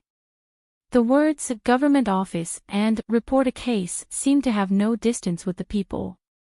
All of this originated from the serious environment of the government office. It became a familiar scene for the people on the streets. More importantly, they trusted Li Mu. The people were afraid of the government officials. However, Constable Li patrolled the streets all day long. Most people had greeted and talked to him. Just seeing his face made them feel close to him. For a moment, the people who passed by complained about their grievances. Those who were innocent also stood aside to watch the show. A man bravely walked forward and said, Constable Lee, the shopkeeper of the butcher's shop in the west of the city, owes me 2 taels of silver. He refuses to admit it. Can the government office help me collect the debt? Li Mu looked at Deputy Constable's son and said, Old son, go with him and have a look. Deputy Constable's son was in the state of Jushen. It was more than enough for him to deal with this kind of civil dispute. Deputy Constable's son saluted Li Mu and left with the man. The crowd stood at the side and watched for a while. They realized that Constable Li really wanted to uphold justice for the people of Luoyang. Those who had been wronged stopped watching and boldly walked forward. Constable Li, my family's land has been invaded. Constable Li, my chickens were stolen yesterday. Constable Li, a student of Baichuan Academy once violated my daughter. The students of the Baichuan Academy are still in my wine shop, refusing to return the wine on credit. Li Mu asked Wang Wu and the others to deal with the case of land embezzlement and chicken theft. He said to the last 2 people, Come, the 2 of you, tell me your grievances in detail. A middle-aged man said angrily, This commoner's daughter was once made drunk by a student of the academy and cheated of her virginity. Now, she can't even get married. She stays at home every day, washing her face with tears. The owner of the wine shop said, I can testify that the students of the 3 academies often mingle with women and go in and out of inns and restaurants. In a few days, Li Mu's table was moved from the entrance of the Baichuan Academy to the street in front of the Qingyun Academy. It was in the tea house opposite the Myriad Scroll Academy. Through the reports of the people and his investigation, Li Mu found that Wei Bin, Jiang Zhe, and the others were definitely not special cases of the Baichuan Academy. These students relied on their status as students of the academy. Although they did not bully the people, they were passionate about seducing women. It had even become a trend. They would even compare themselves with each other. They would compare who had obtained the most chastity from women in a month, and who had slept with a strange woman the fastest. The winner could even gain some benefits from the loser. The academy was the cradle of cultivating officials for the imperial court. The status of the students of the academy naturally rose. The students of the academy were the future pillars of the imperial court. They should be elegant, knowledgeable, and have a bright future. Such men were the best choices for women. With their status as students of the academy, they could easily get to know all kinds of women. In the beginning, a man and a woman would just talk about romance and ideals. Soon, they would talk about sex. Among them, some of the women were willing. They hoped to find a good son-in-law. When he entered the officialdom, they could become the wife of an official. From then on, they could live a life of luxury and live a carefree life. However, they did not know that the students of the academy just wanted to cheat their feelings and bodies. For this kind of scumbag men, they could only be condemned morally, but could not be punished legally. Men and women were willing. If they wanted to blame someone, they could only blame those women for not seeing the true colors of the scumbag men. They had to bear the consequences of their own decisions. If the girls were unwilling, students like Wei Bin and Jiang Zhe would resort to violence or force them to get drunk and knock them out to achieve their goals. This kind of thing was not new to the students of the academy. Not all women would have sex with them in a short period of time. Some impatient people would resort to raping or drugging women to take their bodies. After the matter was exposed, many victims and their families did not dare to offend the academy and could only swallow their anger. For example, shopkeeper Su did not succeed in reporting the students of the academy to the Ministry of Justice. Instead, they were threatened. Li Mu had now gained the trust of the people of the divine capital. In just 3 days, he had received dozens of reports of the students of the academy raping women. Considering that some of the women's families were afraid of the academy and did not dare to stand up, the number would only be higher. This involved not only the 100 Rivers Academy, but also the Azure Cloud Academy and the Myriad Scroll Academy. Only the White Deer Academy did not have such a case because of its closed management and strict requirements for its students. How was this an academy that nurtured talents for the imperial court? It was clearly a cradle for rapists.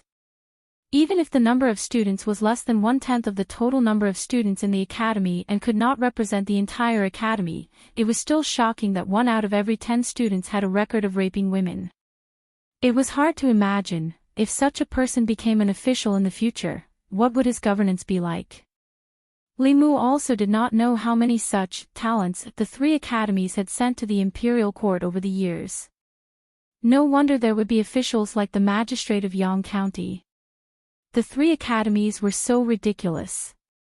Perhaps there were more than one Yang County in the hundreds of counties in the Great Zhou dynasty, and more than one Yang County in the hundreds of counties. Crepe Myrtle Hole. The morning assembly had just begun when a figure stood out from the corner and bowed. "Your Majesty, I have a memorial." The Empress's voice came from behind the curtain. "What is it, Minister Li?" Li Mu asked Shengguan Li to hand over a memorial and said in a deep voice, "I recently found out that dozens of students from the 100 Rivers Academy, Azure Cloud Academy, and Myriad Scroll Academy have raped nearly 100 women in half a year. It is shocking. I don't know if the existence of these academies is to nurture talents for the imperial court or to nurture criminals for the Great Zhou." After a while, the Empress asked the young female official to hand over the memorial and said, "Everyone, please take a look." In the Ziwei Palace, Li Mu's memorial began to be read from the front to the back.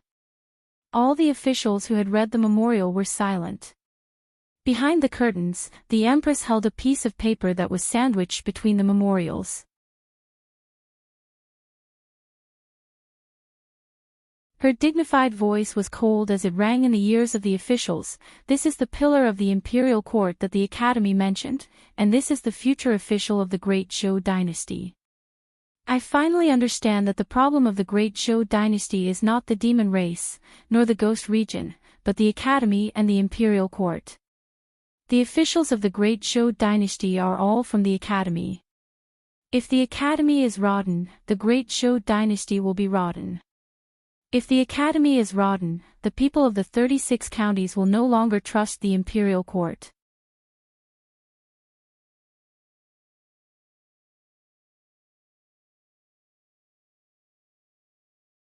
Chapter 255. Li Mu was trying his best to be the Empress's personal assistant. The Empress was alone and helpless in the court. Li Mu stood out and rebuked the officials for her. The Empress wanted to attack the academy. Li Mu set up the court at the entrance of the academy to collect evidence of the students' crimes.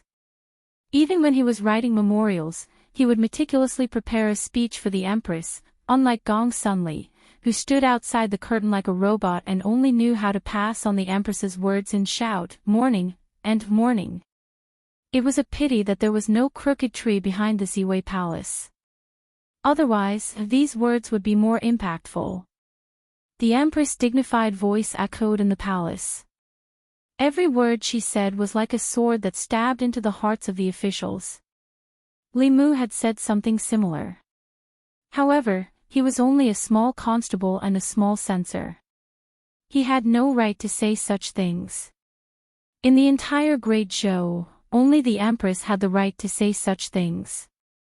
The continuation of the Great Zhou depended on the psyche power of the people of the 36 counties. This was a fact that everyone knew. The psyche power was not only a sign that the court had won the hearts of the people. The Emperor's qi in the ancestral temple was also condensed from the psyche power of the people of the Great Zhou. When the court lost the hearts of the people, internal and external troubles came in waves. This was the reason why the previous dynasty fell. Even the important officials of the old and new parties fell into deep thought. Whether the Shao or the Zhou family would take the throne of the Great Zhou was an irreconcilable conflict between them. However, neither the Shao nor the Zhou family was willing to take over a broken country. If the Great Zhou fell, what was the point of fighting over it? If the academy grew, it would not be good for the stability of the imperial power. Although they all wanted to borrow the power of the academy, they did not want the academy to suppress the imperial power. They did not want the Great Zhou to be destroyed by the academy. Before Li Mu revealed these things, they did not realize that there was such a serious problem in the academy. Today's morning court ended in an extremely quiet atmosphere. The Empress did not continue the reform of the official selection system. She only urged the Ministry of Justice, the Shindu Yamen, the Censorate, and the Supreme Court to seriously deal with the students who committed crimes in the three major academies. Everyone knew that this was just the calm before the storm. After the students of the academy were dealt with, it was the academy's turn. After the morning court session, Li Mu was about to leave the palace, but Mr. May stopped him and whispered, "His Majesty summons you." Li Mu followed Mr. May to a garden in the back palace. There were hundreds of flowers in the garden. Many of the flowers that were not in season were blooming at the same time. A figure stood in front of them. She was wearing an imperial robe and a crown. However, her back was facing Li Mu. Li Mu could not see her face. Li Mu could only see a back view, but this back view looked very familiar. Based on his experience in observing women, he could infer that Her Majesty the Empress should be quite beautiful just by looking at her back. Many thoughts flashed through his mind in an instant. Li Mu stood in the distance and bowed. "Your subject pays his respects to Your Majesty." The Empress said slowly, "No need for formalities." Her voice was very calm and soothing. Her tone alone could not guess her thoughts. She turned her back to Li Mu and seemed to be admiring the flowers. After a long time, she spoke again. With her back to Li Mu, she asked again, "I want to build another academy outside the four academies. What do you think?" Li Mu shook his head and said, "I don't think so." Gong Sunli frowned. Mr. May kept winking at Li Mu, but Li Mu pretended not to see it. He positioned himself as a counselor, not a lackey. If the Empress was criticized by the academy, he would stand up for her. If he thought what the Empress wanted to do was right, he would help her. However, if he did not agree with the Empress' idea, he would still raise it. The Empress was not angry. Her voice was still calm. "Tell me what you think." Li Mu said, "The three academies have developed to today's situation largely because the academies have monopolized the official positions in the imperial court. As long as the students of the academies can graduate from the academies, they can easily enter the imperial court. If the academies are not strictly managed, it is easy for them to breed arrogance and debauchery. Your Majesty, if you build another academy, it will be no different from the other academies." The Empress said, "In your opinion, how should the imperial court change the situation?" Li Mu said, "Open the imperial examination." The Empress paused and asked, "What is the imperial examination?" Li Mu explained, "The imperial court will no longer choose officials from the academies. Instead, they will choose officials through the examination. The examination must be fair, just, and open." Gong Sunli said, "The academy system was established by Emperor Wen. It has been more than 100 years. It is impossible for you to bypass the four academies. Not bypass, but take back the power to choose officials from the imperial court." Li Mu shook his head and said, "The existence of the academies is not completely a drawback. Although there has been a bad trend in the three academies over the years, there is no need to completely deny the academies. Most of the students of the academies are far better than ordinary people in terms of talent and virtue. The students of the academies can still participate in the imperial examination. They can also pass the examination more easily than those who are not from the academies. But through the selection of the imperial examination, the imperial court will no longer be completely decided by the academies. There will also be pressure among the students of the academies. The academies will be able to suppress the academies." Li Mu looked at the Empress's back and said, "The imperial examination is very conducive to the gathering of the people's faith. After the imperial examination, the people at the bottom will also have the qualifications to enter the imperial court.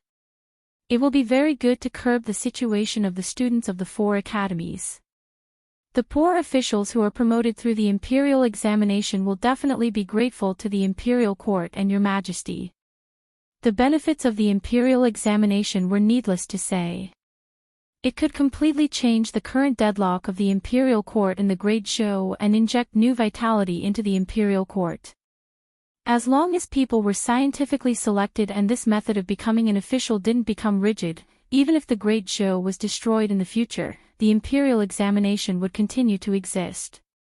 The Empress was silent for a moment, then suddenly said, "Open your mouth." Ah!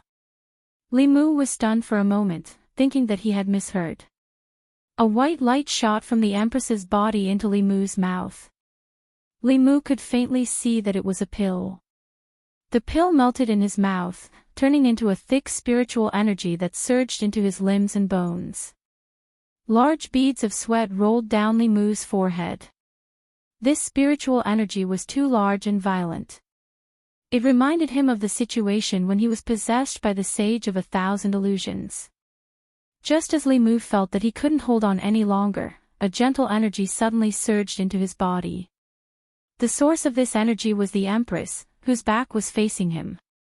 This energy was very gentle, like a spring breeze. However, under this gentle energy, the violent spiritual energy began to calm down and slowly flowed into Li Mu's dantian. Li Mu felt that the spiritual energy in his dantian was constantly rising, finally reaching a peak. At a certain moment, Li Mu suddenly felt that something in his body had broken. He tried to use the wholeness character of the 9 words mantra and found that this Tao technique, which he couldn't use before, no longer had any hindrances. This meant that he had stepped into the realm of supernatural powers. The middle realm that he had yearned for even in his dreams, had been easily attained. At this moment, Li Mu deeply felt that his initial decision to follow the Empress was indeed correct. She could give him whatever he wanted. Suppressing his joy, Li Mu bowed and said, "Thank you, Your Majesty." The Empress said lightly, "You are my man. The stronger you are, the more you can do for me." Li Mu finally had the opportunity to see the Empress face to face and ask her questions about cultivation. He looked up at the back of the Empress and asked, "Your Majesty, I encountered an inner demon during my cultivation. That inner demon occasionally appeared in my dreams, and it always took the form of a strange woman. Your Majesty's cultivation is very profound. I would like to ask Your Majesty, what should I do to defeat the inner demon?" Mr. May's face changed. He lowered his head to hide his expression. The Empress said, "The inner demon is born in your heart. Only you can defeat it. No one else can help you." He didn't expect that even a master of the upper 3 realms couldn't do anything about his inner demon. Li Mu sighed and said, "I understand." The Empress said slowly, "I will carefully consider the matter of the imperial examination. You can go back first." Li Mu bowed and said, "I will take my leave." Li Mu finally had the opportunity to be so close to the Empress, but he still couldn't see her face. This made him feel a little regretful. But this regret was quickly washed away by the joy of leveling up. Li Mu happily returned to the yamen and saw Wang Wu and the others gathered together. Their heads were facing in and their butts were facing out. He didn't know what they were doing sneakily. Li Mu coughed. They immediately stood up straight and said, "Boss." Li Mu looked at them and asked, "What are you looking at?" Wang Wu put one hand behind his back and said, "Nothing." Li Mu stretched out his hand and said, "Give it to me." Wang Wu sighed and put a booklet in Li Mu's hand. Li Mu looked at the booklet in his hand and saw the words, "100 Beauties of Shindu," written on it. Li Mu put the booklet in his sleeve and went back to his room. He looked at it with interest and said, "You're not allowed to look at these things when you're in the yamen. I'll confiscate it." He originally thought that it was a restricted booklet, but after opening it, he found that the women in it were all wearing clothes. He flipped to the front page and read the introduction of the booklet. He learned that it was an atlas of Shindu drawn by an artist in Shindu. It included more than 100 beautiful women in Shindu. Li Mu casually flipped through a few pages and a face that made him yearn for day and night came into view. It was a young girl. She was only 16 or 17 years old. Her face was 80 to 90% similar to Lu Hanyan. At the bottom left of the portrait, there was a note, Lu Hanyan, musician of Miaoyin Street. Her zither skills were the best in Shindu. Clearly, this was her when she was a young girl. This painting was at least 5 or 6 years ago. Li Mu had never seen her at this time. Li Mu stared at the portrait of her when she was a young girl for a long time. The yearning in his heart deepened. He was about to close the booklet when he accidentally glanced at the portrait of a woman on the next page.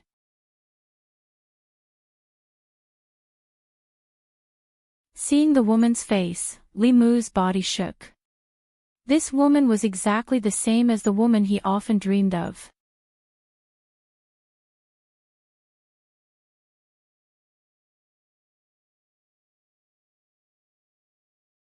Chapter 256. Li Mu looked at the woman in the album carefully and confirmed that she looked very similar to his inner demon. Although the woman in the painting was younger, there was no doubt that this was a portrait of her from a few years ago, just like Lu Hanyan's portrait. Li Mu thought that his inner demon was a figment of his imagination. He didn't expect to find the original in reality. He looked at the bottom left corner of the portrait and found the woman's information. There were 2 lines of words at the bottom left corner of the portrait. Zhou Yi, eldest daughter of Minister Zhou Jing, now the crown princess. She has an extraordinary appearance and outstanding cultivation talent. It is said that the crown prince doesn't like her. She has been married for 2 years and is still a virgin. Li Mu stood there in a daze, his mind blank. This was the first time he heard the name Zhou Yi. But wasn't the daughter of Minister Zhou Jing, the former crown princess, the current empress? This album looked quite old. It was at least 5 years ago. At that time, the empress was still the crown princess, and the artist didn't have to be so secretive. But even 5 years ago, this kind of thing should be discussed in private in a small circle. It couldn't be brought out in public. Of course, this wasn't important to Li Mu. The important thing was, how could his inner demon be Her Majesty the Empress? This couldn't be a coincidence. There was no such coincidence in the world. He had never seen the Empress's true face. How could he imagine her in his dream? The only possibility was that the woman in his dream wasn't some inner demon. She was the Empress herself. With her level 7 cultivation, she could easily use the dream transference technique to invade Li Mu's dream. But why did she invade Li Mu's dream? Why did she ravage him in his dream? Li Mu thought about it carefully, and soon remembered that every time the Empress appeared in his dreams and brutally ravaged him, it was when he was gossiping about the Empress. For example, whether she was still a virgin, whether she didn't get along with the former crown prince, he was so gossipy during the day, and he would be beaten up in his dream at night. No wonder Mr. May's expression was so strange when he saw the image of the woman in his dream. No wonder when the Empress summoned him, her back was facing him. When he saw the picture album, all the mysteries in Li Mu's heart were solved. It's fake. It was all fake. Her Majesty the Empress being magnanimous and magnanimous was all a lie. On the surface, she didn't seem to care about anything, but in fact, she had already thought about how to take revenge tonight. What made Li Mu even more unimaginable was how she knew that he was gossiping about her. Although transcending realm powerhouses possessed remarkable abilities, they didn't have clairvoyant eyes and ears.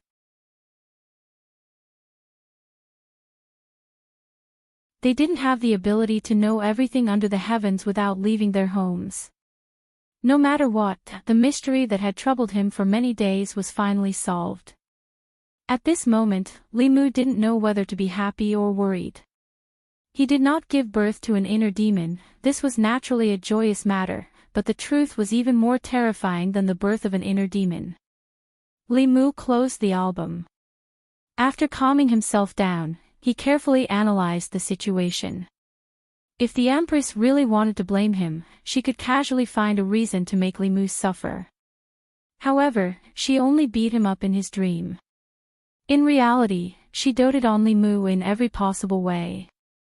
She gave him magic weapons, spiritual jades, tributes, and even personally helped Li Mu break through the realm. This showed that she didn't intend to pursue the matter. This made Li Mu comfort himself, but at the same time, he felt that it was difficult to adapt. The Empress gave him the feeling that she was powerful and majestic. What she showed in front of the ministers and Li Mu was indeed such an image. No one knew that the Empress had another face that would reveal itself at night. At this time, Wang Wu slipped in from outside and said, "Boss, I know I was wrong. I won't be lazy in the future. Can you return that book to me? It took me a lot of effort to find it." Li Mu glanced at him and asked, "What book?" Wang Wu looked at the album on the table.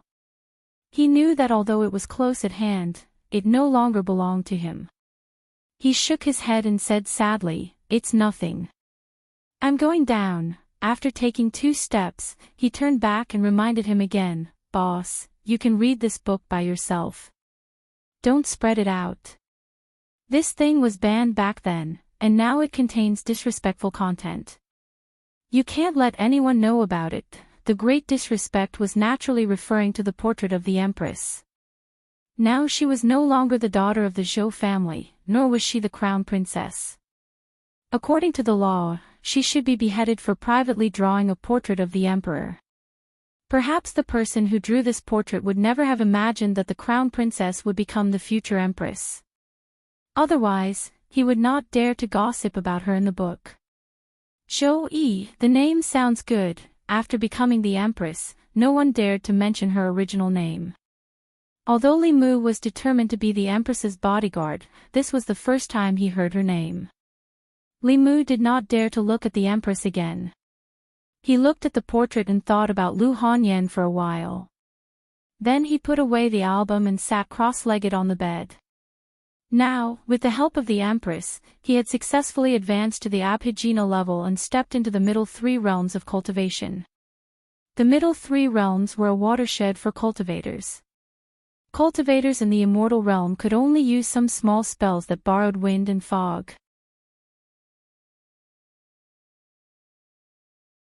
Once they stepped into the Abhijna level, they could come into contact with the truly mysterious world of cultivation. Walking on water and sitting on fire, entering the water to control the wind, swallowing knives and spitting flames, moving in the opposite direction, gathering beasts and regulating birds, and using great strength to restrict. After stepping into the Abhijna level, the number of Abhijna spells a cultivator could use would greatly increase, and they would all have a certain amount of power. This was the origin of the 4th realm of Taoism. At the 5th realm, creation, the number of Abhijna spells one could use would increase, and their power would also be stronger.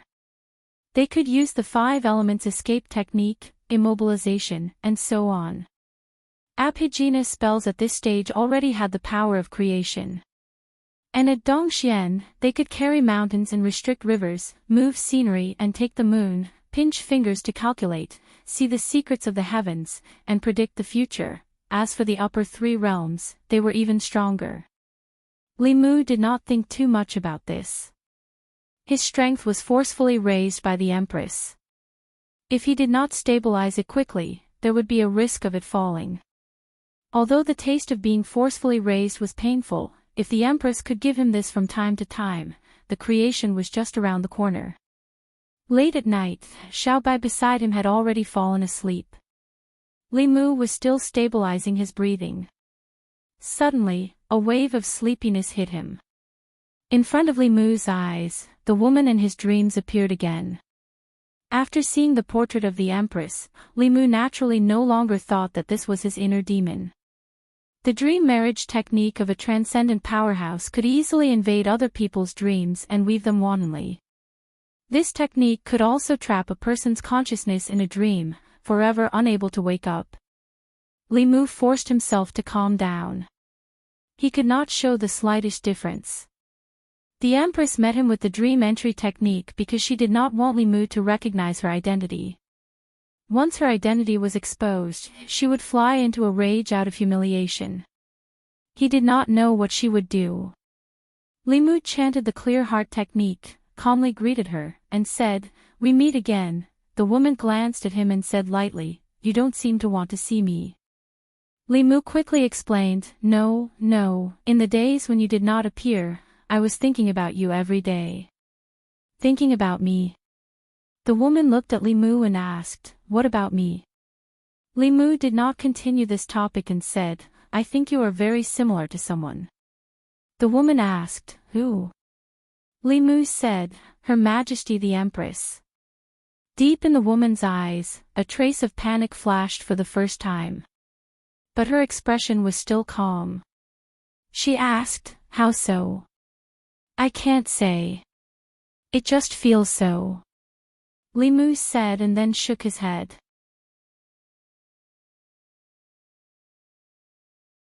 He murmured, "No, you and Her Majesty only look alike from the back.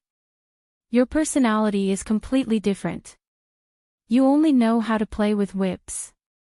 You are vengeful and stingy. Her Majesty is broad-minded and considerate to her subjects. Not only did she give me spiritual jades, but she also helped me improve my cultivation." The woman glanced at Li Mu and said, "She is so good to you because she wants to use you." Li Mu's face darkened. The Bai sword appeared in his hand. He pointed at her and said, "Her Majesty is the person I admire the most. I will not allow you to disrespect her. You dare to criticize Her Majesty. I cannot tolerate this. Show me your weapon."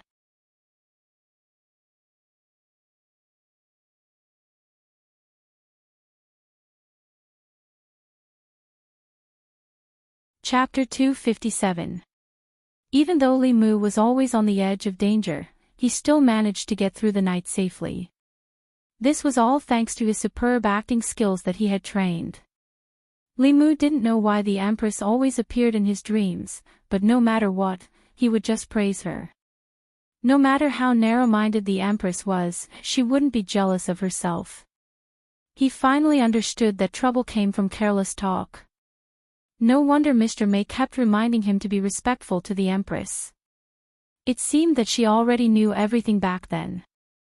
Thinking about how she acted when she saw his inner demon, it wasn't that strange anymore. Recalling the past with the woman in his dreams, Li Mu was almost certain that the Empress wouldn't do anything to him. And he didn't have to worry about being disturbed by his inner demon. He could finally relax. Li Mu had been in the Luoyang for more than 2 months and had experienced a lot. He missed Lu Hanyan and Wanwan very much. He planned to go back to the northern region after the matters at the academy were settled. He left with the White Demon King without saying goodbye. He wondered how Suhi was doing at the Bay of Clearwater. When he arrived at the Luoyang government, he happened to see Wang Wu putting a young man who looked like a student in jail. The Empress ordered all the government offices in the Luoyang government to investigate the cases involving the students of the 3 academies. Other than the Luoyang government, the Ministry of Justice, the Supreme Court, and the Censorate also started to investigate these cases. The people of the Luoyang government who were wronged could go to these government offices themselves. Since the Empress had given the order, no government office dared to bend the law. If they were found out, the entire government office would be implicated. In the eyes of the people, the Luoyang government was fairer than any other government office in the Luoyang government. Some of the people who didn't dare to go public with their grievances gradually started to go to the Luoyang government. Zhang Chun finished dealing with a case and sighed, "What's wrong with the students nowadays? When we were studying at the academy, the teachers were very strict with us. Those who didn't behave well would be kicked out of the academy. It's only been 20 years, and the academy has become a place to hide evil." Emperor Wen had a good intention in establishing the academy. Since the establishment of the academy, it had been held in high esteem by the people for more than 100 years.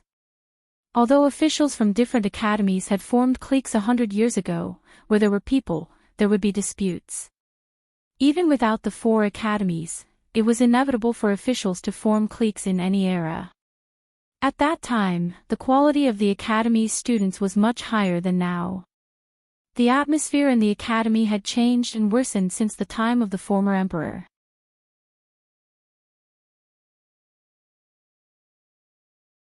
More than 100 years ago, when Emperor Wen was on the throne, he contributed decades of peace to the Great Zhou. The subsequent emperors were not as wise as Emperor Wen, but they were able to enjoy the fruits of Emperor Wen's rule. As long as they followed the rules and were a ruler that protected what was achieved, they would be meritorious.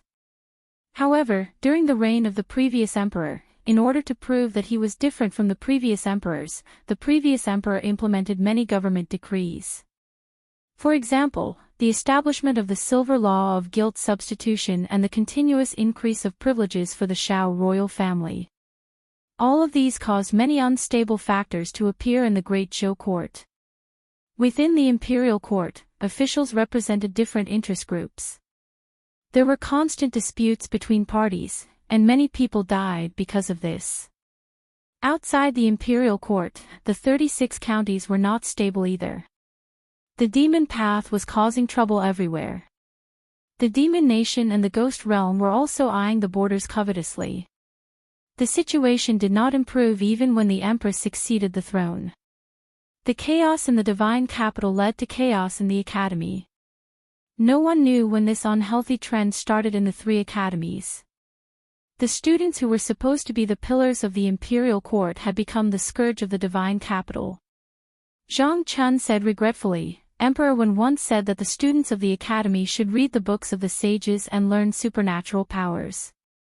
They should save the world and the people and serve the country.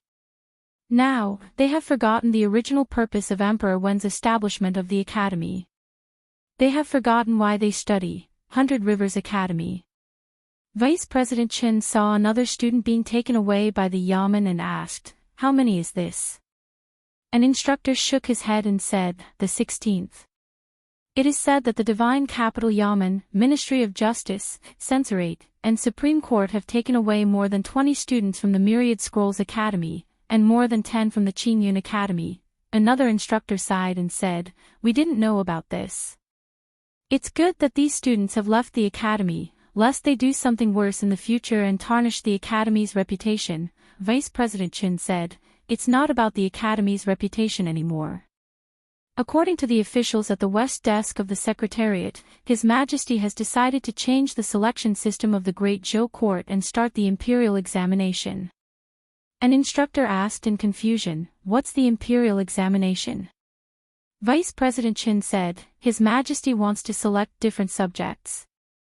From now on, all the officials of the imperial court will not be selected from the academy. If one wants to enter the imperial court as an official, he must pass the imperial court selection. Even the students of the academy are no exception."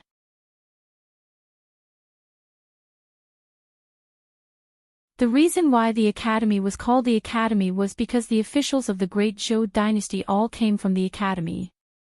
For more than 100 years, they had provided the academy with an endless stream of vitality and vitality. If this vitality and vitality were to be cut off, the academy would not be far from extinction. If Emperor Wen was the beginning of the academy's era, then the Empress was the end of the academy's era. At this moment, a powerful aura suddenly rose from the academy. An old man with a head full of white hair appeared in the crowd. He glanced at the crowd and snorted coldly. "I've only been in seclusion for half a year, and the academy is already in such a mess because of you.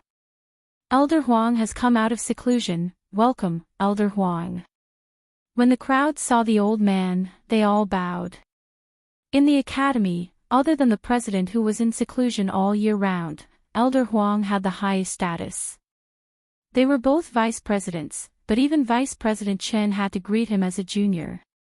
Not only was Elder Huang's cultivation high, but he had also been in Dongxian for decades.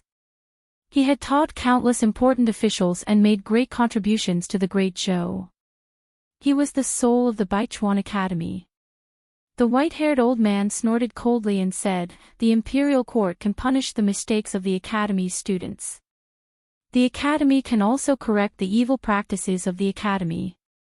She's just using this as a pretext to make a fuss. She wants to monopolize the power and cultivate her trusted subordinates. She wants to firmly control the Imperial Court in her hands. The four great academies will not tolerate such a thing." During the morning court, Li Mu was surprised to find a chair in front of the officials. A white-haired old man was sitting on the chair. Those who could sit in the crepe myrtle hall were naturally not ordinary people. He learned from the discussions of the officials that this old man seemed to be a vice president of the Baichuan Academy. He was very senior and had been given the right to sit in the imperial court when the previous emperor was still on the throne. Because of those scandals, the people from the academy had not appeared in the morning court several times. Today was the first time they had appeared. The old man sat there with a straight face. Even the atmosphere in the imperial court was much more solemn. Today's morning court was mainly about the imperial court holding the imperial examination and selecting talents to replace the previous situation where the academy monopolized the imperial court. This method was undoubtedly completely abolishing the old system. When the Empress proposed it, it did not arouse any discussion among the officials. Only a few officials from the censorate responded. Because for most of the people standing in the imperial court, this was contrary to their interests.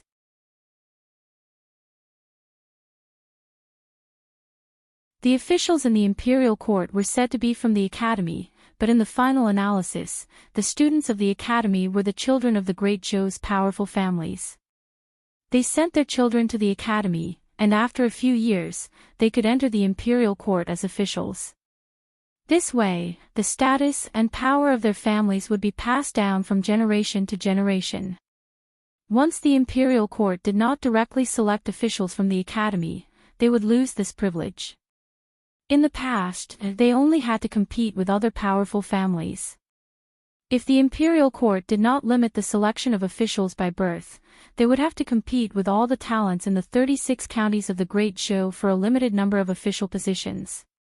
In this way, unless their families could continuously produce outstanding talents, the decline of their families was a foregone conclusion. No one was willing to accept this reality.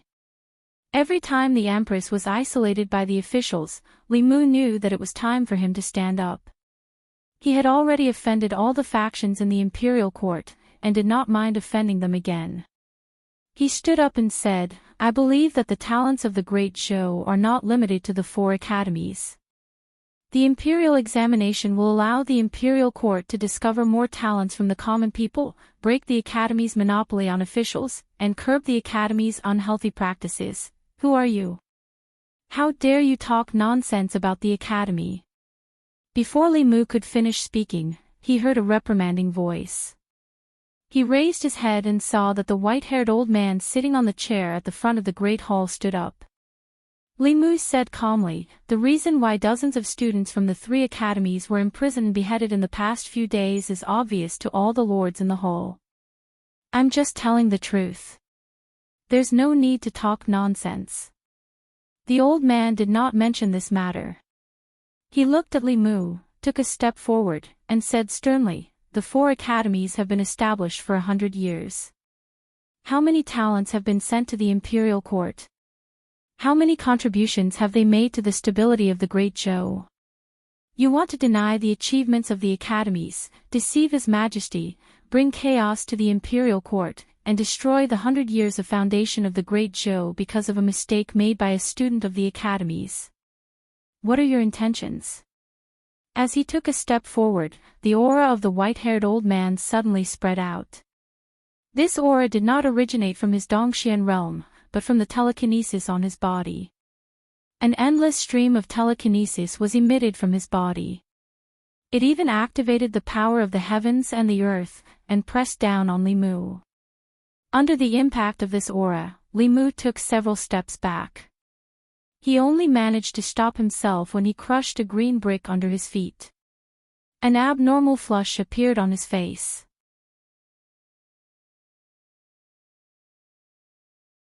In the Great Hall, many people smiled. The officials of the Ministry of Personnel, especially the Assistant Minister of Personnel, were incomparably delighted. They looked at Li Mu with eyes full of schadenfreude. How dare you! Behind the curtain, an incomparably powerful aura suddenly exploded.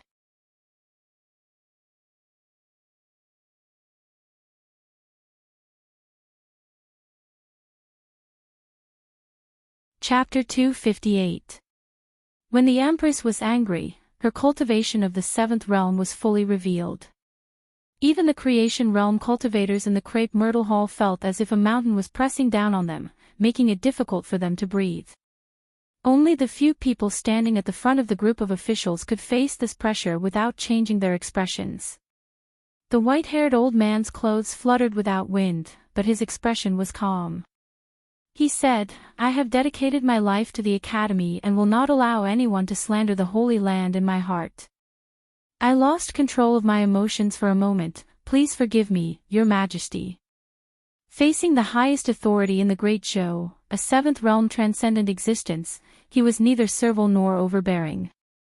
This was because he was the Vice Dean of the Hundred Rivers Academy and was at the peak of the sixth realm. He was only one step away from transcendence. As long as he took that step, the Hundred Rivers Academy would have a second dean. In the face of the Empress' anger, he still looked calmly at Li Mu and asked, "For more than 100 years, the Hundred Rivers Academy, Qingyun Academy, and Myriad Scroll Academy have cultivated countless officials for the imperial court. The scholars of the White Deer Academy guarded the borders and shed their blood on the battlefield. The contributions of the four academies to the Great Show are immeasurable. Today, you want to overturn the foundations of the academies. Speak, what are your intentions?" In the 6 ministries and 9 temples, countless officials looked at Li Mu with a mocking gaze. The 4 academies had stood tall for 100 years. How could a nameless junior like him topple them? He thought that he could do whatever he wanted in the divine capital because of the Empress' favor. However, not everyone in the divine capital feared the Empress. Elder Huang had students all over the world. In the Crepe Myrtle Hall, countless officials of the fourth realm and above had received his teachings. He had dedicated his life to the academy. For decades, the people of the divine capital respected and trusted him. The willpower gathered in him could even communicate with the heavens and earth, allowing him to take half a step into transcendence. In the entire Great Show, he was the existence most likely to reach transcendence. Cultivators of the upper realm were not bound by the secular world. Once he took that step, he could transcend the world and be on the same level as the Empress. Li Mu wiped the blood from the corner of his mouth and looked up at the white-haired old man. He said calmly, "You're asking me what my intentions are." At this moment, he was not afraid in the face of Dongshuan's cultivators. Because he had Her Majesty the Empress behind him. As long as he had a clear conscience, and a clear conscience, he had no need to fear anyone.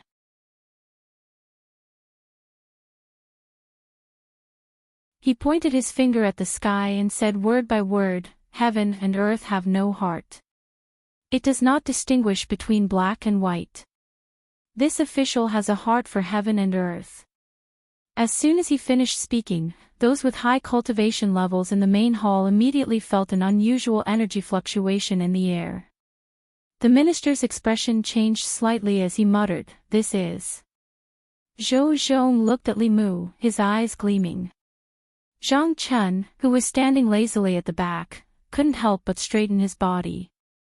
Li Mu also noticed something strange at the first moment. This was not the first time he had experienced this feeling. Back then, when he was talking about Do-E's injustice in the tea house, he had a similar feeling. This was the response of the heavenly Tao. He seemed to have understood something. He pointed at the ground with his other hand and continued, "Evil laws are tyrannical, tormenting thousands of people. This official will serve the people." Above the main hall, the power of heaven and earth vibrated even more intensely. Among the officials, there were still some who didn't know what was going on. Those with high cultivation levels had already realized what was going on, and their faces were filled with shock. Even the Empress, who was pretending to be serious behind the curtain, opened her red lips slightly in surprise. A hint of astonishment appeared on her delicate face as she muttered, "Taoist technique, a new Taoist technique." Li Mu felt the power of heaven and earth condensing around him. He spoke faster and loudly, "Emperor Wu and Emperor Wen have stabilized the territory and governed the country well. After the two saints, the divine path has been lost. This official will inherit the lost knowledge of the previous saints."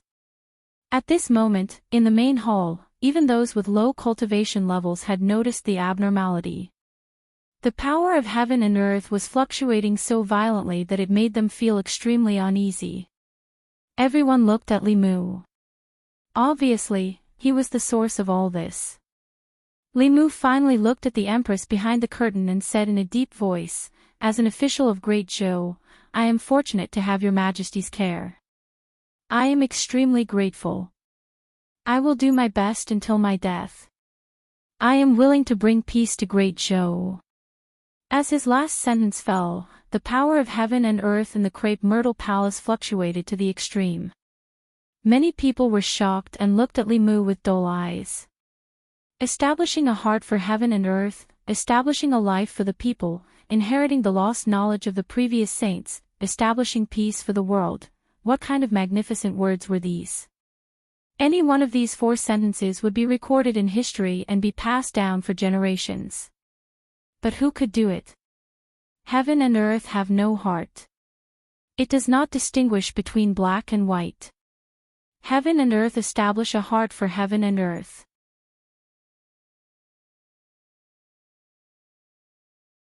Who would dare to criticize heaven and earth? Everyone suddenly looked at Li Mu. The incident in Yang County was still frightening when they thought about it.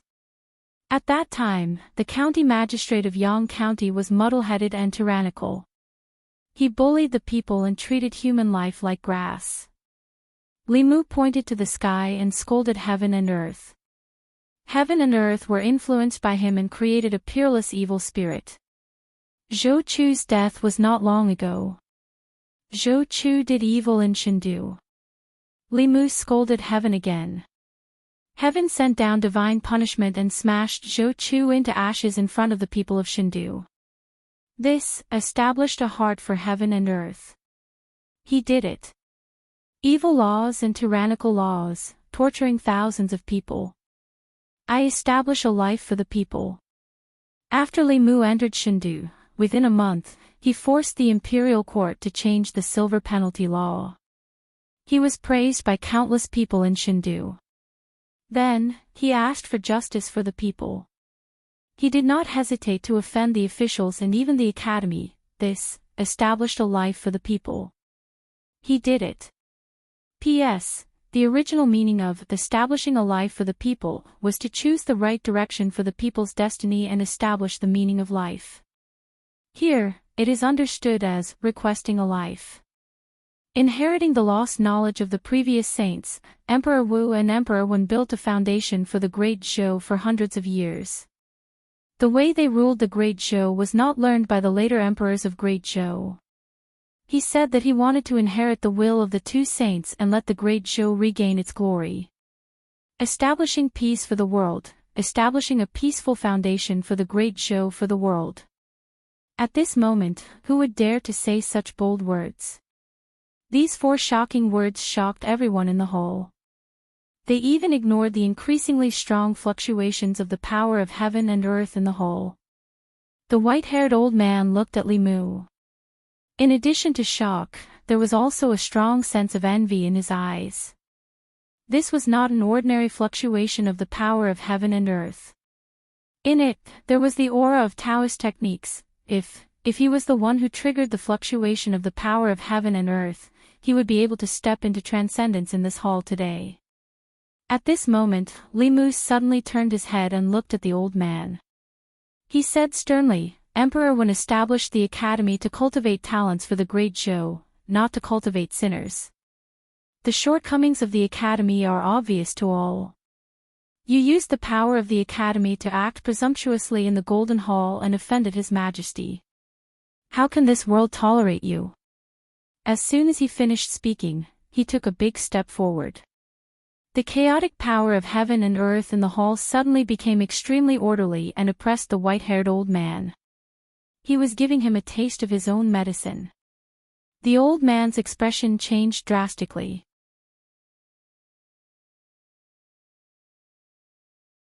Even if he was at the peak of the sixth realm, he was still so weak in front of the powerful power of heaven and earth.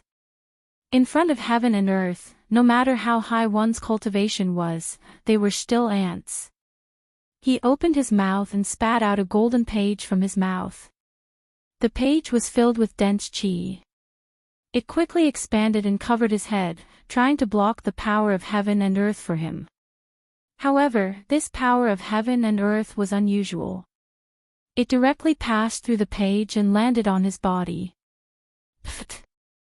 The old man directly spat out a mouthful of blood. The aura on his body quickly withered. The figures at the front of the hall watched helplessly as his aura fell from the peak of Dongxian to the early stage of Dongxian. He almost fell out of the sixth realm. They looked at each other and saw the deep shock in each other's eyes. Divine retribution. The Vice Dean of the Hundred Rivers Academy, who was at the peak of Dongxian and was only half a step away from transcendence, suffered divine retribution in the hall, and his cultivation almost fell by a large realm. This divine retribution made him lose at least 30 years of cultivation. At his age, his cultivation level fell.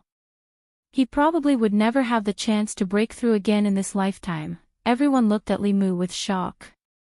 The heavens had helped him time and time again. Was he really the chosen one? The hall was silent. Only the white-haired old man's injured gasps could be heard. The officials looked at Li Mu with eyes full of disbelief. They could not believe that a small remarkable power cultivator like him could seriously injure the Dongxian. But what was even more unbelievable was that he could say such shocking words as, establish a heart for heaven and earth, establish a life for the people, inherit the lost arts for the past saints, and establish peace for all ages. It was not an exaggeration to say that these 4 sentences could cause a reaction from heaven and earth. And to be able to say these 4 sentences, what kind of breadth of mind did he have? The white-haired old man sat on the ground, paralyzed. He felt the magic power in his body drain and his cultivation level fall. A blank expression appeared on his old face. At this moment, he deeply realized that he would never have the chance to transcend in this lifetime. The transcendent realm, that was his lifelong pursuit, the dream that he pursued his entire life was shattered. Under this extreme despair, an incomparably violent emotion suddenly emerged in his heart. This violent emotion turned into killing intent and quickly filled his mind. His eyes turned blood red, and his body emitted an extremely dangerous aura. The minister's expression changed drastically, and he shouted, "Not good, he has turned into a demon. Die!" In the hall, an extremely horrifying voice suddenly sounded.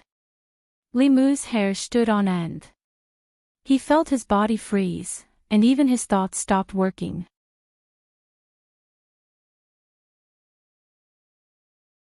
The next moment, a withered hand appeared in front of him. Li Mu's gaze met a pair of blood-red eyes.